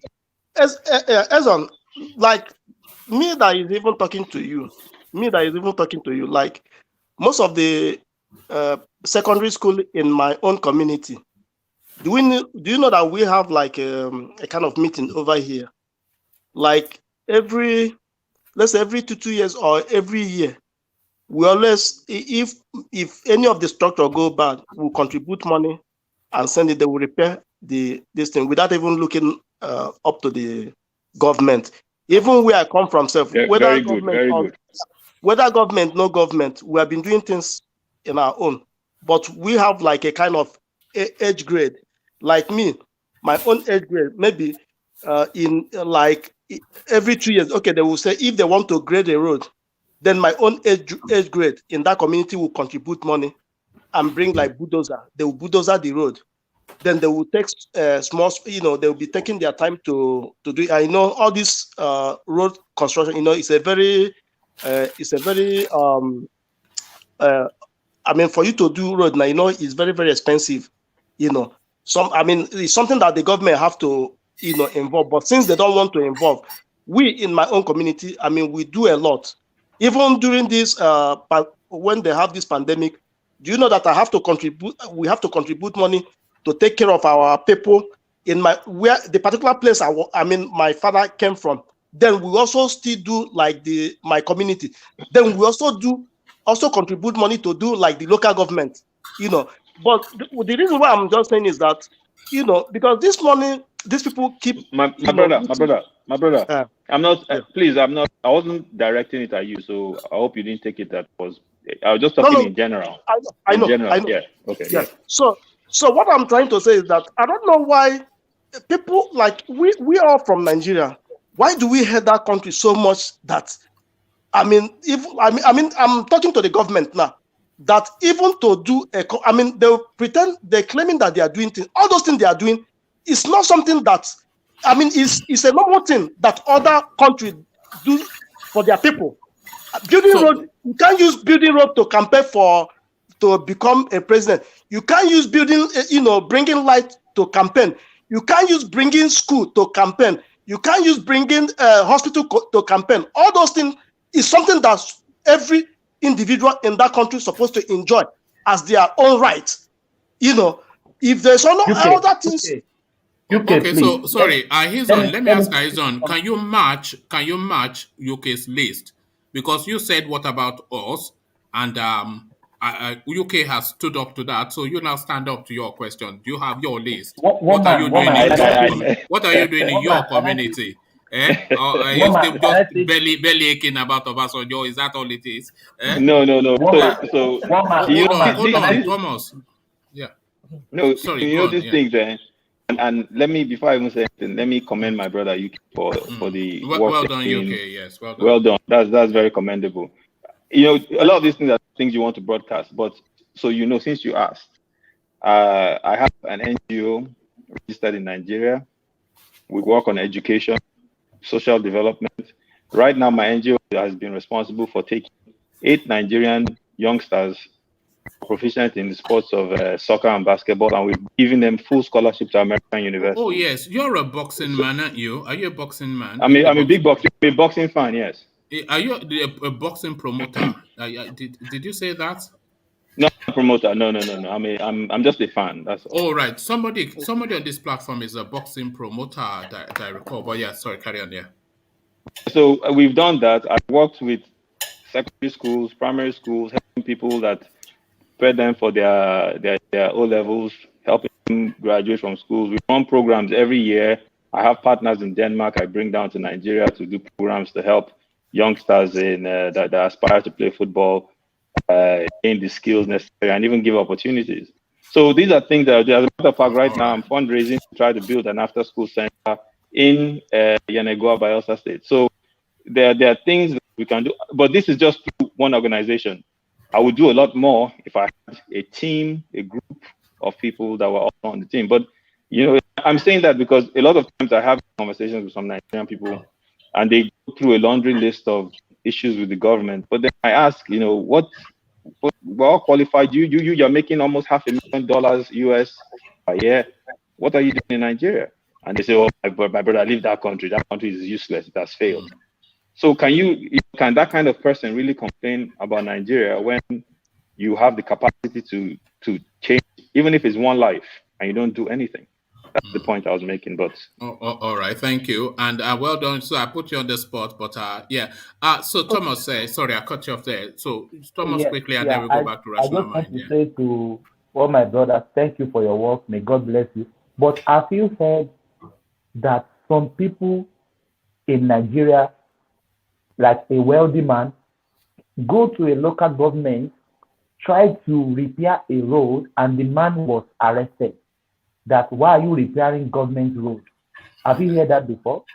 No, it sounds familiar, but you know, that's just typically Nigerian, isn't it? Yes, it happened in Ondo State. The man tried to repair a road, grade a road on the street, and he was arrested because they said he's doing the job of the government. What can you say about that? Well, that's just typically Nigeria. And Yeah, as that a is just matter my of fact, federal government issued out a statement that the state government should not even fix the federal road. So if a directive came from the federal that states should not fix federal road, if any individual attempt that, what do you think is going to happen? Was that not even one of the fights between Ambode and Fashola then, when he wasn't willing to wait anymore and he was fixing roads, and Fashola was complaining that it's coming into his territory, that is federal. Yes. You know, and that thing is funny, considering that Fashola was even what do we call it, criminal around that thing, because it was even the one fixing the federal road and being in the federal government for it. All of a sudden, I turned around, started accusing another person. Is it not funny? That's the irony. That's the irony. That's just to tell you, that's the Nigerian politicians for you. Yeah, so that's why I'm saying, yeah, one man. That is why I say, because the people hate the country, but they don't hate what they are looting. You know, you hate the country that you are looting something, but you don't want to like make the, at least just make it 50% better. You know, and that's why for you to hate a country and you're collecting something from that country and you don't want to fix the country. So, I mean, that's the hatred I'm talking about now. Okay, since the federal doesn't want to fix the road now, let's fix it, or let an individual fix it. They don't want to pay. They don't want to pay because when a state, like, for example, like Ambode now, when Ambode fix those roads, it will give a tab, it will give the amounts, whatever they fix, to the government. But they want to pass that in among themselves. Like Fashola now, he could have his own bodies that they do the OD within the Federal Ministry of Works and Housing or whatever they call themselves. And then they do the, and then they just say, oh, we created this road, or we did this road, this amount of money we spent for it. And maybe it's a lie, or maybe they didn't really do a very good job.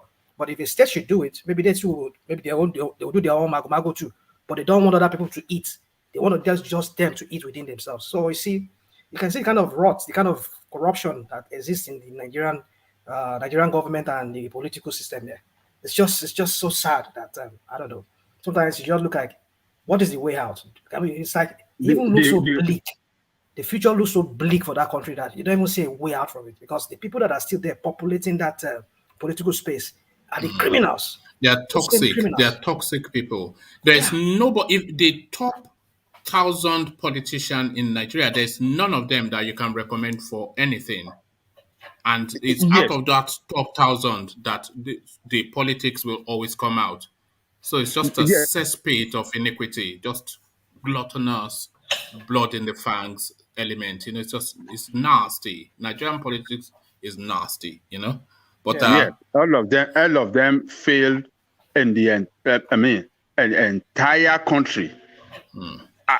Everywhere, every geopolitical zone in that country, they failed. And do you know why? They continue to, run that country in that wrong direction. Is because we people continue to aid and abet them, continue to vote for them. Criminal. Why should we continue to vote for criminal?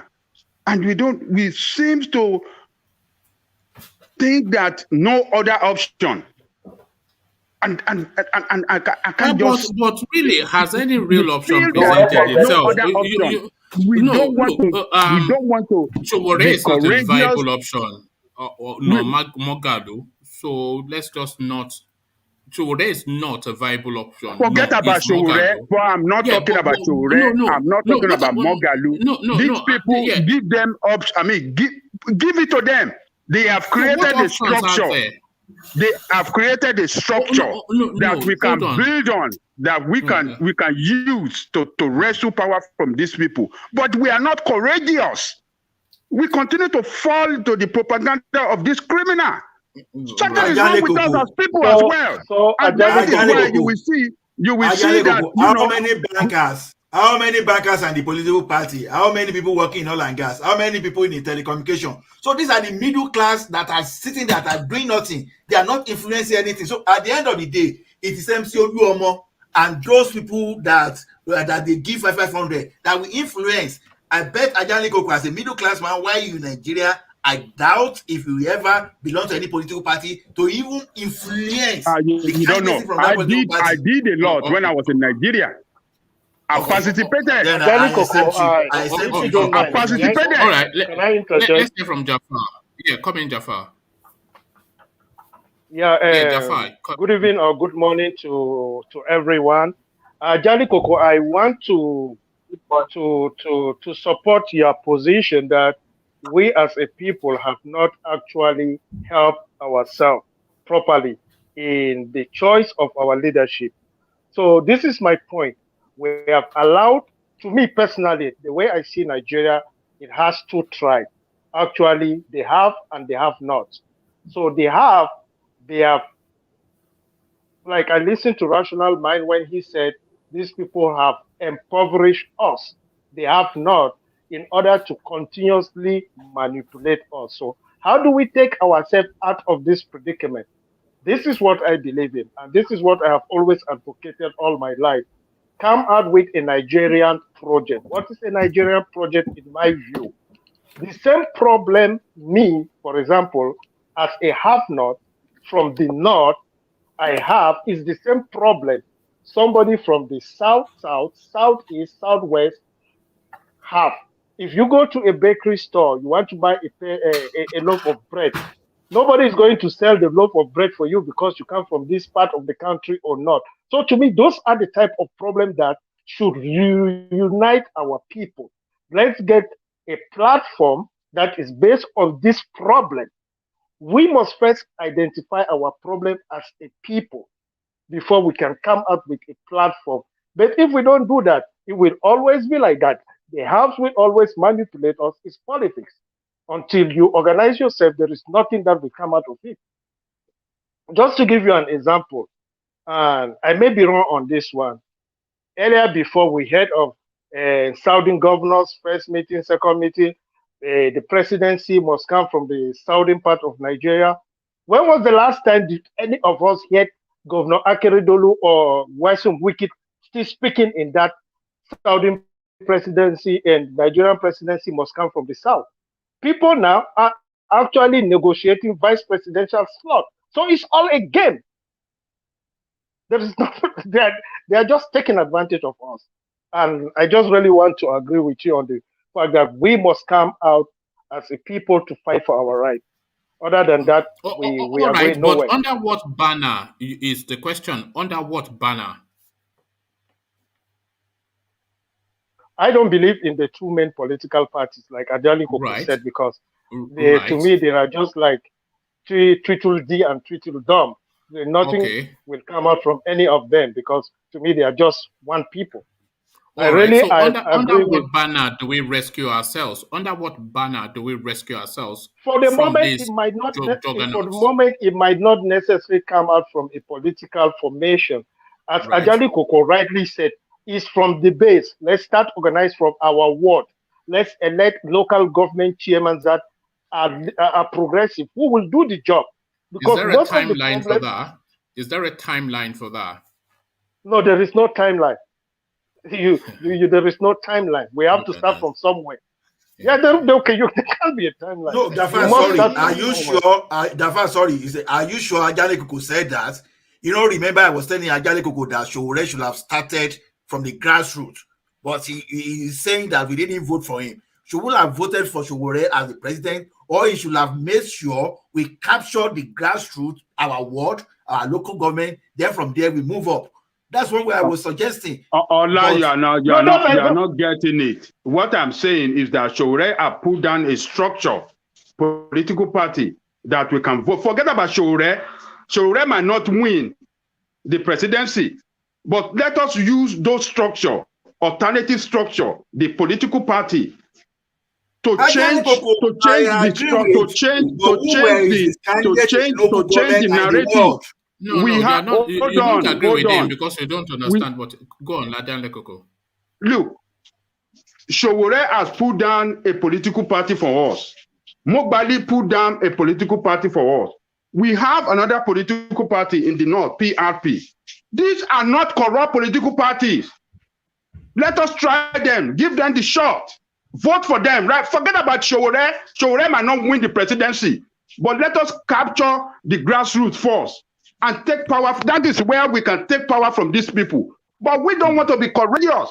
We want to continue following. Hold on, Ola, please. What Ajanle Koko is saying, by my understanding, is that it's not really about Showore, and it's not really where is the person that. What he's saying, in essence, is that we want an alternative to what obtains these two juggernauts that are consuming us. So people like Showore, primarily Moghalu as well, and some northern elements, so they've come up with a new paradigm which has evolved into a political party, and there is a movement which is organic to the people that is underpinning all of that. So the narrative is completely different, and the narrative that they are coming out with is the narrative that the people are speaking. So what he is saying is, rather than say, go and start from the grassroots, forget Showore, let us as a mass, the disenfranchised and the disgruntled, let us go and populate those spaces. And if we are this mass that we claim we are, if we populate the spaces now that has been opened by Showore, Moghalu, etc., and PRP that's in the north. So all of those sort of spaces, if we occupy those spaces, we will easily, through those vehicles, take the country back. So is that what you're saying, Ajanle Koko? Thank you, one man. That is exactly what I was saying. That's exactly what I'm recommending. So there's no argument to be had. So there's no. That was exactly what I was saying when I said we should capture it from the grassroots instead of saying presidency. Now we key to the party now. Let them give us candidates, or let us give ourselves candidates even under their party political platform, and start from the grassroots. That's exactly what I mean. Showore have people at the grassroots.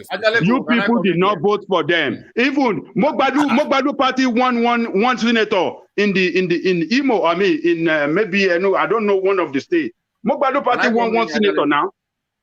All right, let's hear from you.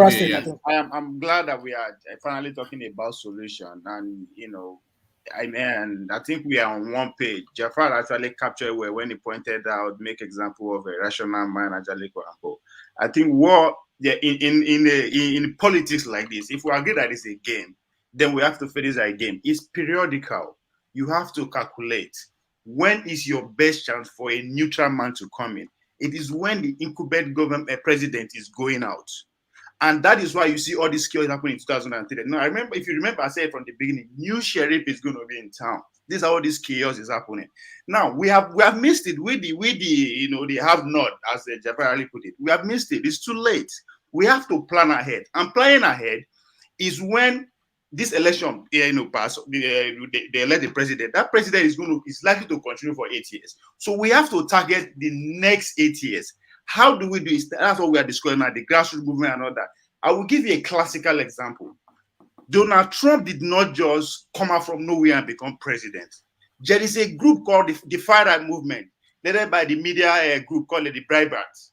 They've been in existence since 2006, underground, educating their own like-minded people. They were spread across Europe too. They are heavily involved in Brexit. So when the opportunity, they started in 2006, and Obama was the president, so they targeted when is Obama leaving office, then you are going to have two neutral people come in. So that's where those movements targeted. They just begin to enlighten their people, begin to target the rejected segments. When Hillary Clinton came up and said, oh, these people are deplorable, those people went after those so-called deplorable, which are the middle class. They educated them, they enlightened them. When they now finally find somebody who speaks their language, that is Donald Trump. From nowhere, they will swing after him. And that is one thing we need to do. It is a gradual, it's not going to happen overnight. And that's why I fought Showore. Showore started great. He has a movement coming in. After you go into presidency, you fail. Forget revolution. Start educating people and target the next 8 years. You know if you just become president just like that. You need that movement and that no. You don't fault him for anything because Ajanle Koko had already described it. Forget about Showore. No, I'm just saying. No, hold on. I don't use him as an example where he get it wrong. I'm not saying him. I just use an example. All that you are saying, hold on, Ove. All that you are saying is already in play. And this is what Ajanle Koko is describing. So now, it is can you hold on? The next thing is to give it a time. Julius Malema of South Africa is a clinical forget example. Julius Malema. Thank you. One man, forget names. Look at the organization they Don't take us down some long winding road now. We are 4 hours in. You are not president overnight. I'm sorry to nobody forget it. Nobody is saying they are becoming. Why do you always do all this? Don't. Okay, thank you, Ovie. No, thank you, Ovie.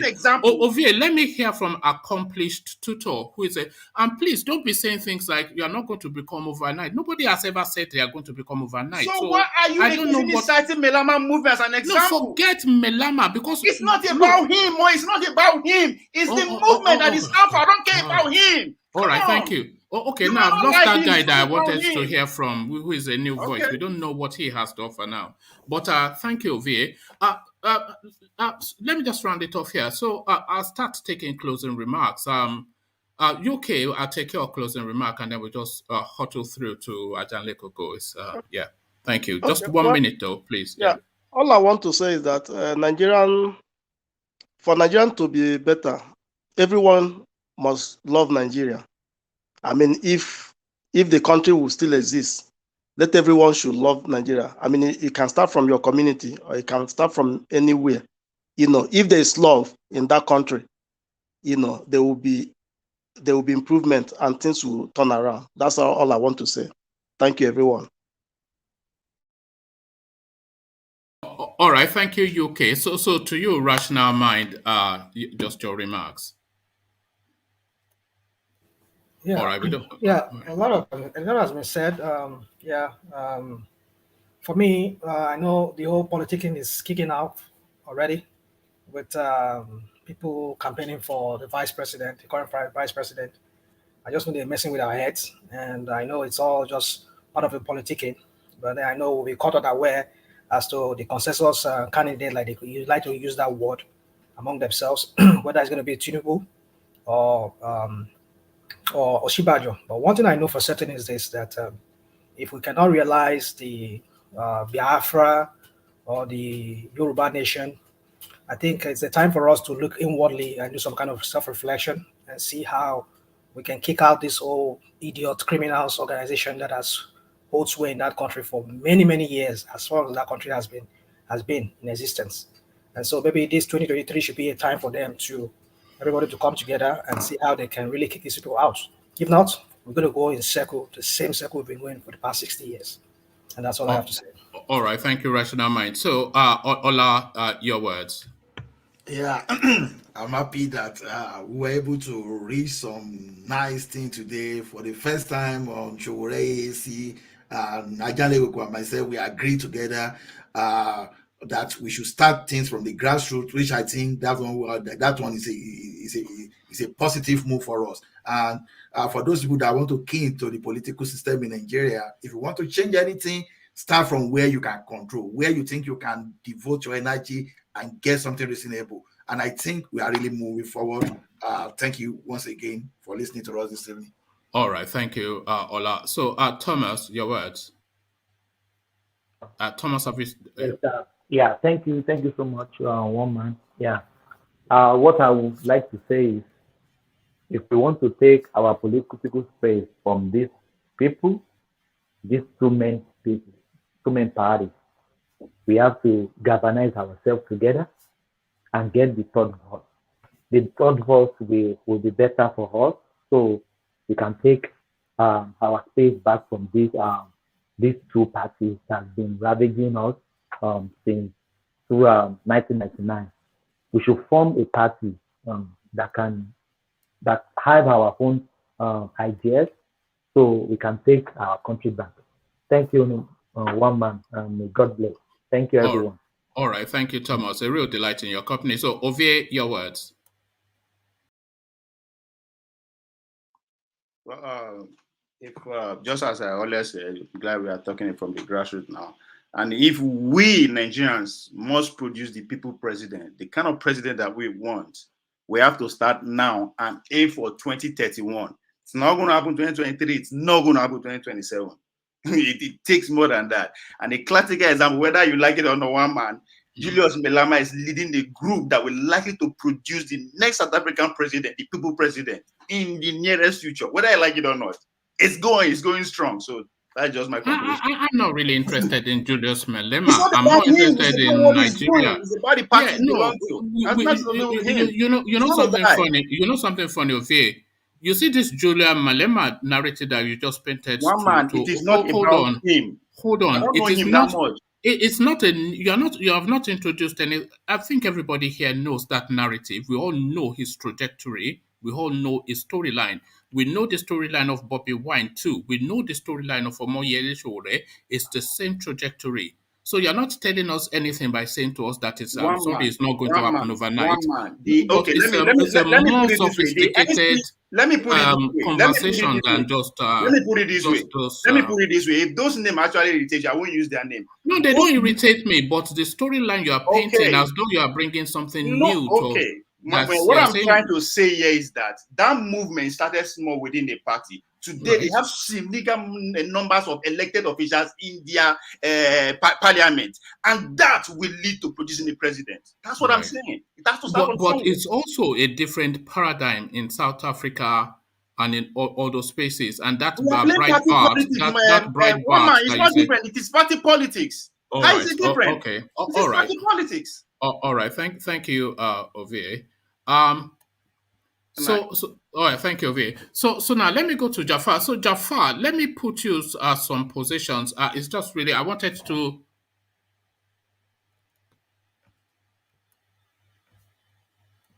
Sorry, yeah. So I wanted to condense the space so that we can, if anybody that's willing to stay, maybe we can have a bit more of a reduced conversation. So let me take you to this space, Jafar. Osinbajo has not withdrawn his 2023 presidential ambitions. So a lot of the narrative that we have been hearing is about TINUBU. So they've thrown that Osinbajo name in the mix again. And a lot of the conversations that we have been having off the back of that Osinbajo name that's just been brought forward again is the permutation of the religious mix of the Nigerian presidency. So TINUBU certainly a Muslim, and he has to then take a Muslim from the north as well, because the north would not really wear a northern Christian because they don't really feel that it represents them. So Osinbajo again reminding them that he is there. So what are you making first of that Osinbajo that continues not to go away as a possibility? So what are you making of Osinbajo coming back into space? Jafar. Oh, we don't have Jafar. We have always said on this platform that we cannot just brush Osinbajo aside. One, he has a lot going in his favor. He's the sitting vice president for 8 years. That's huge politically. That's huge. And a loyal one for that matter. Then two, his age, he's not old. Well, and within the party, within the ANC, there is this youth movement that is becoming very vibrant within the Nigerian political space. The APC youth wing of the party is vibrant, and they are the ones that are actually promoting an Osinbajo presidential aspiration. And there is this huge support coming from core northern element of the PDP, of the APC within the northern space, in an effort to have a Muslim running mate that will at least stabilize the geopolitical situation in Nigeria post-election. But having said that, even if TINUBU, for example, I don't know, maybe Governor Zulum El-Rufai, whichever APC big wig within the northern Muslim community. Jafar, do you think? Sorry to interrupt you. Do you think the North would accept a northern Christian running mate for TINUBU, do you think the North will accept that? A northern Christian running mate for TINUBU? It would be very, very difficult. Very, very difficult. Based on the political climate now. It's very, very difficult. If it were in ordinary time, yes, Senator George Akume would be a very good candidate from Benue State. But these are different times. These are different times. The divide is huge now. The divide is really, really huge. It's not going to happen. Or except APC will lose the election. But do you think the South would accept a Muslim ticket headed by TINUBU? The South, probably the South and the Southeast might have an issue with it, but I don't think the Southwest there will be much issue, because TINUBU, even if he doesn't sweep all the Southwest, he might get at least 60% of the vote from that space. That's a given. And that would not stop him from winning the election. Because if he could get 60% from Southwest, for sure he is going to get the Northwest, the Northeast, and a large number of North Central. He will get it. And that will be enough for him. But my issue is not the election, it's the post-election. How does his legitimacy, how does he become a legitimate president that can bring everybody together for the country to move forward? That's the issue, is the post-presidency, post-election, rather. So you think that the Southern Christians will launch at him when he wins, that they'll say they will always use that against him? Yes. So it will be no different than from Buhari. They just, same sort of so language. It will be the continuation of the divide. And that's not what we want now. All right. But really, the best balance would be an Osinbajo and maybe a strong northern Muslim, because I was just in conversations with Ajale Koko that like it or not, Osinbajo, he has star quality. He is well liked. Nobody, even the people that don't like him, they don't dislike him with the passion that they hate others. So he's just like a balanced sort of a person.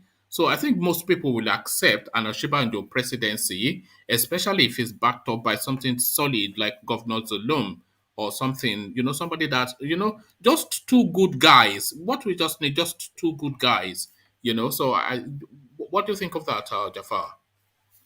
Absolutely. Osinbajo has a lot in his favor. One, he is seen as a man of God in the Nigerian local language.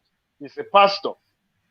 So whenever you are dealing, it doesn't matter what is his religious belief, but when you are dealing with somebody, an imam, a pastor, somebody who is a clergy, there is this perception that no matter how corrupt he is, he might not be as corrupt as a layman on the street. And he's a gentleman.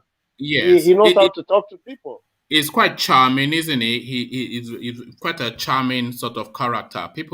It's the sort of character that people warm to. You don't see him and look to be offended. He's quite he knows how to draw people in.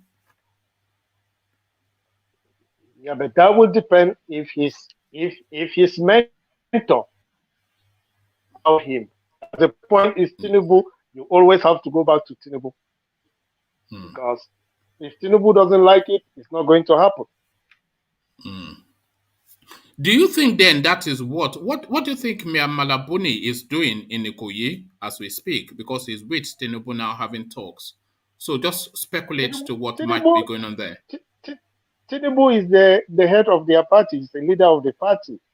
So I don't want to make any assumption there. It's normal for party members to consult with him. And he's one of the best strategists we have right now, political strategists in Nigeria.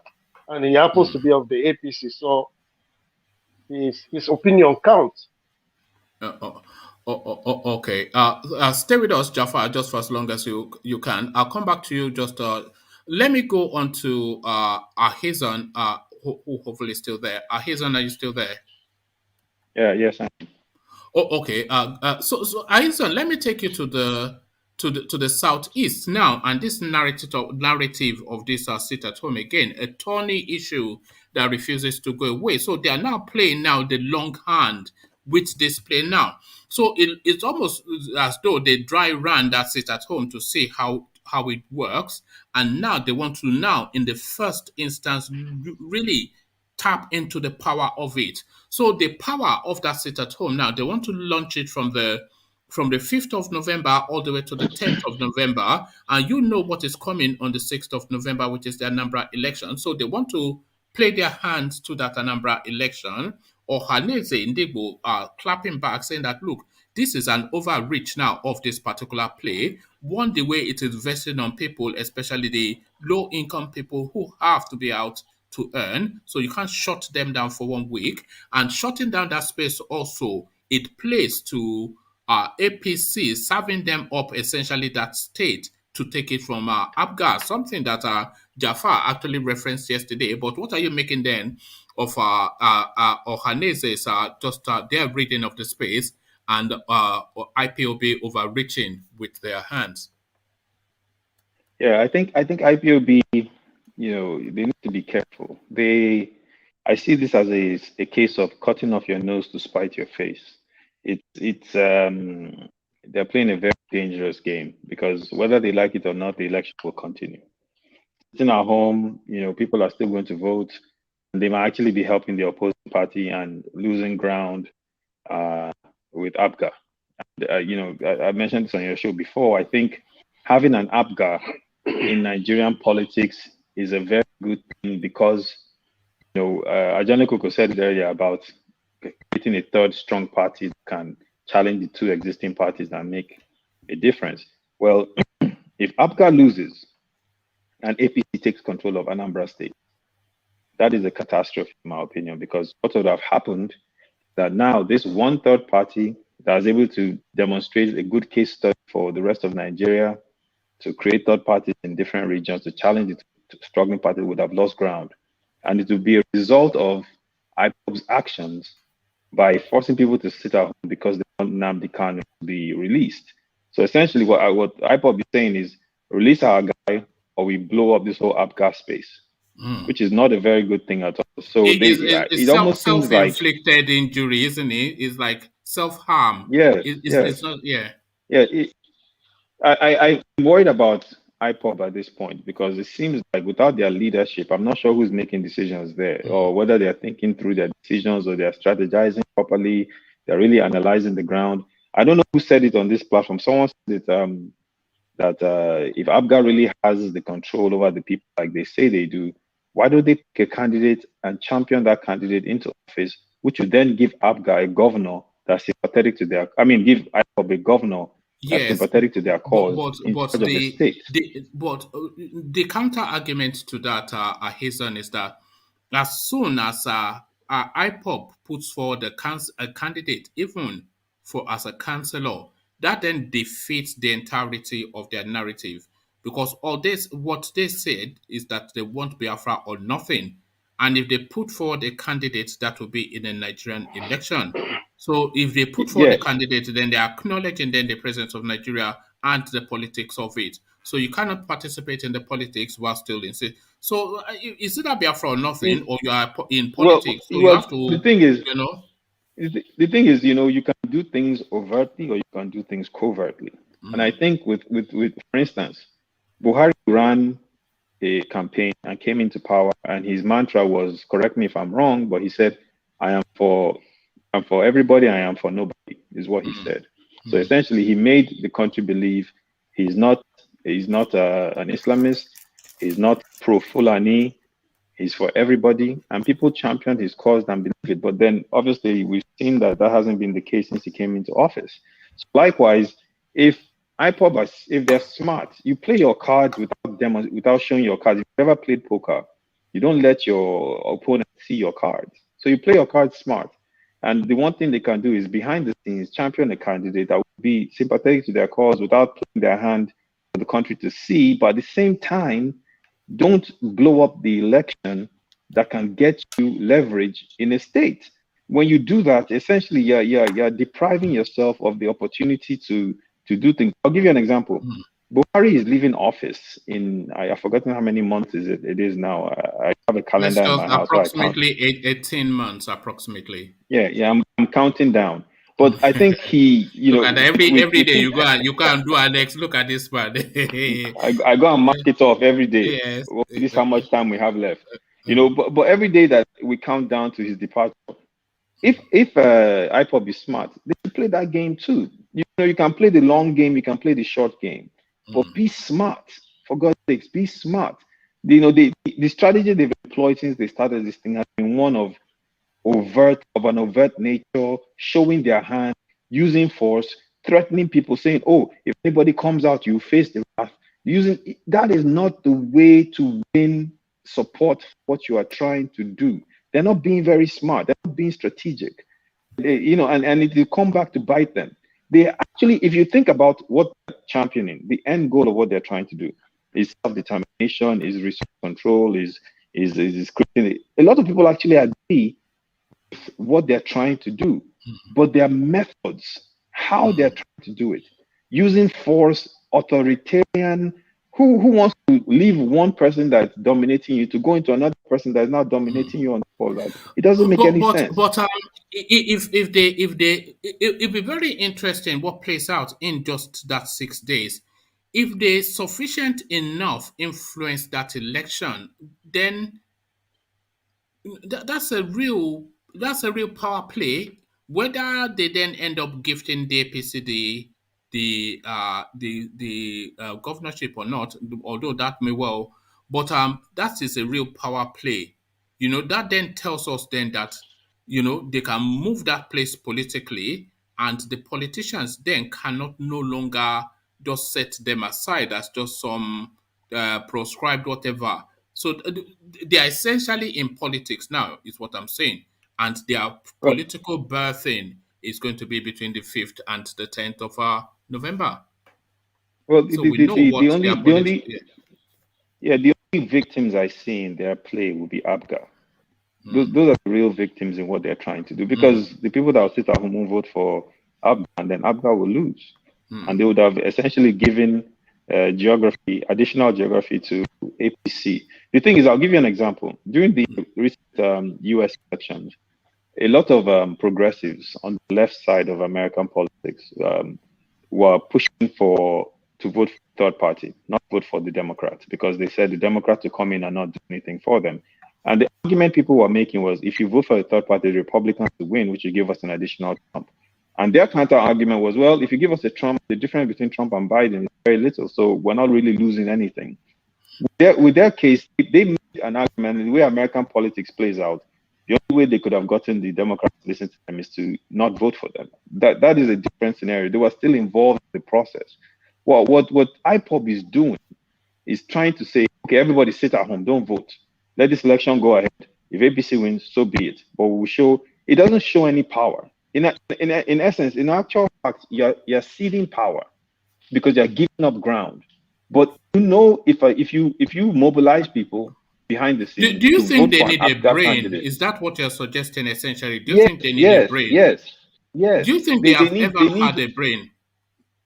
And you understand what I'm saying? I'm sure you understand what I mean by that. Yeah. Have they ever had a brain?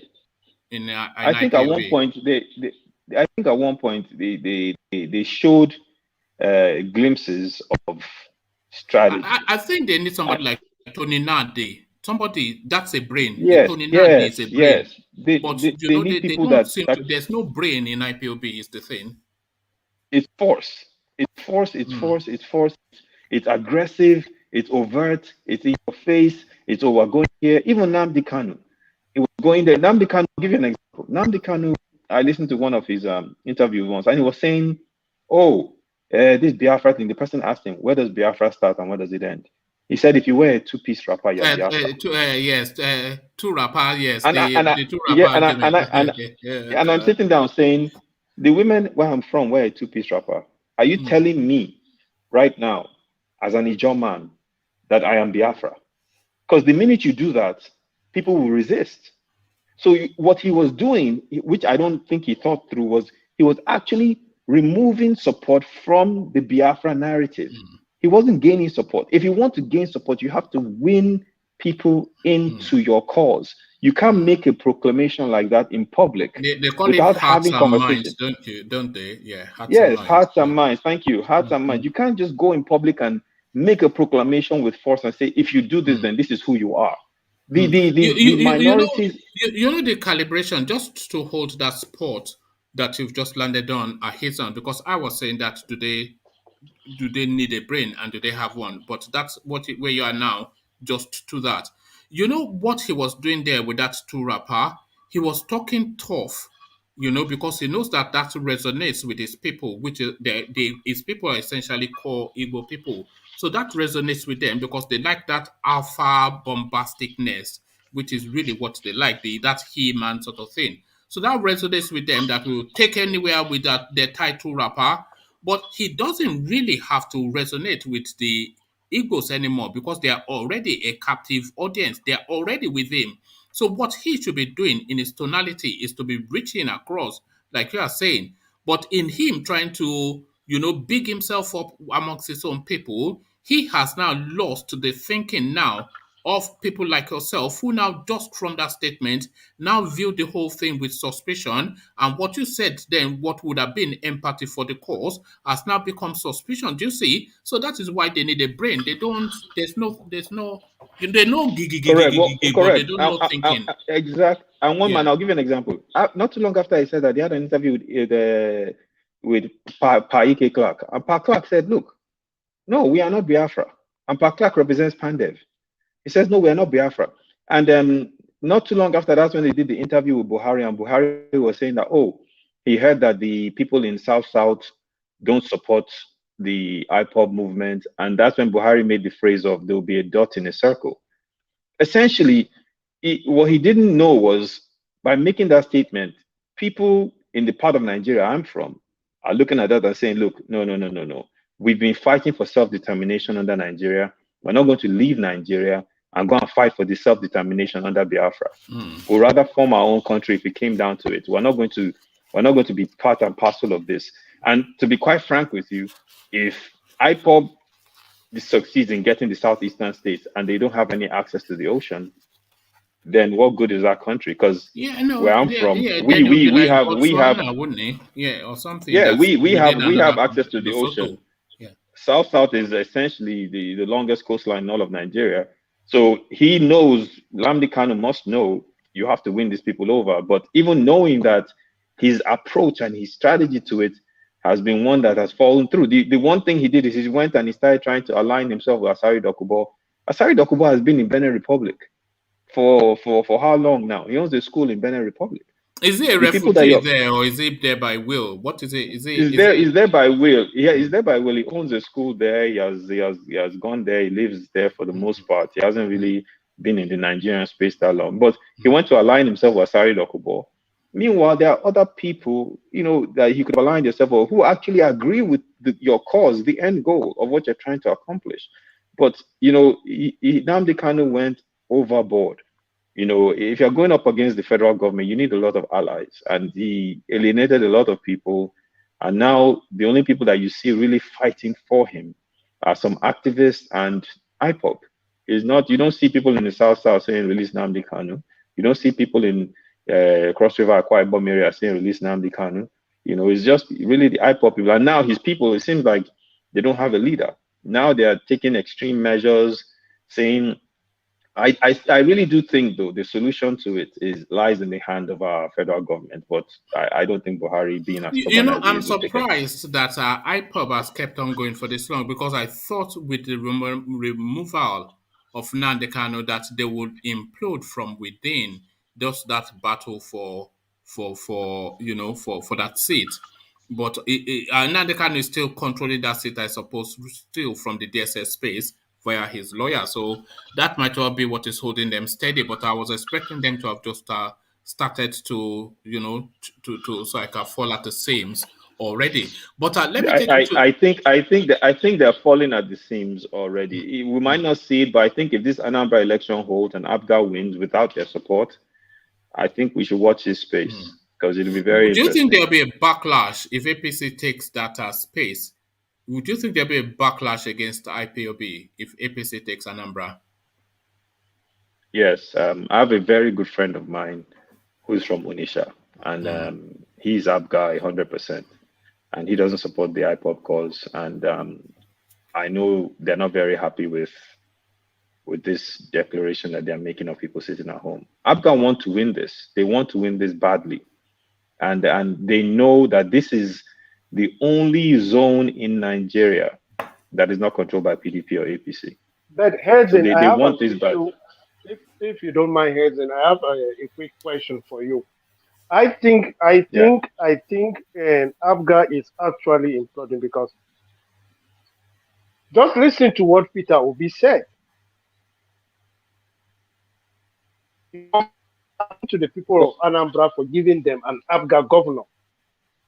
Yes. Right? Well, the deputy governor of Obiano, who is an APGA guy, moved to APC. It just doesn't make sense. That's my problem with that space.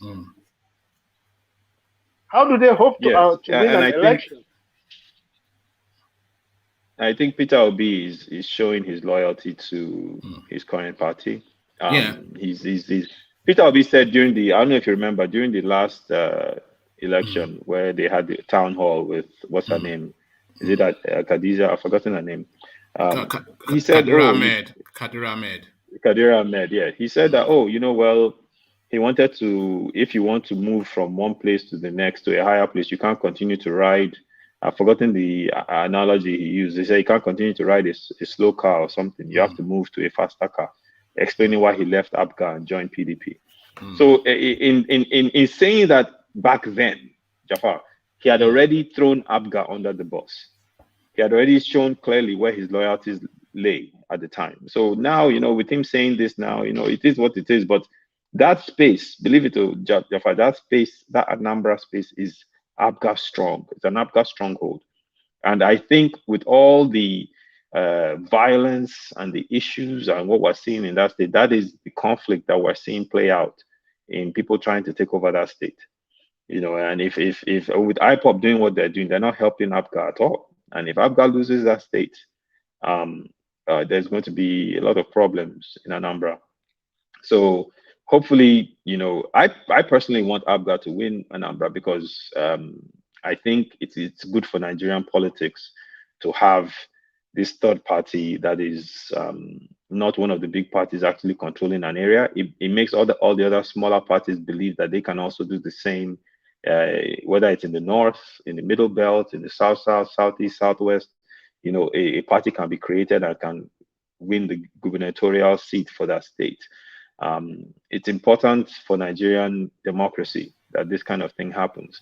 So I'm praying that APGA wins. I have no skin in the game of APGA, but for the survival of more parties.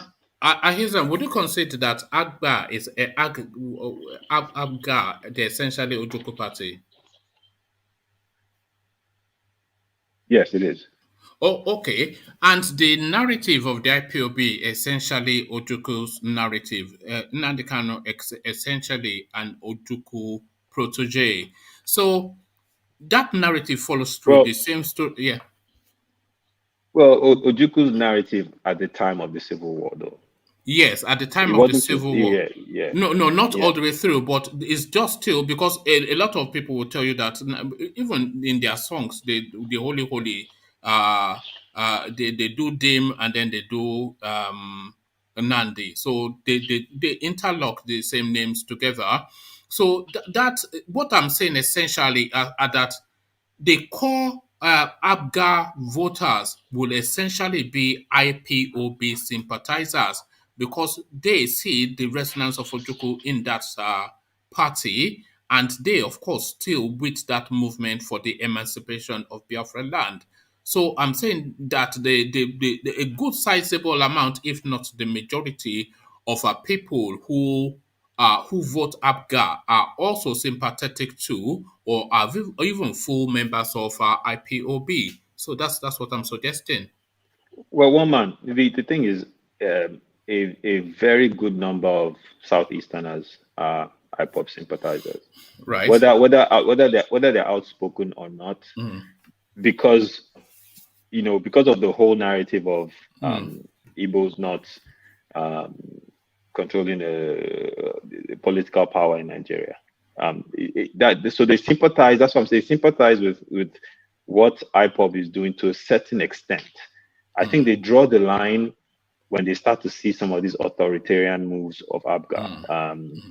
I mean, I say APGA, of IPOB, of making demands to its citizens, threatening people. The greater point that was actually leading to Ahizan is that the people that are going to sit at home are essentially APGA people, not the APC people.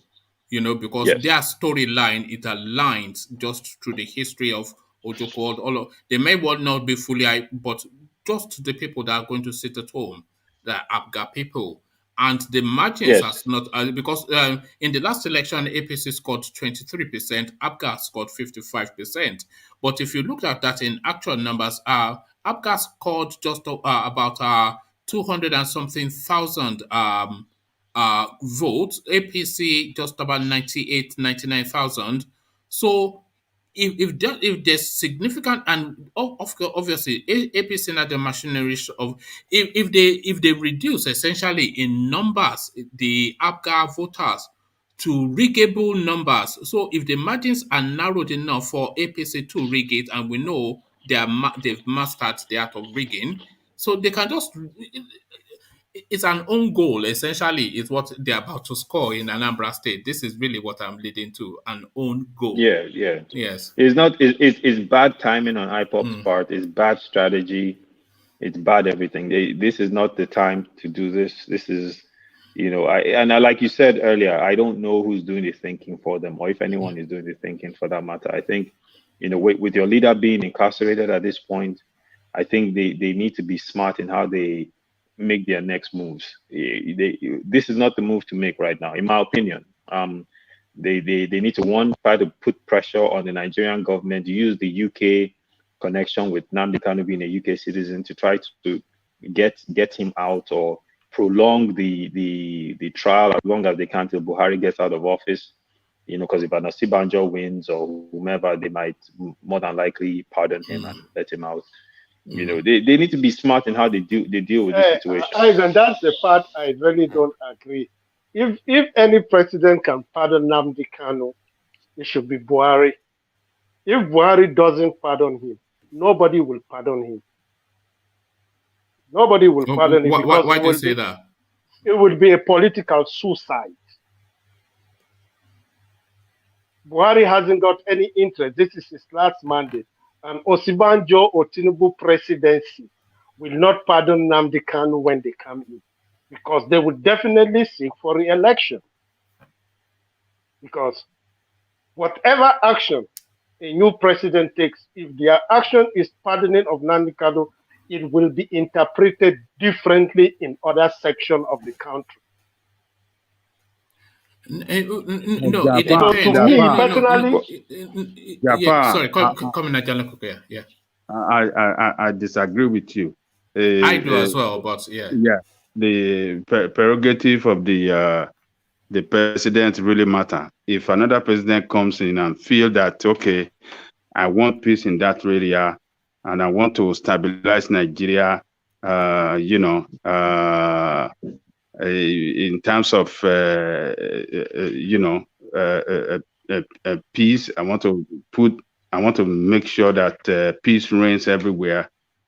It will pardon him as long as he's guaranteed that yes, that will guarantee peace in that area.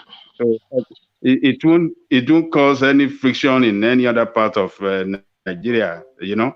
I mean, Yaradua did it to Avengers guys. Nobody gets mad over that. So any president that feel that you know, some section of the country is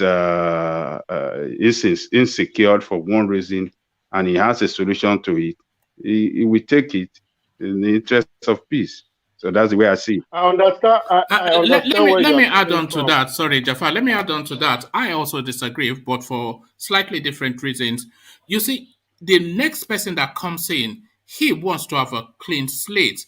Nnamdi Kanu is going to be released, but is going to be released politically when it serves the greatest political need for whoever releases him. He's never going to be released by Malam Buhari. We all know that. Never.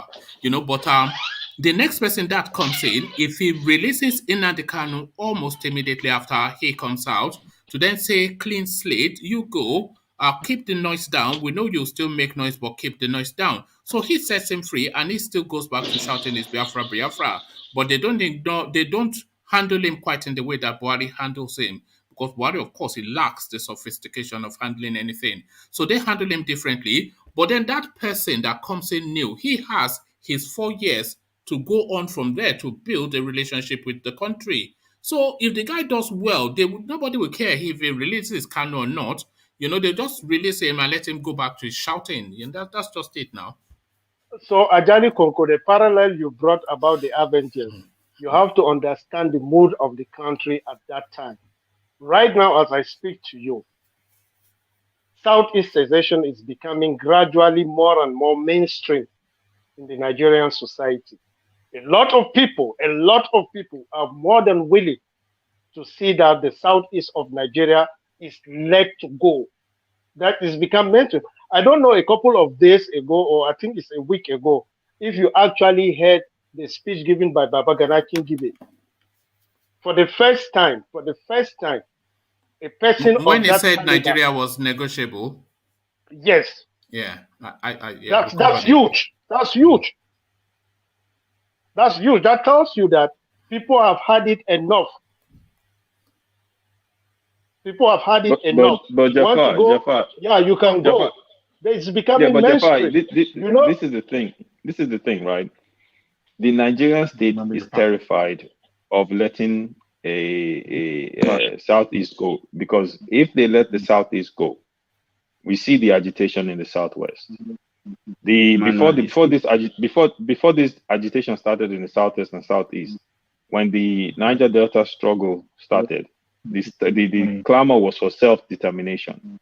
So if the Southeast goes, you know, the domino effect is unpredictable at this point and is a dangerous domino effect. So I don't think so. I don't think so. You know why?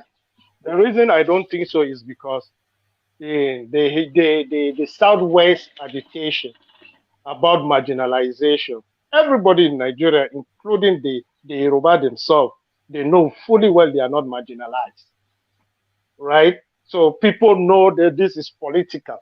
This is political. And the South-South? What about the South-South? You're a minority sect now. Not everybody can get it done. Yorubas are not majority in Nigeria. Yorubas have a big stake in Nigeria. So the South side is a different issue. I agree with you. That's a different issue. They have a legitimate right and grievances to want to opt out in Nigeria. But they have to think if that will be in their best interest. But as far as the Southeast is concerned, as I speak to you, I have said it before on this platform, there is a group in court actually asking the court to force the National Assembly to introduce referendum so that if the Southeast people want to opt out, they will support them. Nobody in Nigeria... How can Nigeria carry on if the Southeast is not there? How does that work? What do you mean, how does it work? That's a question their leader should be the one to answer. Well, yeah, there you are. Because the Southeast is in the heart of Nigeria now. If they are in Nigeria and they choose to opt out, definitely they will move out of Nigeria. If they have to come back, they will start applying for visa. Well, not according to the ECOWAS protocol, though. Which is what? Free movement? Free movement. If they're part of ECOWAS, they don't have to apply for if they are part of ECOWAS, that's if they are part of ECOWAS.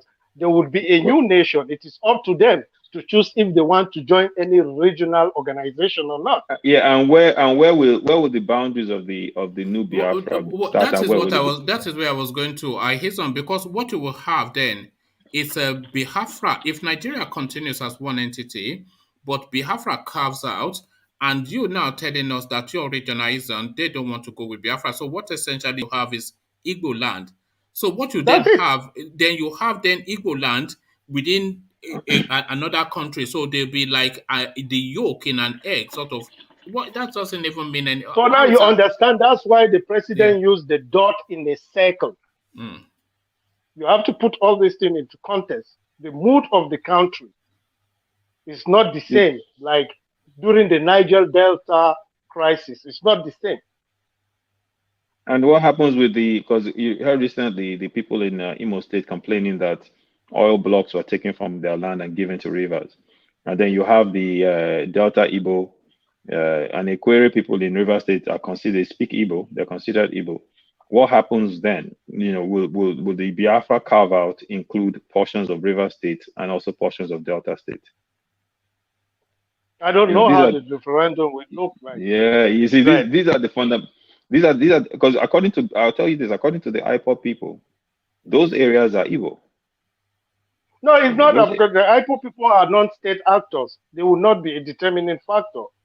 The leadership, the Igbo leadership, are the elected representatives. If something has to be, if there would be any negotiation, you don't negotiate with the non-state actors. Yes, well, you have House of Rep members and senators from those areas that are sympathetic to their cause. So if these negotiations are held with those people, those House of Rep and senatorial members will also be their official representatives. And those people also believe, because listen, Biafra is not going to want to leave Nigeria without having access to resources that they can use to survive. And the resources I'm talking about specifically is natural gas and oil. So if you have a breakup and people say, yeah, they're fed up, let them go. Okay, let who go? Where does that start and where does that end? It's a very, very dicey situation. I'm of the opinion that the breakup should not happen. I'm of the opinion I am of that opinion too. I am of that opinion too, but you see, but I'm equally of the opinion that you cannot force yourself. You can't force people to be part of a union they don't want to be. But Jafar, I think the key thing is I think can't do it because the complaint will never go away. Yeah, but you have to realize you have to realize this. You have to go to the root cause of every issue, right? And the key thing, I listened to King Igwe's speech as well. The key thing is this: why are they agitating? What are they agitating for? And how can it be resolved? This is the question that no one is willing to. They're looking more to the actions. Oh, they want to break up, let them go. Those are political questions that requires a political solution. Correct. How do you get a political solution? That solution, to involve yourself in the political process. I'll take you back to the solution that Yaradua implemented. Yaradua went to the Niger Delta. I remember very vividly, and they engaged the people that were agitating, specifically the spokespeople for the Avengers. I have been saying this from day one when Nnamdi Kanu started this mess, was that they should have been engaged. And if they had been engaged, and it's still not too late, to be honest with you, it's still not too late. It just takes the leadership to address the problem. But it is not Buhari's language, though, is it? No, unfortunately, not. Buhari doesn't want to stop them. It's just shoot them. That's the only thing he does. Shoot them. That's all he knows. Shoot them. Let me ask you guys a question. If somebody come and say, I want to succeed, what will be the basis of your negotiation with such a person? Because people are not raising issue. Because if you raise issue, restructuring, for example, basis of the basis will be to understand why. Do you understand why they want to secede? They didn't start off with secession. Do you understand why they landed on secession? Jafar? What did they start with? Well, if you follow the trajectory, they started with federation. No. Let me tell you this. Let me just give you a quick synopsis of Nnamdi Kanu's trajectory to landed to this point. Nnamdi Kanu started as a one Nigerianist. Then he became Igbo marginalized. Then he became Confederation, which was restructuring. he did that famous interview with Kadira Ahmed. And then from confederation, from being a confederationist, he then from there went on to become now this entity that we are contending with now. So that journey now, over 12 years. So there were windows of opportunities all the way through for this guy to have been intercepted and sat down. And all of that narrative around marginalization, which has still not been addressed. So that's just the thing. If somebody acknowledges... Well, but you see, it's so, I don't understand. You see, when we keep throwing this word marginalization. Are they marginalized, Jafar? That's the first question. I don't think. You don't think so? Okay. Because it's just it's an issue of resource control. The moment you have the resources on you, you don't feel as if you are marginalized. When Goodluck Jonathan was there, they were fine. They were doing pretty well, right? There was no issue of marginalization. When that position that they enjoyed during the Goodluck Jonathan administration, keep them. Let me say this. If for instance, let's say today, it will never happen, but let's say today, Buhari is like, okay, great. Ipob, Southeasterners, you want to secede. Yes. There's a process for secession, and it's called a referendum. It's called having a vote, and people will have to vote specifically in the Southeast to decide whether or not they want to secede. I am willing to bet you money that Ipob will lose that vote. They will lose. They will lose the vote. The problem. No. Hey, Aizon. You are wrong. Hold on. Ipob will sweep that place. Clean if sweep. They have, clean and sweep. Let me explain to you why I'm saying this. Igbos, as a majority in Nigeria, benefit more from the rest of Nigeria than they do from the Southeast. Hold on, right there. Let me explain this to you. I'm talking about the Igbo. Okay, look at the largest successful Igbo businesses in Nigeria, the Innocents and the like, all those businesses. Most of their money comes to them outside of, the Air Peace and all these guys. Most of their money comes from outside of the Southeast. Now, if you talk to all these people, which I've talked to a lot of these people, they would tell you wholeheartedly that I know that is madness. They do not want to secede from Nigeria. You know what? Have you heard the phrase, the loudest, whatever makes the most noise? The squeaky wheels makes the loudest noise. This situation now, we're listening to the squeaky wheels. If they give them this referendum to vote in the Southeast, they will vote to stay in Nigeria. I can promise you that. They will not vote to secede. Some people will vote to secede, but when they really have to, when you force a man to think about the situation and come to a vote, they will realize if we leave Nigeria, only our southeastern states, so essentially the Ebonyi, Enugu, Imo, Anambra, Abia, and that is it. There is no way they vote to leave. I can promise you that. They can't survive, can they? They can't survive. How resourceful they it is are, suicide. But they can't survive. It is suicide. There's no way they vote to leave. They will vote to stay. And that is the biggest mistake Buhari made. Because the minute it started, I said, okay, fine. We'll have a referendum. We'll let you guys. Is that not what happened in Scotland? Buhari cannot pander to that now. How can he pander to just some rascally noisemaker? Buhari has an ego problem. No. He has an ego problem. I saw the Al Jazeera interview. I don't like Buhari, but no president should pander to. It's like a child banging his hand on the table. Then you tell, no, you can't pander to that now.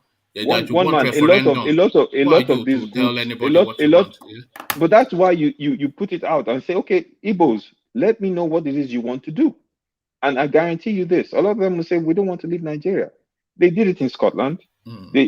After all, this is a situation where you like you said, over 12 years, they've let this cancer metastasize over and grow and grow and grow to the point it is today. If they had nipped it in the bud and said, okay, let's find out what the Igbos want, you'd have seen Igbos saying, no, this is madness. We don't support this. But I do agree with you, by the way. If they put that thing to the referendum, these people will be shocked. Because I've always said on this platform that if sufficient enough of anybody of the big ethnic nations in Nigeria want to leave, nothing can stop them. They will just leave. If 80% of Igbo land wants to leave or Biafra land wants to leave, they will just leave. What will stop them? Nothing. But if 80% of Yoruba nation was to leave, they would just leave. If the Alaafin says he wants to leave, if the Oni says he wants to leave, the Alake says he wants to leave, the Oba of Eko says he wants to leave, who will then tell them that they are not leaving? On what authority? So they'll just leave. But not that Exactly. those kings have the say, but I'm saying just all the composing, so Listen, I think Buhari should have called their bluff. Fine. Listen, we're a country, we're trying to build a nation. You would have met with Igbo leaders across the board, not just Ipob. I said, look, if this is what you people want, I'm willing to give you the opportunity to vote for it. And if you vote for it and you vote unanimously that you do not want to be part of this nation, then if you want to be part of this nation, then let's join together, let's build a country, and let's work together. And that would have really put them into a tight corner. It would have made them realize and think amongst themselves, what do we want to do as a people? Do we want to leave? And this is what we're leaving with. We're not getting access to River State. We're not getting access to... Just speculate to that space. So speculate to two things, and then I'll seek to round off. Speculate, one, to... if that referendum does take place in percentage terms, firstly, just let's narrow it down to Igbo land, because that is really what we're talking about.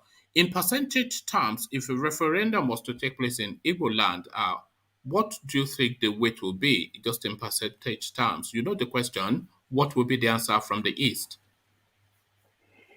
I think across the board, when you look at Ohanaeze, and you look at the governors, and you look at the business owners, the power brokers in that area, the real power brokers, they don't want to leave Nigeria.